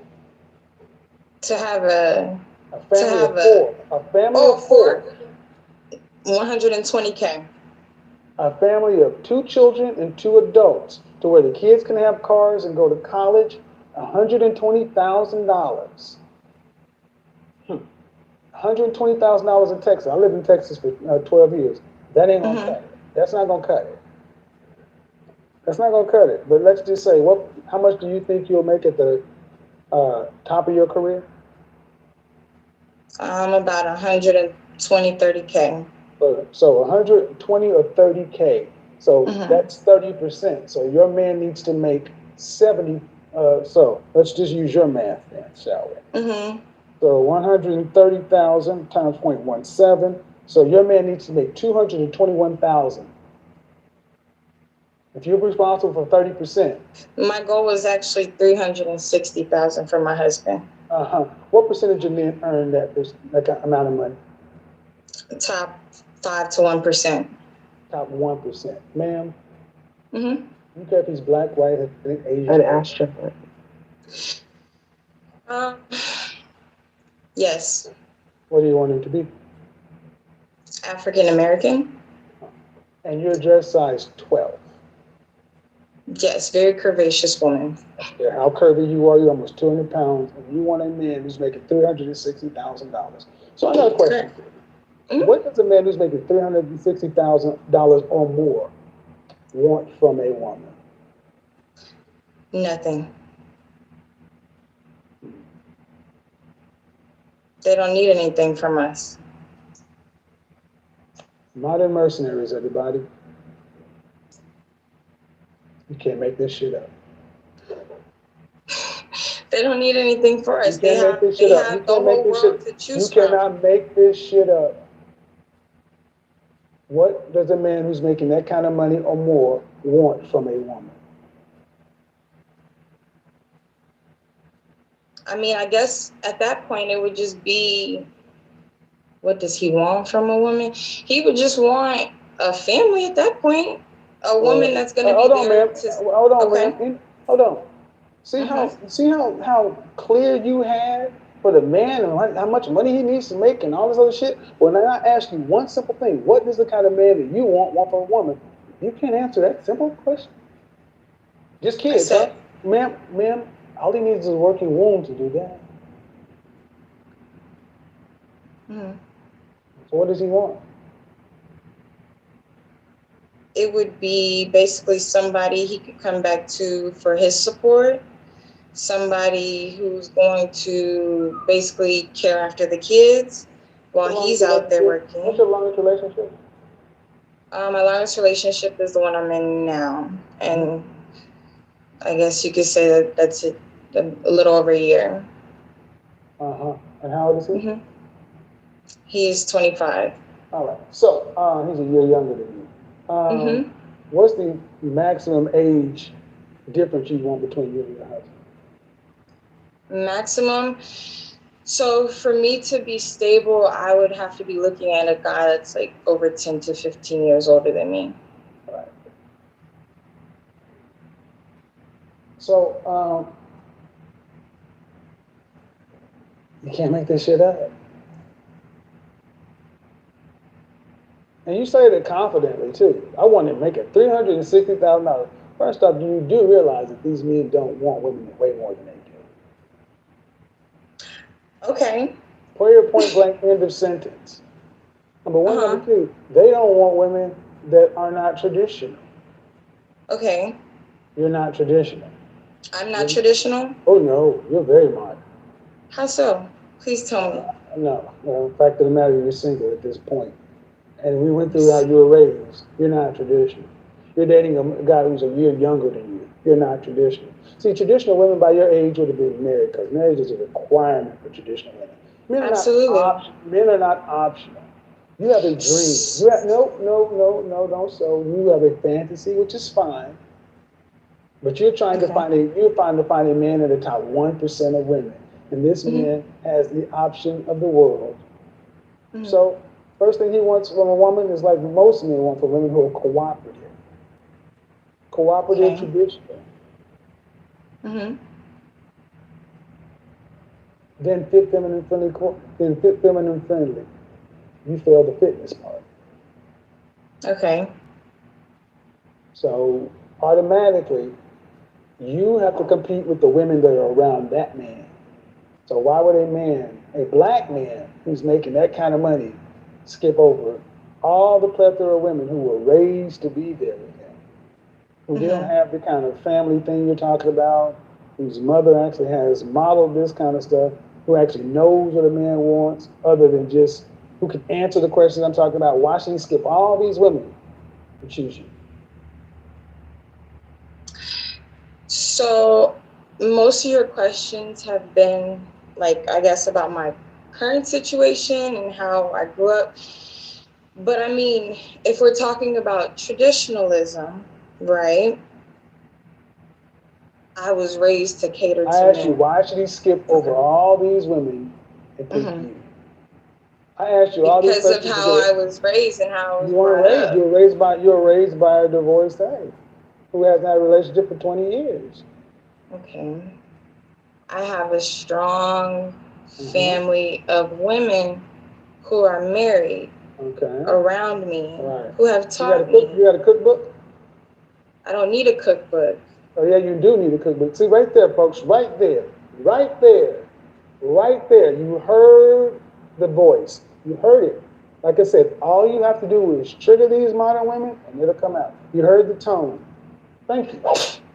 I don't need a cookbook. You have. Yeah, you need Jesus. Oh my God. 200 pounds. I don't need a cookbook. You don't need nothing from me. That's why you're dealing with a 25-year-old, because a man who's serious would not deal with this. Look at this shit. Like, I don't need them. I don't need a Get your 15 minutes of fame. Oh my goodness. $360,000 now for the low price of $360,000.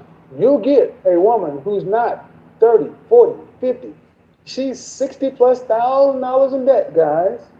And that's before grad school. Then you get the benefit of her having her consumer debt, her credit card debt.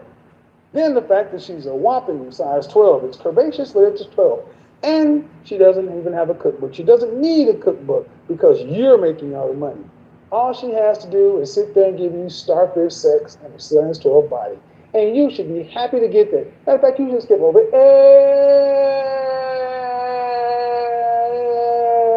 every woman that's already been raised to be fit, feminine, friendly, cooperative, submissive, to kind of work and crave and support your man. You should skip over all of them to go to get to her. Right. Buy a dog. Buy a dog.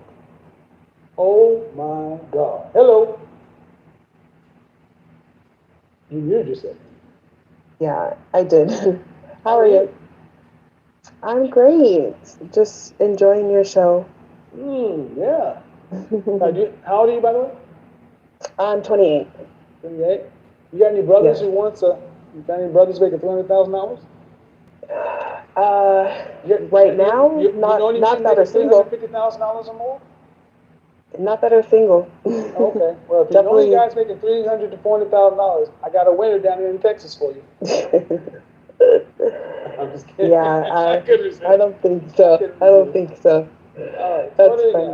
What's going on? Well, I agree with you. I definitely think that it's hard for these young women to not be mercenaries and to themselves. And it's just really sad to see them kind of setting themselves up for failure. And I actually had a friend, I showed her one of your videos a couple weeks ago, and I enjoyed it. And she actually was talking to me about her boyfriend, getting advice, and I was trying to tell her, like, oh, you should really stay with him. Like, you know, I've been with my guy for 10 years. Like, you know, just trying to show her, like, some of the stuff that you were saying. And she actually proceeded to block me the following day and didn't want to talk to me, didn't want to do anything with me. So she did you a favor. Yeah, she definitely did. She definitely did. Because women like that don't want constructive criticism, correction. They just want to be right. And inevitably, she's probably going to stab you in the back somewhere anyway, because most of them dislike me. Can't tell you why, other than the fact that I don't like his tone. Okay. You'll be better off as it ends up. But I did want to get you to pop in because we were trying to get you in, but I'm getting towards the end of the show. I kind of knew that. Keep watching. See you. Join me in later. Bye. I will, for sure. Have a good night. All right. Ladies, understand something. You want to lose friends? Tell them you watch this show. Who is this person sitting in the dark? Yeah. I don't do that. Yeah. Oh, baby. $360,000. Now, why is that such an issue? Because I want you guys to understand that that's the essence of a mercenary. Mercenaries worry about what they want, what's in it for them. Basic skill. The average mercenary has skills, but are they skilled so much above somebody who's fighting for your nation, for your army? Not necessarily. Guys, I will say this, ladies and gentlemen. But gentlemen, you better get really good at asking qualifying questions and getting to the root of who people are. Because I've heard these women being called chameleons, a lot of other stuff. A lot of women today are watching these channels, femininity influencers, and becoming really adept at saying or believe they're saying the right thing. But all you have to do is ask a question 3 layers deep, and most of it will start to fall away. I said it again, I said it then, I'll say it again. That young lady was not traditional. She may have been raised by a bunch of different women and stuff. You ain't marrying none of them. You're marrying what's in that mindset. And that mindset said, he wants nothing from me except me to have some babies. Okay. Have some babies, and then what? Who gonna cook for them babies? What's the recipe? I don't need a recipe book. I got the internet. I got whatever. I'm like, it's not a matter of the recipe book. It's a matter of the mindset. So you guys need to be on the watch out for this kind of stuff. And I would tell you, just like I said about the mercenary, she filled both categories. The out for self, and then the older woman with the younger man. Remember the two components? All of it in all in one nice little 26-year-old package. When somebody shows you who they are, gentlemen, believe it. And that means she has to be, that doesn't make her a bad person. It doesn't mean that she's, a horrible person. It's just the West has contorted things to where women today who may be softer spoken or maybe not be overly aggressive or ratchet or whatever, consider themselves to be traditional. I cannot tell you how many young black women I met in the last 3 months who will tell you to your face they are traditional women. And I'm like, no, you're a nice, modern woman. Traditional women know their role. They desire their role. They relish their role. They want to be married and are only dealing with men who are marriage-minded because they know something is amiss if they're not in a relationship with a man, a significant relationship, and husband. There's no question about this. It's not I'm going to go to college to get my master's or something and so forth. No. That's why every time some woman came in my career, my this, my that, all right, modern mindset. And here's the thing. Modern women do not work well or fit well with traditional men. Modern women do not fit well with high value men. They don't. They don't. High value men want traditional women. So it's better to have none than to get one because you just want somebody to kick it with. That's why so many guys are starting to step back and say, you know what? I'd rather just not deal with you at all. And this is when it really starts, gentlemen. When you say no to a woman who may be attractive, cute, whatever, and she's not for you, understand. Very few women know how to deal with rejection. You better be prepared to become gay, this, that, and so forth, or they're going to step it up. Then they'll start trying to bring you in. Hey, come over to the house, let's Netflix and chill, such and so forth. Stay on your square, gentlemen, because if you start down the path of dealing with a modern woman, a modern mercenary, when you're on your purpose, on your square, going down in your path, she will divert your attention to her. You cannot divert your attention to anything except you and your purpose. And women who understand what's best for us all are okay with that. They want it that way. Like I said at the monologue, you couldn't make the second to the last call any better. And all the elements in the monologue were right there. A woman like that would end up making her the center of the world. You would have to go out and do everything to lay it down at her feet because what? She had a baby? So, young lady, don't get upset because it is what it is. I'm going to tell you straight up that asking or thinking, wanting a man, this woman said $360,000. I want a man who's going to have at least what I have. Texas breeds women like this. That's why I went down to Houston. Between Houston and Dallas, it is wrought with these women. In Dallas, you're going to find the more Christian version. I've already talked about the women in Dallas. Then in Houston, the finesse capital of the world, right? And then all the other places, Chicago.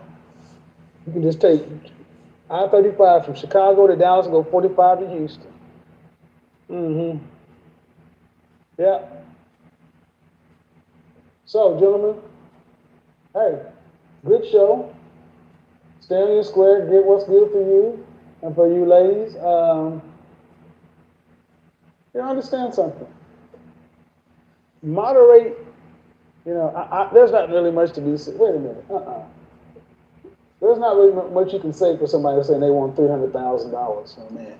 You better be a bona fide LA 9 or better, and you better have a solid, tight dress size 4, dress size 6. You better, I don't care about this voluptuous something. You better be, yes. $300,000? I want you guys to understand, $360,000. I want you to understand. That's $30,000 a month. That's $7,500 a week.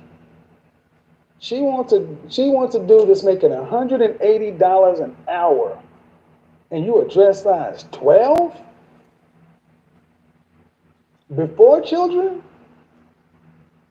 Before children. Now you know after children, you gain that 30 to 50 pounds. Oh, but I guess that's right. You make it 300,000, she gonna get your money. You gonna go get a mommy makeover or something. Man, get the fuck out of here. Or you better understand. So here's what we do. That was a good show. You can't make this shit up. You can't make this shit up, man. You can't make it up. You can't make it up. You cannot make this shit up. I swear to God, you cannot make it up. So I need you ladies to understand that this is what men are dealing with. This is what so many men are dealing with. They're like, well, damn. Can I at least get some, can I get a sandwich or something?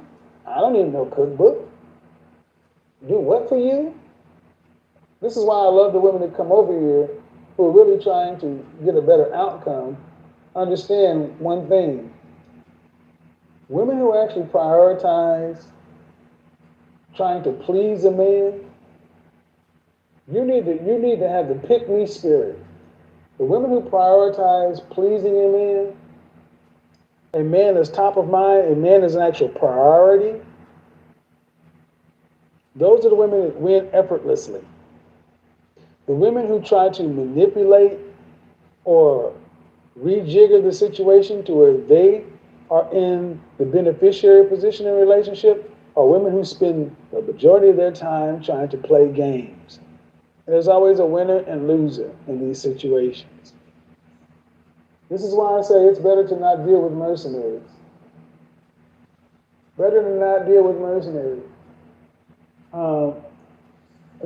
If this country ever decided to do what Amsterdam did and legalize certain things, it would stop a lot of this mercenary behavior. Let me go through this chat room and let me answer some questions real quick. I got a little bit of time. Gotta stay on your purpose. Who is this? Please save the cookbook comment, Kevin. Yeah. Oh, yeah. Somebody, just like I'm a PhD, somebody want to go into the archive, into the video, and clip the I don't need a cookbook. comment, ma'am, you are now part of the show. I don't need a cookbook. I'm a PhD. I'm a PhD. I don't need a cookbook. I told you. I'll make you famous. I don't need a cookbook. Who gonna cook for your kids? Not me. Not me. And I even let her slide on this. Not the banging. The banging. Oh, oh, oh, oh. Fuck no. Not the banging. The banging. Oh, oh, oh, oh. Fuck no. I'll even let her slide on the bang. I let her slide on the bang. Remember that movie, The Fifth Dimension? The Fifth Element? Coming. When Chris Tucker was, what was that character he played in The Fifth Element? Coming, and he had that little blonde thing sticking out his head. What was Chris Tucker in The Fifth Element? Coming.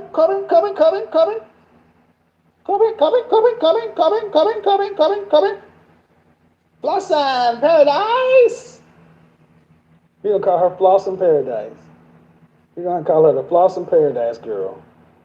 Blossom Paradise. What was his name?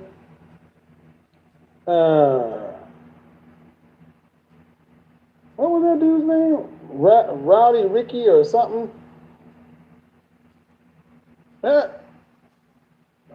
Ruby Rod. Coming. Oh, what are we gonna do? Coming. Chris Tucker, Ruby Rod sings the bayang. Coming. Blossom Paradise. I'm going to hell. Y'all are horrible. I am going to hell. Oh my God. Oh my God. Oh my God. No!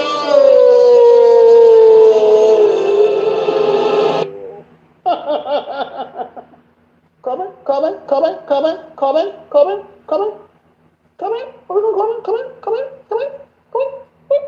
Remember that on Family Guy? Coming. Ruby Rod. Lost in Paradise.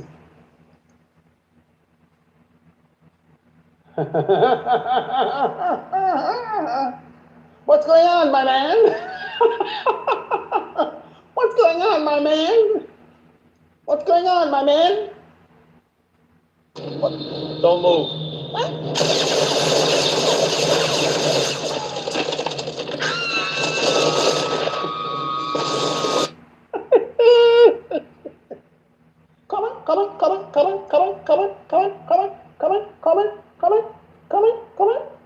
Coming. I'm going to hell. You guys should not be encouraging this shit, man. Stop it. Just stop it. I want a picture of that. I got to get a picture of that. Hold on. I got to get a picture of that before we go. Shout out to the Bayang girl. So I'm gonna put that on. I'm gonna add that. I don't need the cookbook. And we're gonna have it right there. She don't need the cookbook. I don't need no cookbook. I don't need no cookbook.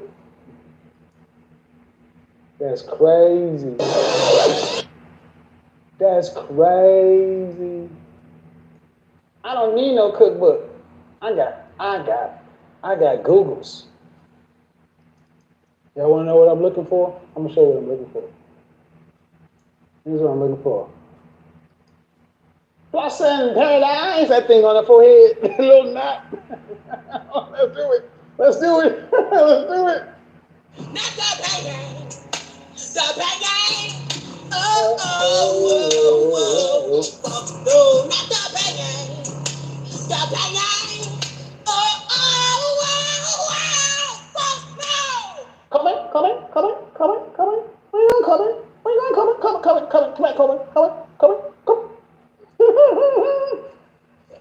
I'm gonna get out of here, man. We ran long tonight. I was a little bit late, but that was good. That was great, guys. I appreciate it. That was fun. Until the next time. Peace, Corbin. We are out.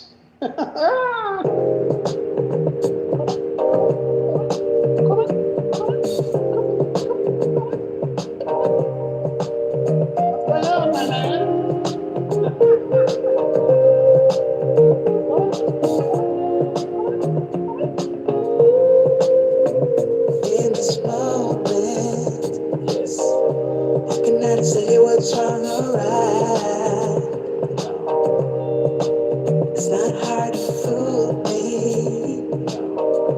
Guess I'm addicted to the good life. Yeah, lead the way. I follow. No need to say where we are heading now, babe. I follow to the edge of it all. To the edge of it all. What's going on, my man? So tell you goodbye. Don't leave me, Corbin. Cause I'm right no matter what. Yeah. So simple goodbye. Before the moment rise. Ooh. So tell you goodbye. Cause I'm right no matter what. Ooh. So simple goodbye. Before the moment rise. It's not a problem. Cause I know what I'm getting into. See, nothing can stop me. Cause I'm addicted to you and I.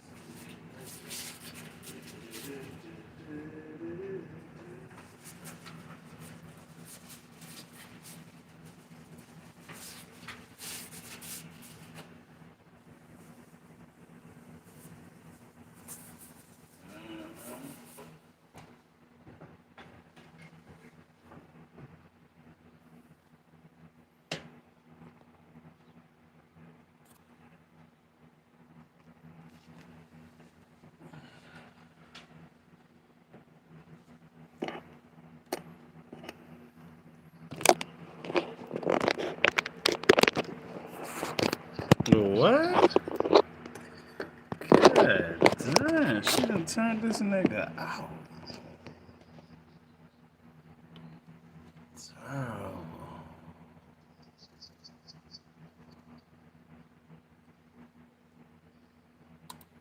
Man, this nigga doing like that.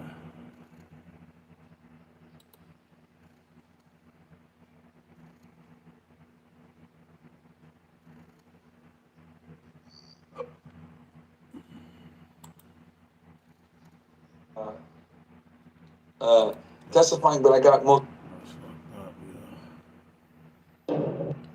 What is going on, everyone, and welcome back to the channel. Exactly. Today we are going to be reacting to. That's your goddamn problem. Hello, my name is Adam Ferrari, the Chief Executive Officer of Phoenix Energy. I look forward to you joining. What is going on, everyone, and welcome back to the channel. Today we're going to be reacting to another Kevin Samuels video. Before we get into it, make sure you guys like and subscribe. Okay, I need some advice. I'm a 37-year-old woman, All 2 children. Okay. I do not have a problem getting a man. It's just I attract weak men. Okay. I am celibate. I've been celibate for 2 years. What? I've been celibate for 2 years. Where that come from? I want to know, is that the reason why? You 2 people that came out of you. What you talking about? I'm saying, I'm trying to understand what's the philosophy here. You're not a virgin. You got 2 people came out of you. What's going on? Oh no, you did not. Oh no, you did not have the nerve to bring vagina out here and close it up at 36 out here. And I'm gonna tell you the reason behind that is because when I do open my legs, the men they get crazy. What you mean? You want me to be blunt for you? Want me to be blunt? No, I want you to keep it classy, but you trying to say they getting pee-whipped? Yes. So the solution is so let me get this right. Get this right. So you meet a man that's a high value man, a good guy. You think you're gonna be celibate for what? What? Till you married? Yes. You got your goddamn mind. I wish I would meet a 37-year-old with 2 kids. You think you don't? Shit. Separate checks. Separate checks. Check, please. No. Listen, man. I'm making light of it because it is crazy. You're almost 40 years old with 2 kids. Talking about celibate? You need to be trying to get that shit away to secure a man. No. Listen. No. You're talking about, okay, what you said is you attract lower value men. Not really. Not the right men, crazy men, whatever, not good guys. Weak. Let's put like that. Lower value is weak. Okay. So when I said if you attracted a higher value man, you think you're going to make him wait until marriage? How do you think that's sweetheart, I'm gonna tell you like this. My cookies is worth the wait. Well, first off, check that, sweet. I know your cookies ain't worth the wait because you ain't made nobody wait. You got 2 kids without a marriage. Kevin is saying, hold on, the math ain't mathing. Oh? Hold on. She said her cookies is worth the wait. These ain't no good cookies. These may have been cookies that's been on the shelf. You know, it has a little bit of hair on it. A fly just flew on it. Nobody want that cookie. That cookie's stale. But she really believes she just is gonna miraculously get a man to wait to go ahead and be with. Come on, after having 2 kids, nearly 40, delusional, not happening. I was married. Okay, both times? They're from the same person. Okay, you were married. Okay, fine. Your cookies are worth the wait. So are you telling me you only had sex with 1 man? I mean, no, everybody knows. No, I'm 37. All right, so you a virgin on your wedding night? I was not. All right, so let's get back to the. Listen. No, you're going to. Okay, you want answers? I'm gonna give you the answer. Okay. You are older. Name me the product that gains value with age and use. A product that gains value with age and use? Yeah. I want to say, I want to say your mind, but I may be different. I may be I said a product. Where can you go buy mine? A product. a product. I don't know, but I'm pretty sure you're gonna tell me. Yeah, nothing. Wow. Nothing. And let's just talk about your cookies. They're getting older and they've been used. That don't mean nothing. You're right, they don't. Oh, you are ornery. You are No, I'm ornery. honest. I'm honest, ma'am. Ma'am, what you're saying is I'm going out to the market and I'm going to require the next man to pay more than the other guy. I'm going to require you to marry me before I have sex with you. No, you can get no higher than your BD. Wow. You chose to make. You disagree. chose. You okay. So you saying You a can. You woman can. don't have Okay, a- ma'am. Listen. You can disagree, but I don't have 15,000 people over here just because I got lights. You ladies often overvalue yourself. Man, you're almost 40. How tall are you? How tall are you? I didn't hear you. How tall are you? About 5'4". 5'4". Dress size. Dress size, size 10. How much did you weigh the last time you weighed yourself? 180. As you can tell, I'm heavy chested. Yes. Like But man, but listen. 5'4", 180. You weigh more than a man. No, I do not. Just because I weigh more than a man does not mean that. First off, listen. First off, is it true or not? I said you weigh more than a man. Then you said no, I do not. And then you said just because I do. Which one is it? I mean, I carry You my weigh weight more than a well. man. You weigh more than a man in your height. Because I'm big breasted. That's No, why. man, because you're overweight. Here's how criminals stole almost $300,000 from us. I think Friday, February 28th, around 7 p.m. is when I got the call. Hello? Casper, we've got a problem. A shipment of our best-selling underarm antiperspirant stolen. A bogus driver had walked into our warehouse, loaded up his truck, and vanished. We knew Carpe was good. This guy proved it by stealing it from us.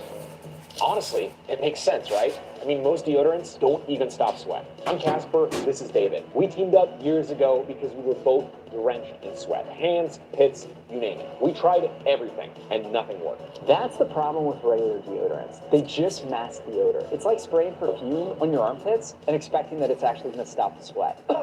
So we said, that's enough. We partnered with Dr. Ashish Bhatia, an award-winning dermatologist in Chicago, and together we developed Carpe. Sweat solutions that actually stop and absorb sweat everywhere. Pits, hands, feet, face, groin, and more. And the response has been incredible. Carpe has helped millions of people worldwide, gaining over 35,000 five-star reviews. It's gentle on skin and made without junk ingredients. It's dermatologist tested and comes with a 100% money-back guarantee. Just look at the difference. This is a test to measure bacteria growth. Here's the armpit without Carpe. Here's the armpit with Carpe.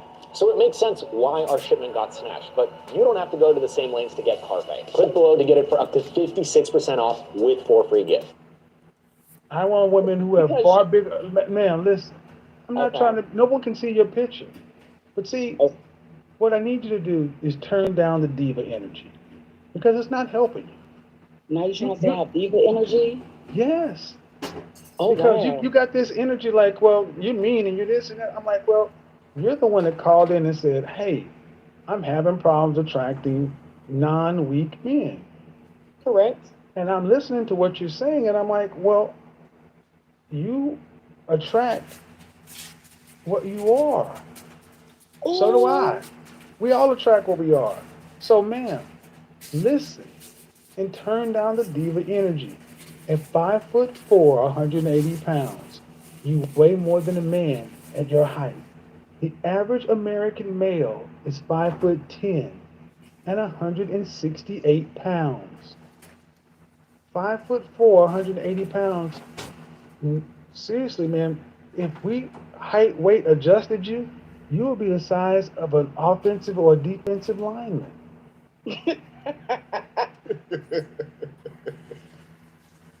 And the crazy part is, Kevin is dead serious. He is not even laughing. He's a defensive lineman. Line her up. Regardless as to how big your boobs are, because I'm sorry. I'm just letting you talk because you okay. Go ahead. Because you're not 80 pounds of boob. You comical. But okay, I'm listening. Okay, what size bra do you wear? Size H. Okay.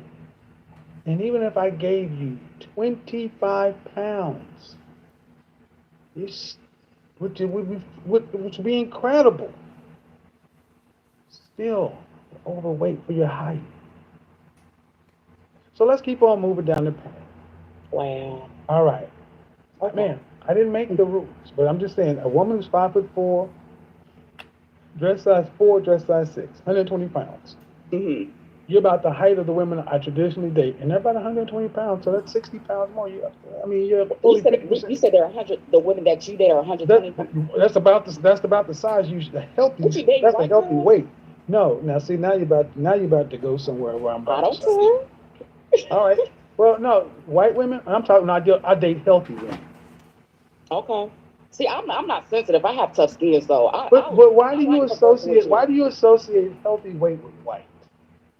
No, I was being sarcastic when I said Well, okay, but that's not necessary. See, the sad part is black women have gotten so far out of range with how healthy weight is. We associate healthy with white. Or no, ma'am, I can show you women in the 70s who were your height, your weight, and they were no height, and they were nowhere close to your weight. We have gotten to the point where we just accept this. And why am I pushing this point? Because it lowers your value. It lowers your value. Simple as that. How old is your oldest child? My oldest child is 17. And your youngest? My youngest, which is my son, he's 6. All right. So that means you got another 12 years. And do you want to have any more children? I do. I have my tube side. I'm good. Okay. So any man that you want to attract cannot have children with you. You become a stepfather. And then what state do you live in? I live Not city. Kentucky. State. I heard you. I'm not incompetent, Kentucky. Okay. So I'm assuming would you like to get remarried? I would if I came across the right individual. Yes. All right. I would. And after marriage, do you plan on still working full time? Yes. All right. I know. I was born in the 80s. I was raised by my grandma. You know, she was a pastor, and I know I would take care of my man. You know, I still work. You know, but a man would still have to meet you and wait until wedding night, and you're not a virgin. Men don't do that at this age. Yeah. This is why you're supposed to get married early, so you don't burn, because people don't wait that long. How long, if you met somebody, how long do you think from the day you met them before, what was the soonest you could be down the aisle? I'll say 6 months to a year. Okay. Split the difference. Call it 9 months, which is still pretty fast because there are no kids involved. And what do you think the likelihood of finding a man who's going to be willing to wait 9 months to a year? How do titanium boards compare to plastic cutting boards? We get this question a lot, so just look at these tiny particles coming right off these boards. It doesn't take much cutting for these particles to end up in your food. According to recent research, if you're using one of these plastic boards regularly, you might be consuming more foreign materials than you realize. It wasn't until 2023. Oh, it's possible. Sure, it's possible. Sure. See why? Okay, so again, this is where the delusion starts. Why do you grown women sit back and say it's possible? Seriously. And it's also possible to win the lottery. It's also possible to not get bitten by an alligator. Many things are possible. You know, you could do many of things.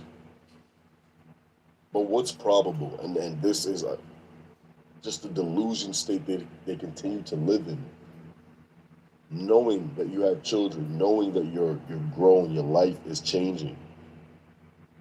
And instead of sitting there trying to figure out what you could do for a man to make it so you can get to the end of life and have someone support and take care of you with the two burdens that you have already.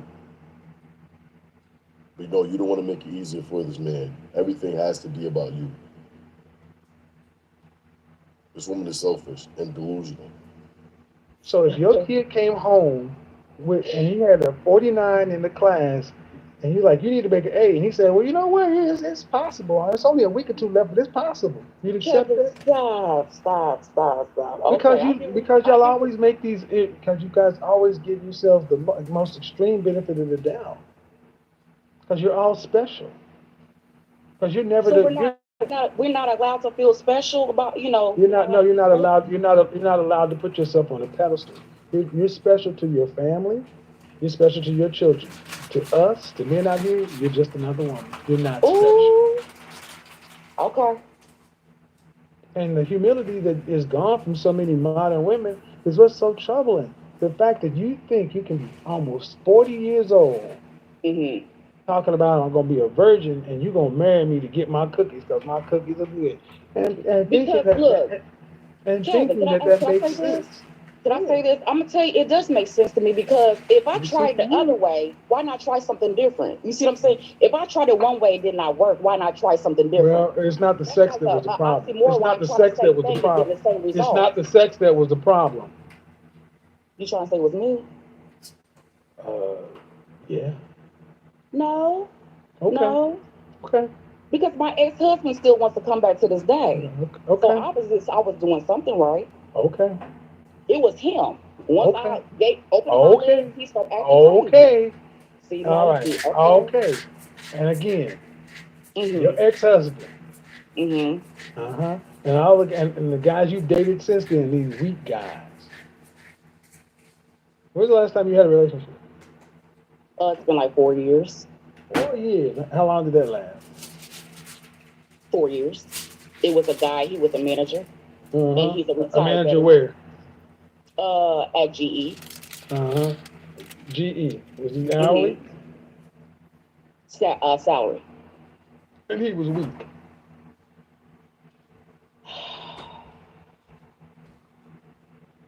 Okay. I'm asking. You said you attract weak men. He was weak, right? He turned weak after a while. He did. Okay. He did. After a while, so about how long into the relationship did you find out he was weak? After we got into, sexual, like 3 years. It took a while. So he wasn't weak for the first 3 years. He just got. I'm so serious because. All right. So why didn't he marry you? Why didn't he? Because I changed my mind. He actually. No, man. In the first 3 years, everything was okay. He wasn't weak. He was a salaried manager at GE. You had 2 kids. Yes. Why didn't you marry him? Because he was older, and older guys are set in their ways. So he what? was like 8 years older than me. Let's be real. Oh, hold on, older 8 years. Man, the cookies turned them crazy. She was just about to say before Kevin made his point. Right after we had relations, he just turned crazy. So look, guys, the cookies is making everyone crazy. Them old cookies. What's the hard for? Ooh, Jesus Christ. Because at the time I was 34 and he was 42? Yeah, man. I'm gonna let you go ahead and listen to this. Yeah. 4 years. 4 years. And it's always out. The fingers are always out there, cause you got Jesus, this is gonna make me $1 million. Are you serious? And this is the problem. Women like you walk around thinking you're the shit, and this all started because excuse me. I never once said I think I'm all that. But when you think you're gonna be celibate till marriage and think somebody's gonna do that, that's crazy. Let's be realistic, Samuel. It's about value. And your value is low. Oh wow! And how do you know that? You're not. Because you're 5'4" and 200 pounds. Warning, don't believe the AI trading hype until you watch this entire video. Hi, I'm Lane Mendelson. I'm the president of Vantage Point AI, the leading market forecasting software that's helped over 35,000 traders find life-changing trading opportunities. Okay. And 37 years old with 2 kids. That's how I know. In Kentucky. Okay. That's your opinion. It's not my opinion. You never seen my body before, so you just I don't have to see your body. I know you're 5'4" and almost 200 pounds with 2 kids in Kentucky. And I see your picture. You just say you And I'm don't see listening my to how you talk. And I'm listening to your energy. I'm listening to your tone. I'm listening to your relationships. See, what it is, you ladies don't like when somebody is just direct with you, honest. I got no dog in this fight. I had a woman on here earlier, and I told her she was absolutely gorgeous. Mm-hmm. I ain't trying to screw you. You ain't giving me no money. What am I getting out of this? Nothing. So why do I have to lie? You don't. And like I said, I have tough skin, so it doesn't, So you're talking about value, ma'am. I ask you, what product on the market increases in value with age and use? Nothing. You're older, you're used, and your value is lower than it was when you were 25 with no kids than when you was with 20 before you had your first child. That's when your value was the highest, before you had a child. And you're talking about celibacy until marriage as if somebody has to treat you like a virgin. And that is it. Ma'am, listen. Not having sex with you until marriage is treating you like a born again virgin. No, it's about my value. I don't give a doggone what you call it. It's treating you like a born again virgin. A man cannot have sex with you until he is your husband. That is treating you like a. I'm sorry. It's like y'all validate these hoes out here, but when a woman finds It's her not a value, hoe, her man. worth, Stop. We don't talk about these hoes out here. I'm talking about you. oh wow. I don't know why Okay. you ladies think you can be celibate with 2 kids out here. Well, you can choose whatever you want, but it ain't working because apparently, here's your value. I mean, let's just be brutal, right? Get right down to it. Okay. Your value is you obviously think your value is much higher than I'm reading, right? Oh wow. I say much higher than I'm reading. Okay. Is that true or false? Because you don't like my assessment, and you think your values higher than it sounds like I'm saying. Is that true or not? No.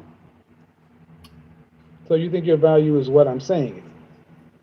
But what you saying? My value is low, right? That's what you're saying. I'm saying it. Yes, it's lower than when you had no kids. I mean, that's what any woman after But you're asking higher prices. Not really.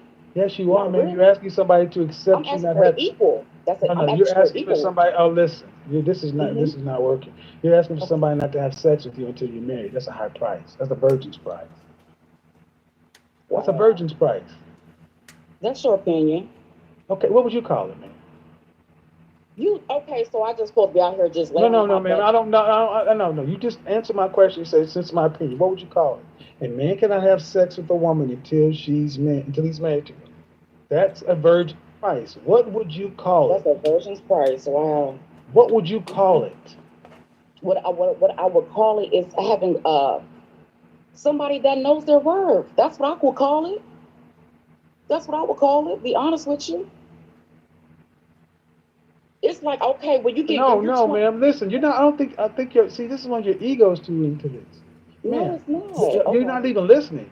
Okay. If you don't have sex until your wedding night, that means that person has no idea who you are in an intimate setting. True or false?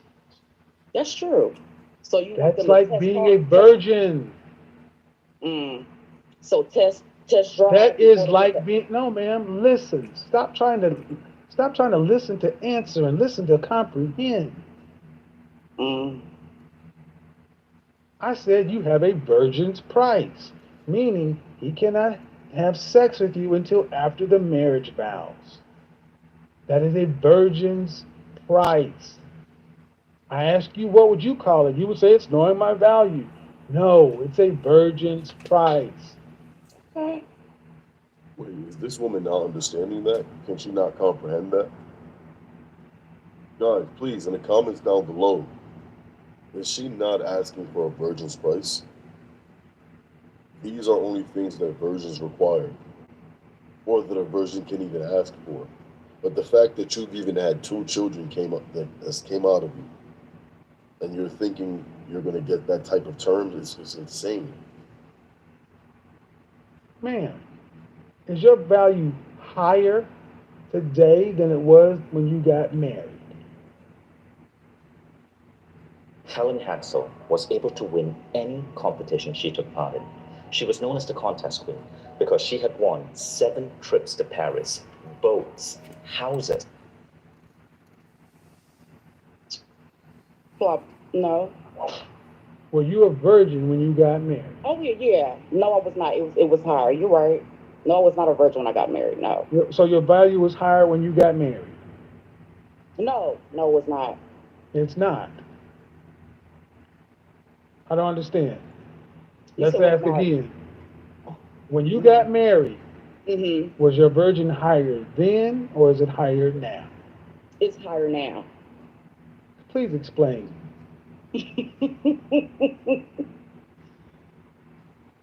Why are you tormenting me, Captain?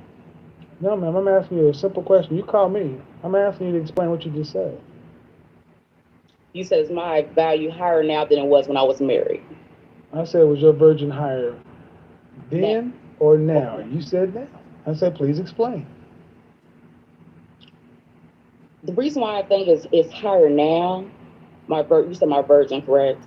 No, your value. Oh, my value. Because you're on my cell phone, that's why it's hard to hear you. Okay. My value, the reason why I think my value is higher now than it was when I was married, because I've grown, I've learned, you know what I'm saying? And I got to know who I was as a woman. So I think my value has increased because as you get older, you learn, you grow, you mature. So that's why I think my value has increased. This is not exact. Okay, so again, this is the equivalent of saying, I've been on the job for 20 years. Yeah. And listen. You have experience. Hey, listen to freaking comprehend and not respond.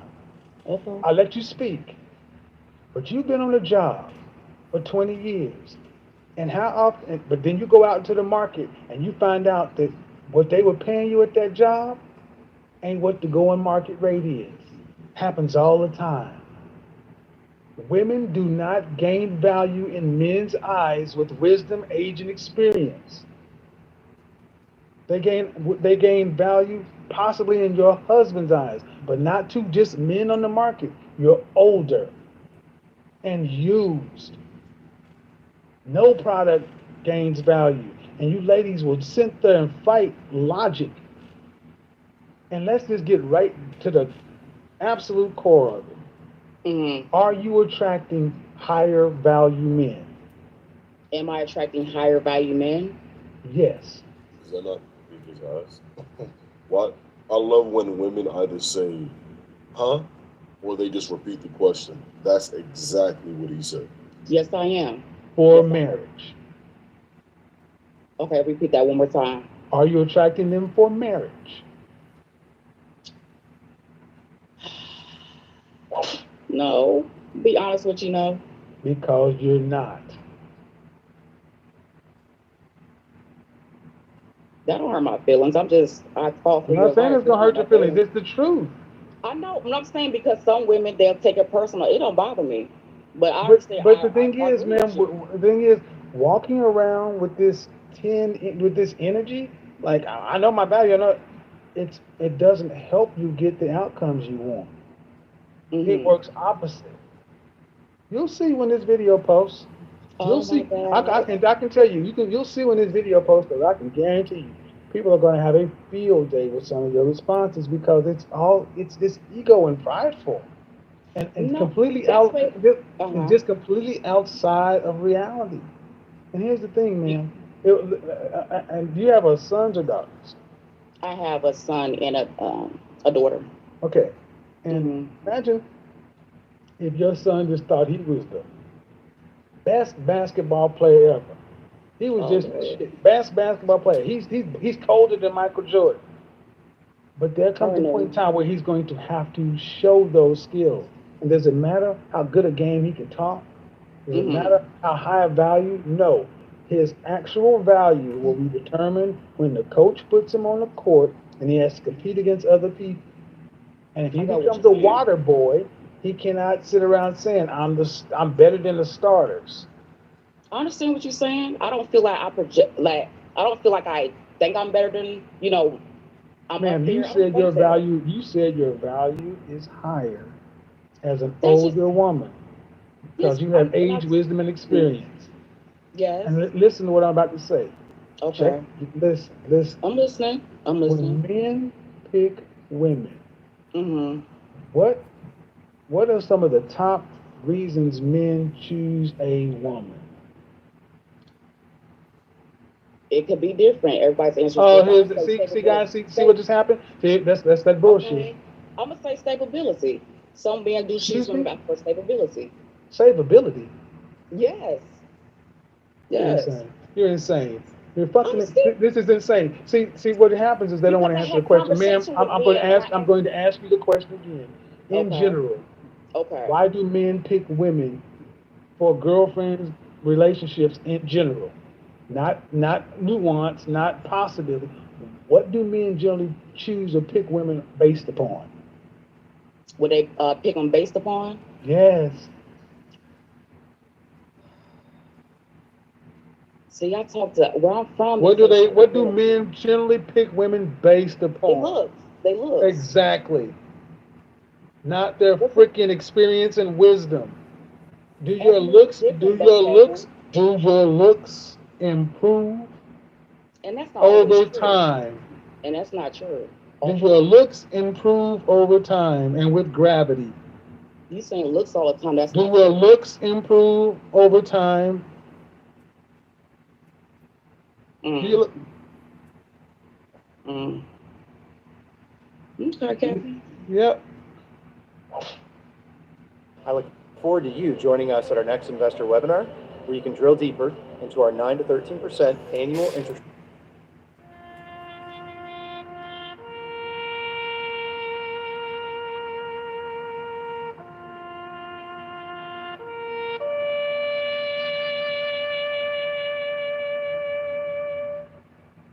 She meant every bit of that shit. She meant it all.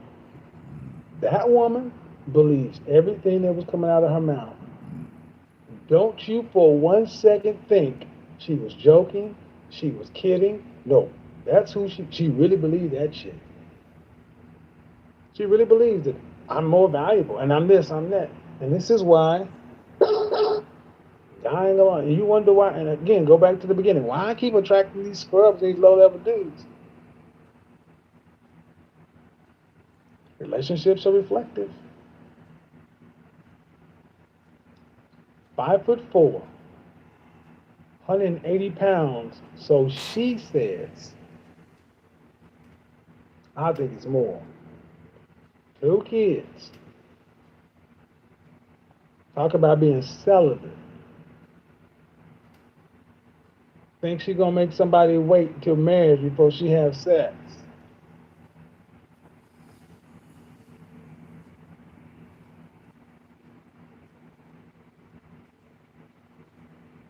I know what I'm talking about. Hello? Can you hear me? Yes. How are you? I'm doing well. How are you? Good. How old are you? I'm 28. Okay, what do you got for me? Are you part of the Walking Dread? I don't think so. I'm in a relationship that I've been in for 5 years, so I don't think so, but I'm not engaged yet. What do you mean yet? Yet, as far as I know it's going to happen, I'm just basically waiting. How do you know it's going to happen? Well, for one, the person that I'm with, like I said, I've been with him for 5 years. We have a Okay. child together, so it's not No, no, it's no, no, not no. a What I'm asking is, how do you know an engagement is going to happen? this was discussed as far as him telling me. Like this isn't anything that Okay. And when did you? And I'm when did he tell you this?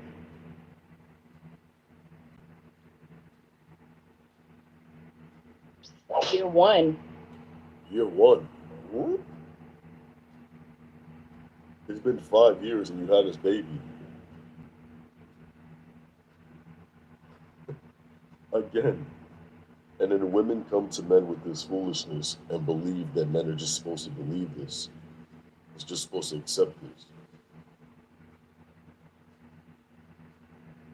So it took 5 years. Until this day, she isn't married, but having the child wasn't a big deal. Make it make sense. He's not going to marry you, and you know it.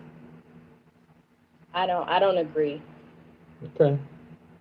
The reason why I don't No, no, agree is ma'am. No, ma'am. Listen. I'll let you tell your story. 5 years. You've already had a baby, and you're telling me he told you in year one he was going to marry you. But there have been 5 year ones, and a person has come out of you. He's not marrying you. well it'd be different if all those 5 years were the best 5 years No, I don't care, that man. we had. I asked you, how do you know it's going to happen? And you said because it's been discussed. I said when? You said year one. In the chat room, ladies, how many women think this man is going to propose to her? Ladies only. So she disagrees with me.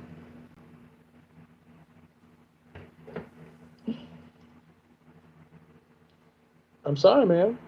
But a man wants to marry a woman, he damn sure puts a ring on it, and he does it before you have the baby. There's no reason to marry you. You already had the baby, and you've proven that you'll stick around just on a conversation about an engagement for 5 years. Say I'm wrong. You prove you'll stay around for 5 years just on a conversation about an engagement. No, like I said, it's deeper than just It always is. There's always details, man. But the net of it is,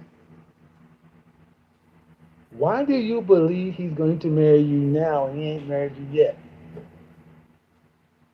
well, for one, like I said, I don't think that someone would waste their time for Okay. 5 years and Sure have a they would. baby. Sure they would. Let me tell you. Wait, what? This woman just said she doesn't believe a man will sit there and waste his time. If this man is doing nothing with his life, and he wants to sit on 2K all day, 24 hours a day, and have no job and have no responsibilities, of course he can. But again, we could already see that this woman is delusional. She is completely delusional. She really believes that this man is going to marry her. And when Kevin is like, no, he isn't, she's like, oh, well, I don't believe that.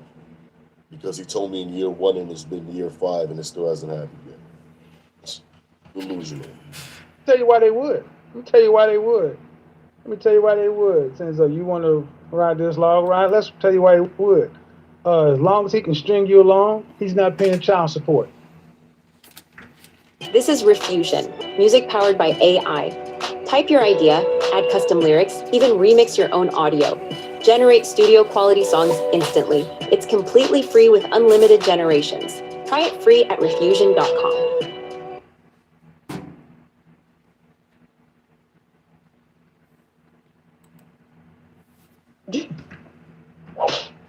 As long as he can string you along, he can still hit it from the back. Why would he be paying child support if he's Oh, because when he breaks up with you, you're gonna go what down would to be because when you listen, you want to know? I'll tell you. Because when you finally accept the fact that he ain't gonna marry you, and you break up with him, you're gonna run on down to child protect. You're gonna run on down to DHS and put him on paper. No, He I know that. wouldn't do that. I know. Okay, well, that's why. But you asked why would somebody stay? Because he's not paying. Man, I don't wish. Here's the thing. I don't wish you any particular bad, but man, we've heard these stories for too many. You ladies all think you're special. No, Dude, I think that why hasn't he married you yet? because of my attitude, my But he put a baby in you. well, of course, I don't think I started with the attitude. I don't think I started But with you're my still bad together. attitude. But you're still together. Yes or no? Yeah, we are still together. Right. How much does it cost to file for? How much does a marriage certificate cost? How much is marriage license? I'm not sure. Less than $100. Well, my thing is, I guess I've put so many stipulations on how I want to get married that Okay. it. And how is it? I'm just How trying do to you want to explain. how do you want to get married? Well, first, I wanted to. He took me to get a ring, my finger size. On top of that, like I said, I told him how I want to go about moving to the next level. I want to make sure I'm in a house. We already have a child. We're in an apartment. I want to be in a house. I want to have certain things in place before we just Such as? a home. Hmm. He feels like he's Let me under ask you now. pressure. Hold on. Now you. Now, what's crazy about this is she has all these stipulations before she'll walk down the aisle, right? But to push this man's legacy into the next generation, that's nothing to her. That's just to open up. That's it. This woman's not serious about life at all. You how old again? I'm 28. Now, why do you think? Or why are you trying to do all this stuff now after you've had a baby? You've already done the most critical thing a woman can do for a man. And you're telling me that, well, before we do something as serious as marriage, Yeah, I have to have a home. We have to. oh shit, she said it. No, you've already done the most serious thing you can do. What the French toast are you talking Well, I about? can't turn back now. I can't But go back and that's the and point. That, so she's not getting, it. what is there not? What am I not getting? What do you think I don't You're get? not. I'm thinking you honestly don't get that what you're talking about matters not.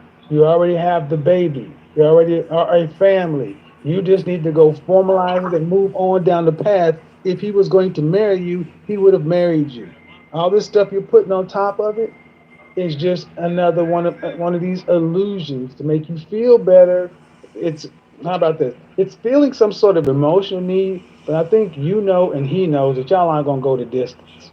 But if you can say it's because of a house or because of this or that, that gives you plausible deniability.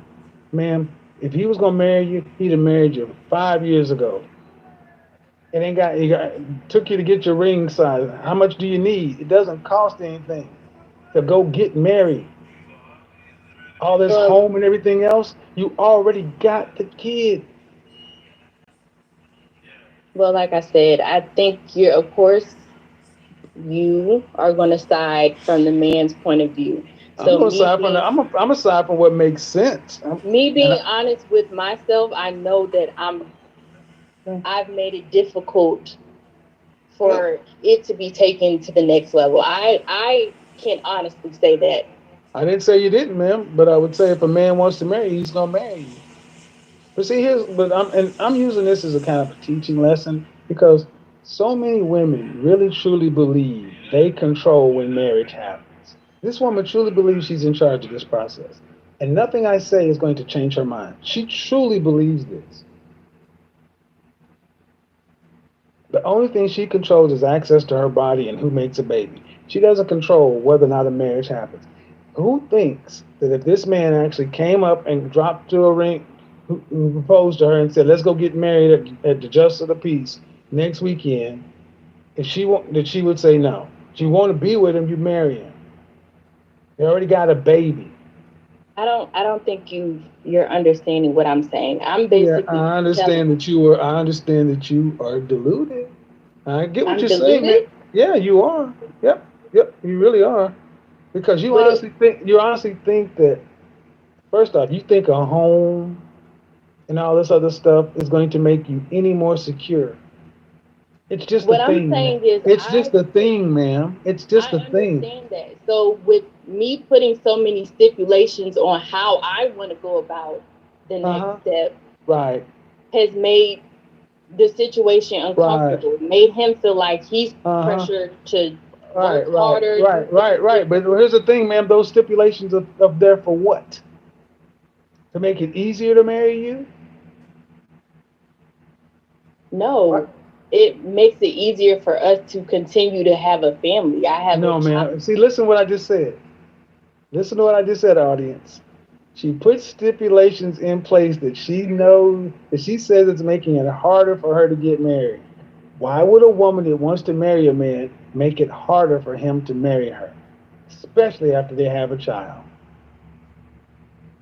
The secret to our deodorant is sand. We got a crazy message from a customer named Mina. Here it is. Hi, I'm a big fan of your deodorant and I'm a student at University of Detroit Mercy. In my microbiology lab class, we swabbed our armpits to see what will grow on a petri dish, and I ended up having the least amount of bacteria in my armpit. This is wild. Look at the Carpe armpit versus the other armpit. This is actually showing why Carpe works so well, not at just stopping sweat, but also stopping odor. A lot of deodorants don't actually stop sweat. They just use fragrance to conceal body odor. But sweat is what actually causes bacteria to grow. And more bacteria leads to more odor. Carpe is a unique antiperspirant lotion that actually stops sweat, which stops the bacteria from growing in your armpit. And if you click the link below right now, you can get it for up to 56% off with free shipping. Carpe has over 35,000 5-star reviews. These products are dermatologist tested, they're cruelty-free, they're gentle on skin, and they come with a 100% money-back guarantee. Follow Mina's example. Don't let bacteria grow in your armpit. Give Carpe a try today.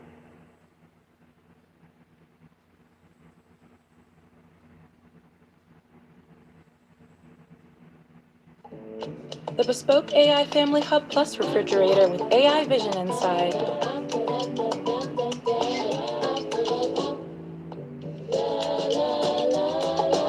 Even smarter with smart things. Well, the reason why I'm bringing it up is not because that's how I want to go about it. Ma'am, congratulations, ma'am. I get it. And ma'am, I'll be dead honest with you. This is going to be order.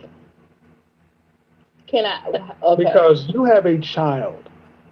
And ma'am, I gotta tell you, you sound either deluded or selfish because you already have a baby.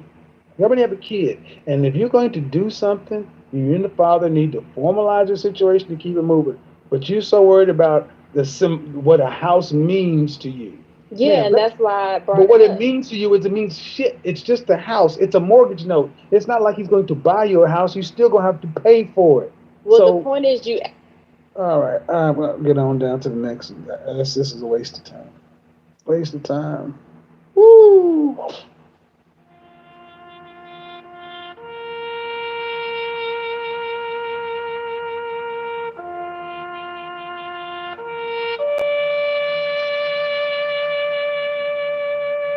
The Walking Dread.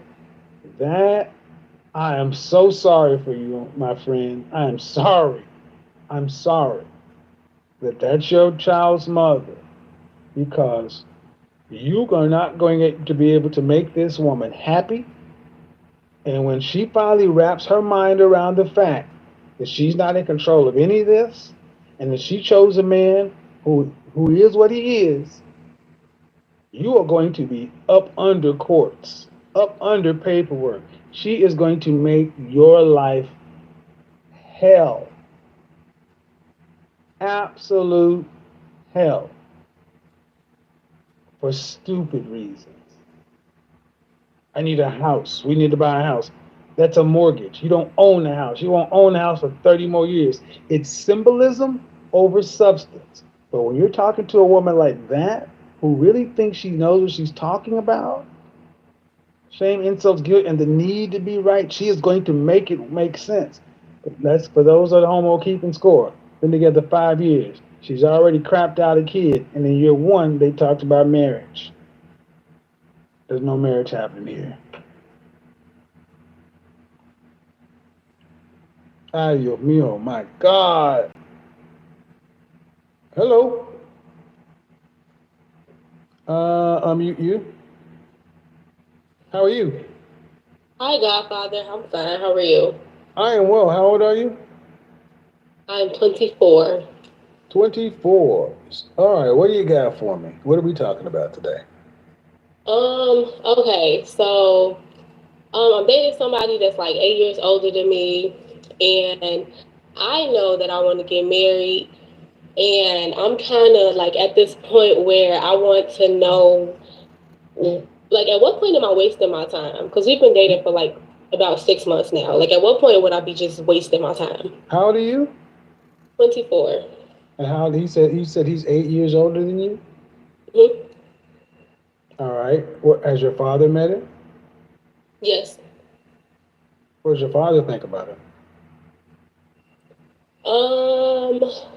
Well, I was in foster care, but my foster father kind of doesn't make comments about the people we're dating, like unless he sees like, I guess like signs of abuse, like mental, physical, and stuff. So he hasn't really said anything, but he seems like he likes him. All right. Did you start dating him with the express intent of getting married? Yes, sir. All right. And did he start dating you with the same intent? Of getting married, probably not. Well then how does that work? If you started dating him with the express intent of getting married and he did not have the same intent, that's a disconnect right there. But I mean, don't people like I mean, when you first start dating somebody, I personally didn't think like, okay, I want to marry this man. I think like I made that decision like after a couple months of dating, Well, and that's the problem. That's the problem. Dating is dumb because exactly what you describing happens. You guys decide you start to bond to somebody who does not fit. See, what's supposed to happen is let's just assume you are a wife. Then you should only be dealing with people who want to get married and are looking for wives. You have that conversation in the first conversation. well, we've had that conversation. He's proposed to 2 other people before, so he's definitely marriage minded. No. You're listening to what you're hearing what you want to hear. Did this man start dating you with the express intention that he wanted to get married? And you said no. So everything else doesn't matter. Confirmation bias, you will find a way to make it fit. And you ask me if I'm wasting my time. Why? Yes. If you're a wife, you're wasting your time. But are you a wife? I got something to chill, Jack. I go the other way. Trying to settle when I'm sweet. Smoke when my knees go weak. What's happening to me? If you want to drop your auto insurance rate, then don't skip this video. Take a look. I've removed my personal info, guys, from $140 per month down to just $45 per month. Same great coverage, but this one is way cheaper. How? Your insurance company doesn't want you to see this, but I'm not going to gatekeep. There is a free comparison tool that can help you get a cheaper rate. Let me show you how to access it so you can save too. Just tap the link to go to saveautoinsurance.com and answer some basic questions. You then see your results, choose the best quote, and start saving. See? $45. Try it now before the link is gone.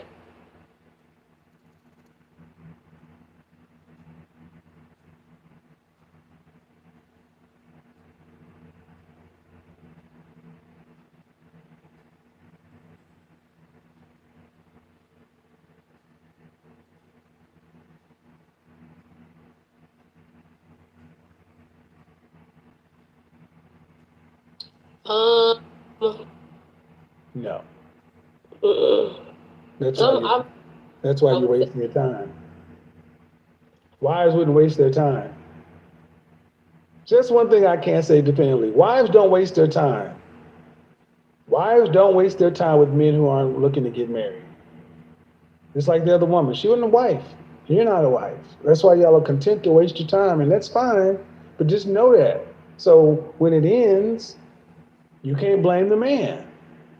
Exactly.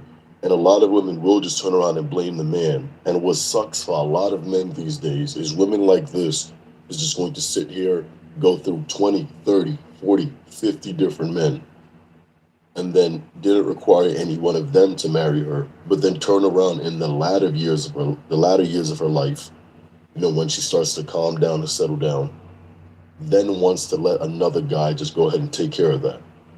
While she has her fun and doesn't require anyone else to go ahead and give her the same commitment. So I don't know. Like I'm still having a disconnect because we've had conversations about marriage and stuff like that, and it's definitely something that he wants. It seems like the conversations that we have about marriage between us is more so a matter of He doesn't want to marry you. It's like the last lady. Men will talk to you about being married. There's a difference when a man talks about marriage and then a man talks about marrying you. No, we did. No, he has talked about marrying me specifically. He basically has said that. Are you a wife? I don't really know. I don't Were you raised to know. be a wife? But I have things to Were work you on. raised to be a wife? Excuse me? Were you raised to be a wife? No, sir. Okay. You have any siblings? You said you're in foster care, right? Yes. Why do you want to get married? I want to get married because, for one, I was in foster care with my immediate family, and a lot of my family are married. And then I also want to be married because I'm a single mom, and I now see the importance of having a male figure around my child.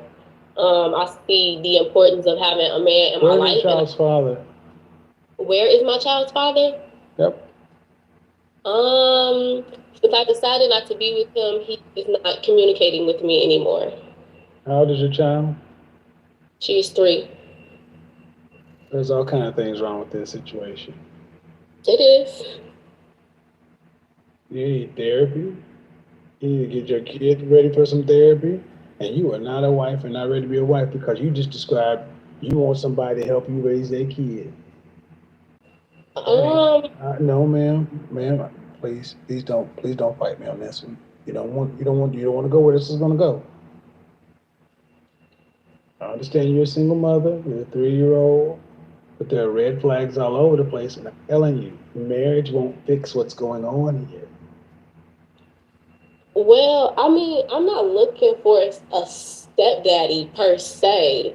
Ma'am, it'll be a goddamn stepdaddy no matter what you want to call it. Your husband would be a stepfather to your child, yes or no? Yes, sir. I understand Thank you. Then it don't matter. Y'all don't want to call it, but you are. And let me correct you, man. You are looking for a stepdaddy before you're looking for a husband. That's how we look at it. We got to look at that the kid we're taking on because you're a package deal. He's a stepdaddy first. He's your husband second. And I don't agree with that. I don't give a shit if you agree with it. You're not the one that has to take the risk.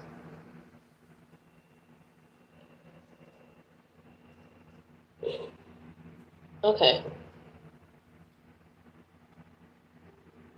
You got a daughter of a dude that ain't even talking to you. Cool. But that means a man is walking into a jacked up situation. And he has to, and do you want any more kids? Yes, sir. Yes? Yes, sir. How many more? 2. So if a man were to have 2 children with you, every dollar he would spend on the 3 kids, 66 cents of his dollar would go to his 2 kids, and then 33 cents would go to another man's child. How is another man's child an asset for your for another man?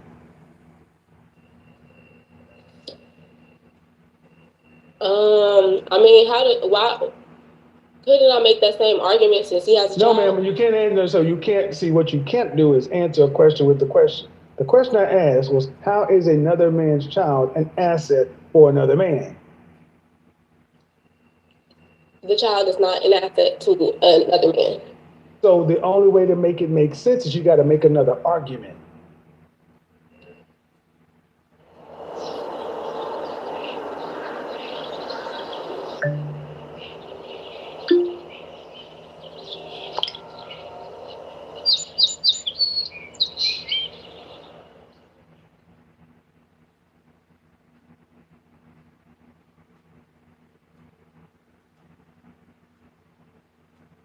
Life's full of coulda, shoulda, wouldas.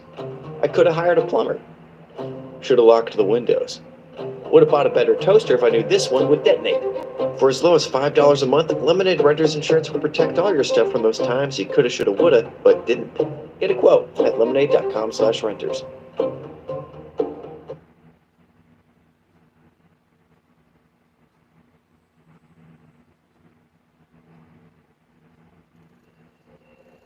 And that's the problem. That's the issue. A stepfather is a bad deal today because they don't get the respect. Number two, you didn't come in saying, I want to come in and support a man in his dreams and desires and what he wants to build in this. You said, I see the importance of having a man around and I want to have somebody. It's all about you and what you need. But what about him? And he has to step in. If he marries you, ma'am, your child is a liability. In the way, you don't want to look at it this way, but your child is a liability. Meaning this, if he has $1, if he has $100, are you going to allow him to put $100 onto his kids and zero onto your daughter? Ma'am, don't even come on now. If he comes back with a pizza, comes back with a pizza, the pizza has 12, and the pizza has 12 slices. He gives 3 to his son, 3 to his daughter.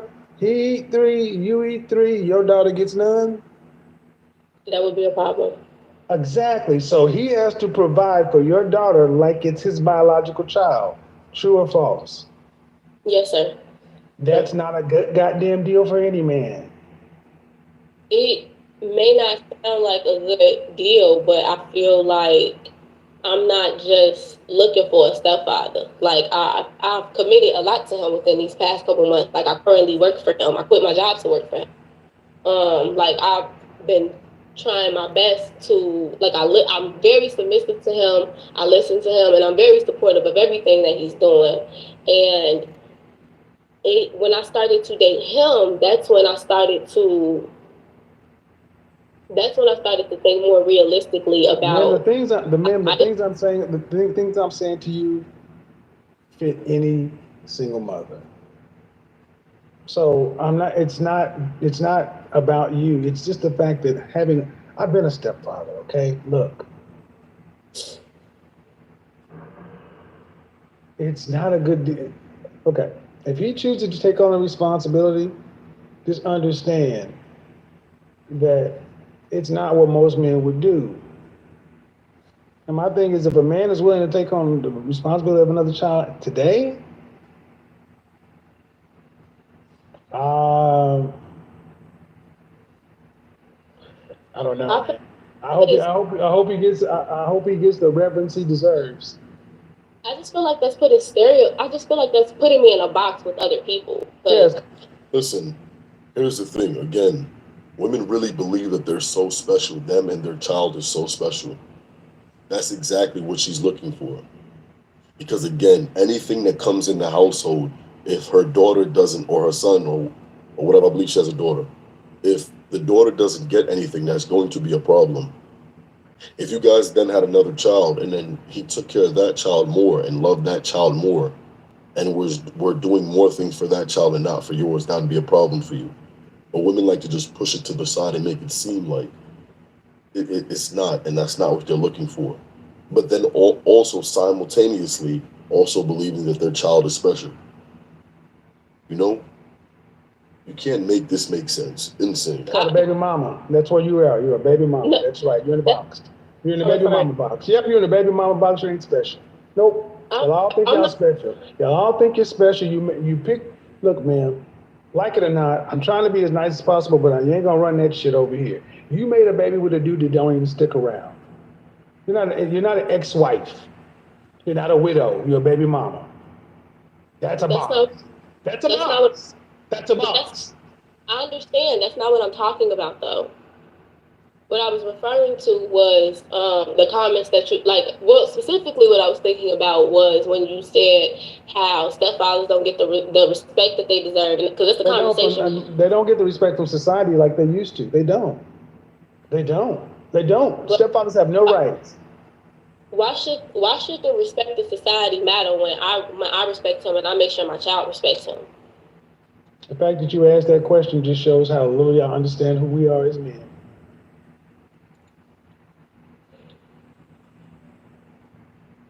To men, that question answers itself. And the fact that I had to explain it to you shows the gap between female and male understanding today. Go in the comment section. Look at what the men say to that. Your respect ain't enough. We live in a world to where your daughter is 3.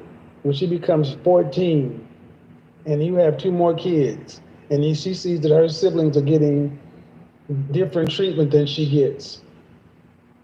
Mama, Dante looked at me a certain way when I came out of the bathroom. I don't like the way he's been looking at me. He asked me to do so and so. All it takes is one allegation, man. Yo, I can't believe these shorts and Fabletics are $10. Look at the shorts I used to wear to the gym. Now look at the Fabletics 1 short. So much better. These shorts are so versatile. I've got the towel loop, zipper pockets to store my keys, my AirPods, a no-bounce pocket in the liner, no more dropping your phone on the gym floor.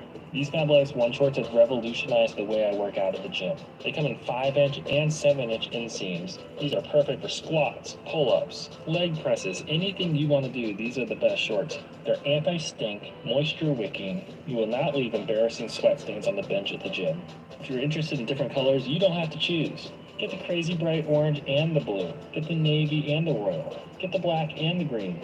These are literally the best shorts I've ever owned.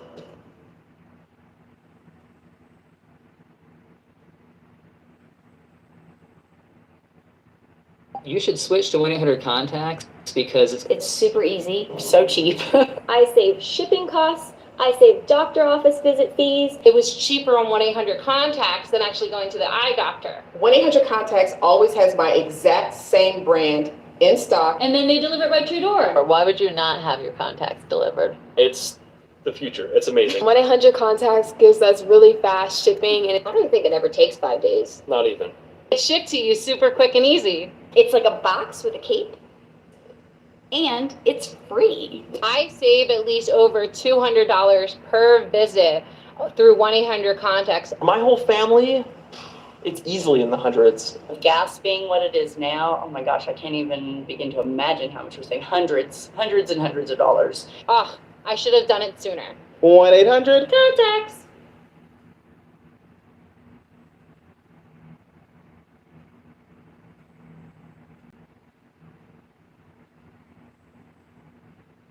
Snoop Dogg up on charges right now. It's being sued, not on charges, being sued right now. Man. I think that's on the parents. Like, you know, the problem with what? if The I problem feel like with the parents? The problem with the parents? I want to clarify what I was trying to say. I feel like any child who makes a false allegation against a man like that is a fault on the parents, because I feel like that's the early. Well, why didn't you marry your daughter's father? Why did I not? Mm-hmm. I felt like he was after I had my child. I felt like he was not emotionally or mentally stable, and he was not. 26. 6. So you got a 26-year-old baby daddy and a 32-year-old boyfriend. Your child is 3 years old. Why'd you make a baby with a guy who's 2 years older than you and not emotionally stable before getting married? Well, when we first started dating, I did not. You did not have a wedding ring and a marriage certificate. We know that. Why'd you marry him?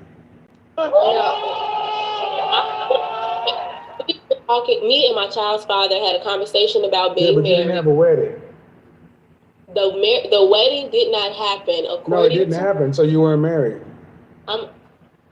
Yes, and I'm saying that the marriage did not happen according to him because he did not. No, it didn't happen according to anybody. You didn't have a marriage certificate. You didn't have a justice of the peace, a judge, a ceremony. Not according to him. Did you get married legally? I mean, what do you mean not according to him? According to the law, it didn't happen. No, we did not get legally married. But what I'm saying. Then why did you do that? Why'd you have a baby coming from foster care, knowing how important family is? Why'd you have a baby before getting married?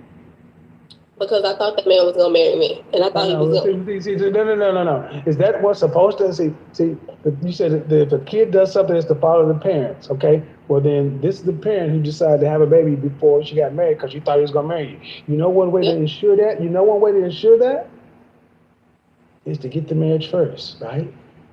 Yes, sir. Then you wouldn't be in the position you're in right now.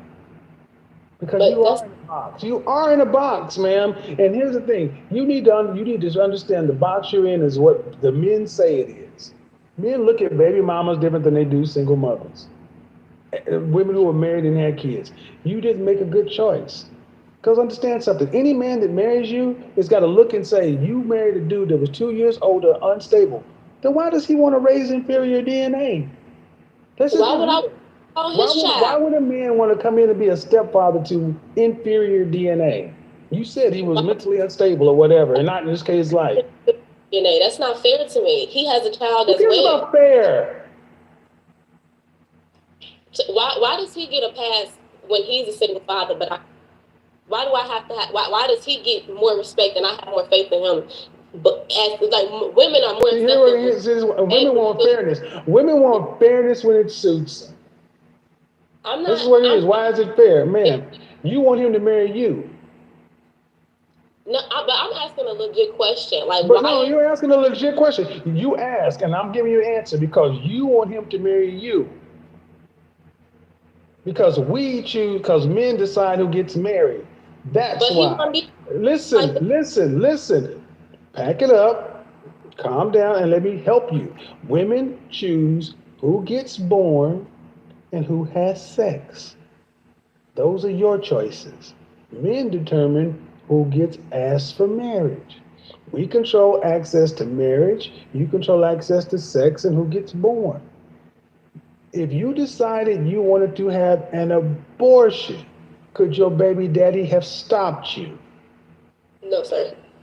Well, how is that fair to him? Oh, so you accept the unfairness when it benefits you. No, I did not accept it's unfair. True or false? It's unfair. I did not exercise that. Okay, so there is unfairness in sexual dynamics. And right now, you want to marry him. He's 32. He's got a business, right? Yes, sir. He's in a better position, so why does he get a pass? Because he's earned it. You haven't. That's the reality. I'm not supposed to say it, but that's the reality. Because he's 32, got a business. He can take care of his shit. Can you take care of your shit? No, sir. Huh? No, sir. That's why he gets a pass. That's how the world works.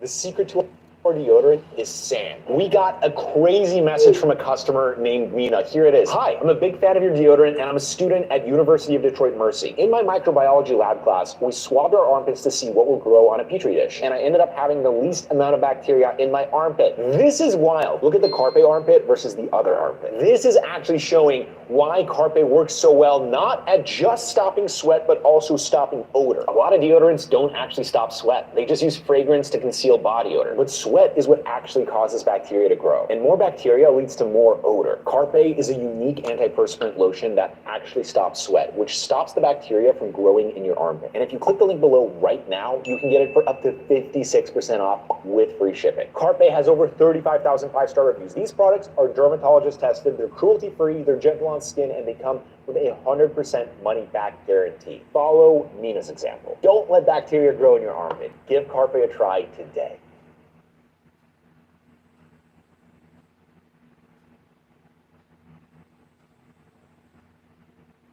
Fellas looking for a quarterback? Let's go! He's Dubry on the house. Dix is the GOAT. Okay. It's not about, what I want you ladies to understand is it's not about fair. And men have been dealing with the inequities, lack of fairness in the sexual marketplace for the longest. Now we're starting to hear women talk about unfair, but understand, the child that he has, does he have custody of the child? Yes, sir. That means he's paying and providing for the child. He has his daughter full time. Right, and that means he'd have to take money out of his daughter's mouth to put in your daughter's mouth. Yes, sir. That's why he gets the fucking pass. But what is the solution? Because we can't take away all these children that were had out of wedlock. And the purpose of me listening to you. The solution to what? What is the solution to what? What is this, like, how do I get married? Like, that's something serious. Like, fuck having a stepfather. Like, I really have a deep desire to get married, and I can't. Okay, hold on. What is the solution for you? Hold on, breathe. Hold on. You asked what's the solution? Are you asking me solution for? What do we do with baby mamas? What are we talking about? No, I'll do somebody like myself get married. If y'all keep putting me in this box and I don't. No, man, you put yourself in a box. We didn't do this. You did this. Don't put that on me. You did that. My question is, how do I get married? If all you're going, if the man that well, you want the answer? I have a child. You want the answer? The chances are you don't. It's highly likely you won't. And that's what we need to start telling women. If you decide to make a baby before you get married, you are unlikely to get married. Every other race seems to know this. We got black women are married at a 26% rate. So the notion that the least married race of women would do anything to further complicate chances of marriage is insane to us men. You may have had different family circumstances, but you were born in this country. You knew better. You knew what happens having a kid before marriage and after marriage. You know all that stuff, but you chose to decide to do it out of order. So now you take what comes along with it. It comes along with the box. People had what you want, people, and what women like women, and what you want won't happen. You want men to say, well, she was young, it didn't happen. All right, that comes on an individual level. Somebody has to be willing to, okay, let's look at it this way. Take it away from you so it's not so personal, okay? Somebody can go to jail. Somebody can go to jail for a felony. Yeah. All right. They got that on the record. Let's say it's for some really bad stuff. Let's say for something, let's say they got accused of doing something really heinous. Okay. Do they get to apply for jobs like they didn't have a felony? No, sir. No, they gotta live with that. And they gotta be willing for somebody to take a chance on them. They can say it's not fair, but that's how the marketplace works. Exactly. And I hope this woman is learning from the situation. The world does not owe you an apology. Not only that, men are not required to put up with BS. And this woman wants great outcomes after terrible decisions. She makes terrible choices, but then wants excellent and amazing options after she's made those terrible decisions. And she's now realizing all of that foolishness that she was doing in the past isn't going to get her where she inevitably wants to be in life. But again, this is really surgical. Kevin is on point as usual. Let's continue. But I got to ask a question to you now. Because, see, I don't have the benefit of people feeling sorry for me because I'm crying. How is it fair for you as a mother of as a single mother with a child, with a man that you said was behind the curve? He was had some mental whatever going on, whatever, immature and young. How is it fair for you to take your child and ask another man to raise it as his own? How is it fair to him when you said that child is going to be a liability to him? How is it fair? Lemonade Renter's Insurance protects you from life's coulda, shoulda, wouldas. I coulda hired a plumber. Shoulda locked the windows. Would have bought a better toaster if I knew this one would detonate. For as low as $5 a month, Lemonade Renter's Insurance will protect all your stuff from those times you coulda, shoulda, woulda, but didn't. Get a quote at lemonade.com/renters.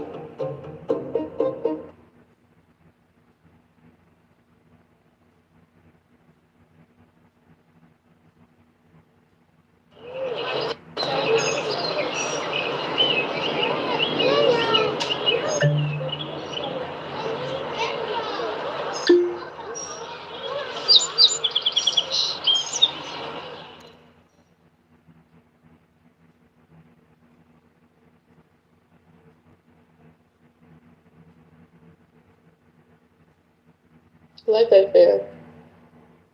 How the fuck can you say that and then ask me how that should be fair to you? If you can understand it that way, shut those tears off. You can be that fucking cold-hearted when it gets that way. See, gentlemen, you see how quick she was willing to say fuck you to the men? But yet she got these crocodile-ass tears when it's her feelings hurt? That's why I want my critical detractors to say, they got no problem putting this shit on men, but then I ask them, how's it fair to have to go raise another man's kid? Life ain't fair. The reason why I said that is because I don't care why you said it, man. I don't care how you said it. That sounded fucked up. But I'm glad you were honest because that's how you really felt. No, that's what you just told me, that life is not fair. That's why I said that. Yeah, okay. You're responsible for the words that come out of your mouth. You're not going to make it seem like I put those words there. I'm not saying that. That dog won't hunt. What I'm saying is, that's the... Answer my question. Answer my question. How is it fair that another man has to raise your daughter? It's not fair. Then why are you asking for fairness? When I was asking for fairness, I was being fair by accepting him and this child. You're not accepting him, ma'am. He has his own daughter to raise. How is it fair for him to take food and money and resources from his biological child to share it with your biological child who is not going to be an asset? Because you're not doing. Listen, ma'am. Listen. Wait, if it was not you, you would not see that this man is being done any favors. He's helping you out.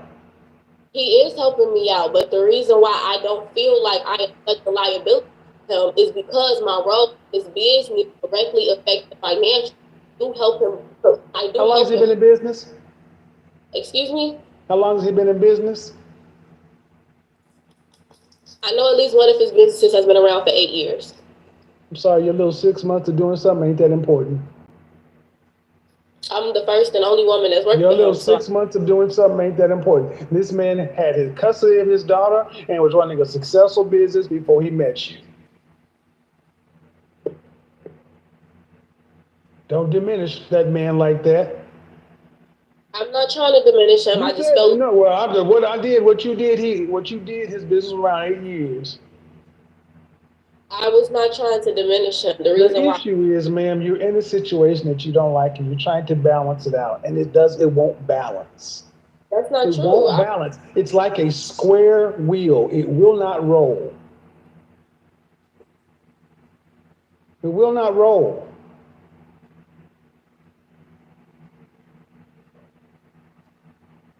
And this is how about this? Let's go to the different way. If 19 years old or 18 years old, you had known then what you know about being a single mother now, would you would you still make the choice that you did to get pregnant? No, sir. That's all we need to know. That's the test of a decision. Would you do it again? But I never decided to be a single mom. I woke up one day and was like, I want to be independent. That was never my mindset. I've been wanting to be, and I've been marriage since I was probably 18. You got pregnant before marriage. That makes you a single mother. I understand what that makes me. Then you woke up and decided to be a single mom. I woke up to do what was best for my child. I did not You got pregnant before you got married. You decided to be a single mother. That's what makes you a single mother. And the more you dance around that issue, just because you don't like the classification, it's still a square wheel. And it's only going to impede your progress because you're fighting against reality. So I should just break. The reality, and here's the reality: the market get to decide. Let me let it out to you, ma'am. Who gets to decide the price of a vehicle, the price of something? The person who's buying or the person who's selling? Who gets to decide the value? The buyer or the seller? Initially, the buyer. I mean, not initially. Not initially. Initially, the seller sets a price. The buyers determine whether or not they want to pay that price. Grainger knows that if you're a lineman in charge of keeping the lights on, you go to great lengths, and sometimes heights, to ensure the power is always flowing. Which is why you can count on Grainger for professional-grade products and next-day delivery, so you have everything you need to get the job done. Call 1-800-GRAINGER, click Grainger.com, or just stop by. Grainger, for the ones who get it done. Okay, so I had it backwards. Right. So that's how that works. The men are the buyers. And sorry, the buyers, men, value single mothers less than women with children. Less than women without children. If I'm gonna just be honest, like what I feel like, not what I think you're doing, like what I'm getting out this conversation is that I just need to end my relationship and start being a single mom. Like it sounds like there's no hope for a single mom. What you do, no matter how hard you try. Like that's really what I'm getting out the conversation. And I don't want to be like my uncles that are my aunts that are bitter and not bitter and divorced. Like I want to make a change if I did make a mistake, but but in a conversation, I fucked up so bad I probably can't do anything. I just feel like ma'am, I want you to go back to the beginning of the conversation. Did this man start dating you with the express intention of wanting to marry you? If I'm honest, I don't know. Well, then that's the problem. See, so don't tell me what you're getting off of this conversation when you started dating a man knowing you wanted to be married and you didn't get that clear first. See, that's why I'm good at what. No, ma'am, I'll let you speak. That's why I'm good at what I do.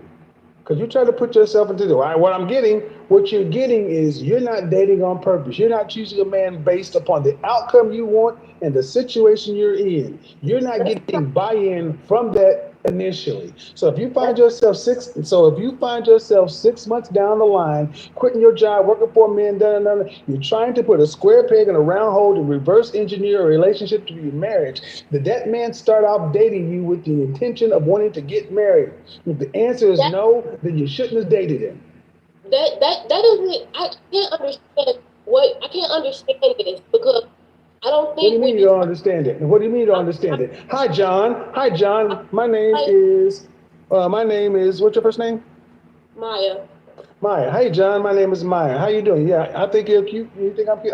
You want to go out? You want to go to a date? Cool. Well, I'm looking to get married. I'm only want to date towards marriage.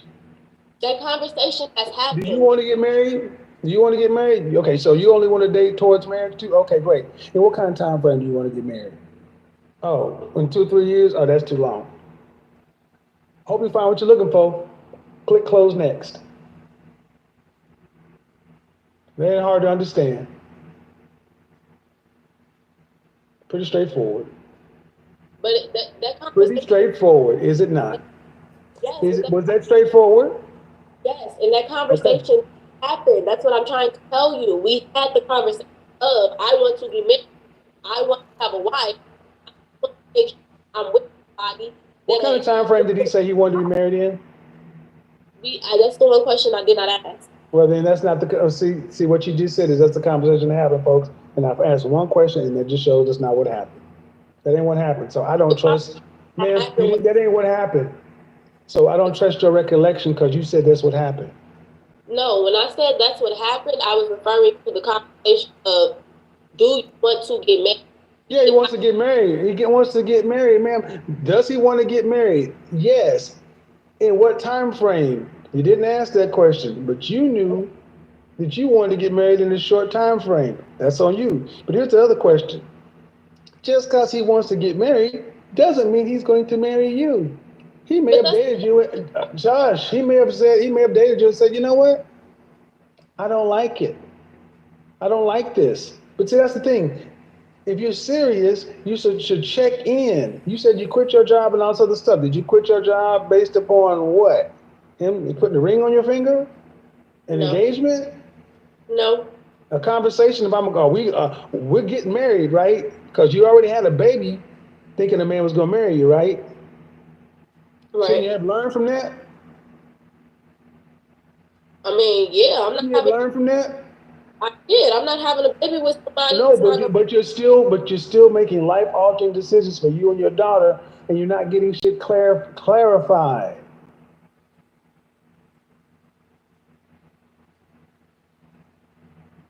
See how that works? Yeah. Comes back to you.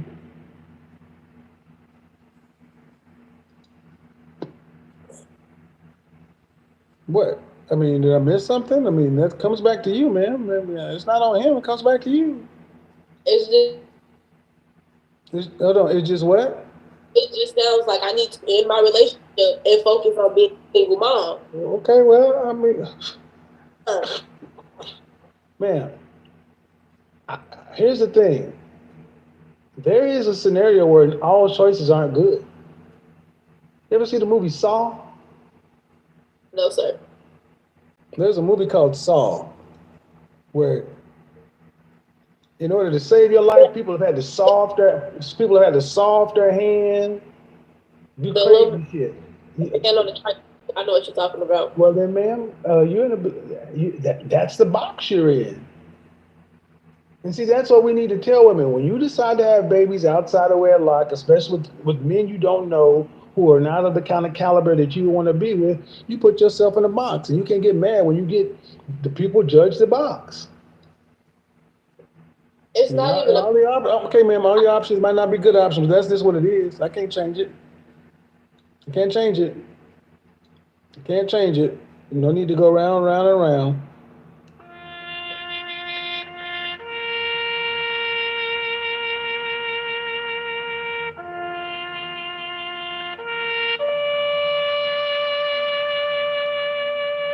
Always the victim. No.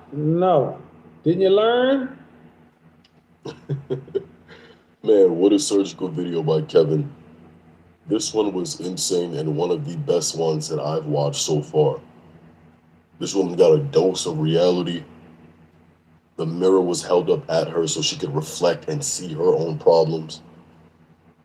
And again, hopefully something that we all learn from. If you guys enjoyed this video, make sure you guys like and subscribe. Make sure you guys turn on post notifications so you guys will be alerted when we upload more videos just like this one. I'll see you guys in the next video. Peace. Great ideas can come from anywhere. With Wix, you decide where they go. Put your ideas into play with AI and watch them shape every aspect of your website. Explore as many layouts and designs as you want. Then zoom in and dictate the mood and vibe. And when it all comes together, launch your idea into the world where it belongs. It's your business, your website.